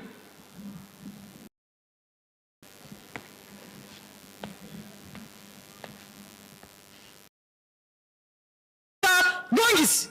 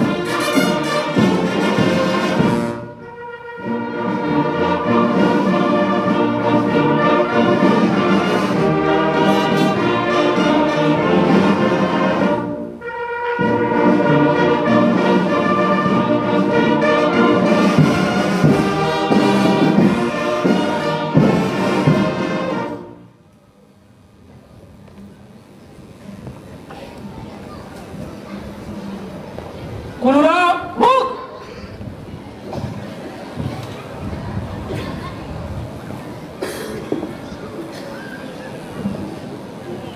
Tusamba Muzola kwa seye mwane tata mwanda velela Mtinu seba utimuka yengele tata simuni kimbangu kengani tukutondele Tutambudi ngilongile ntalo tutukili mukanda kwa ndongo Kuunga mempila memasika Zite saa Indinga itukili Twavuata mambote Mpasikinu maana vuatu keimbisa Ovoka buwako Sabala Yelufua beti kutuvingila Kenda sa kuzambandu kambandu tudidila nga mukonsonda Tukuyengo kele betu sedidi salu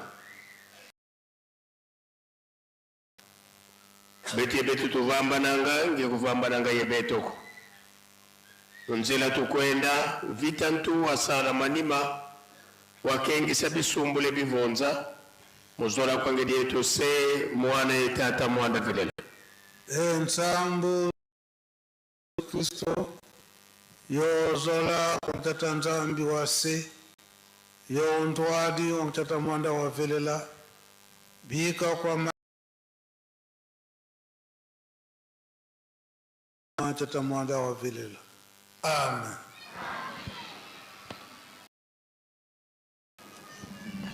Mukunda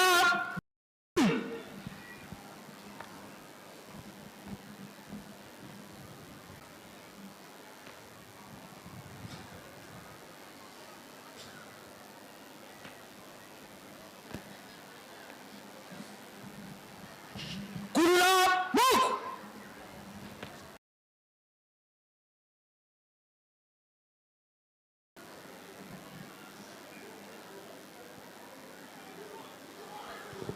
Tuende no jambote.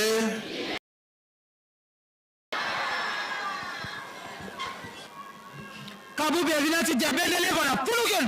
No.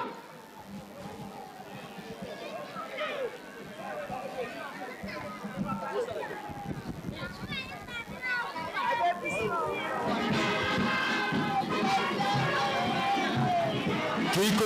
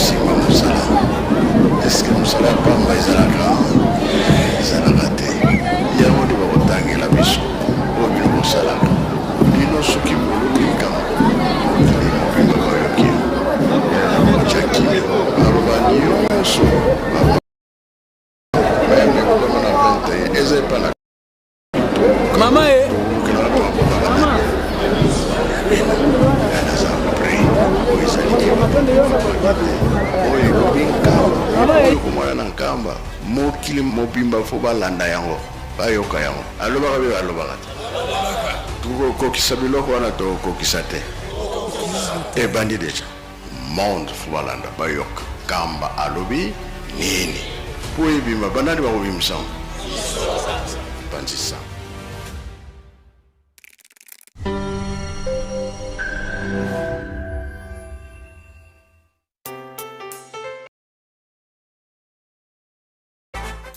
Bonjour à tous et bienvenue sur cette chaîne YouTube Presque Nkamba, une nouvelle chaîne, l'émission Plateau des Pèlerins.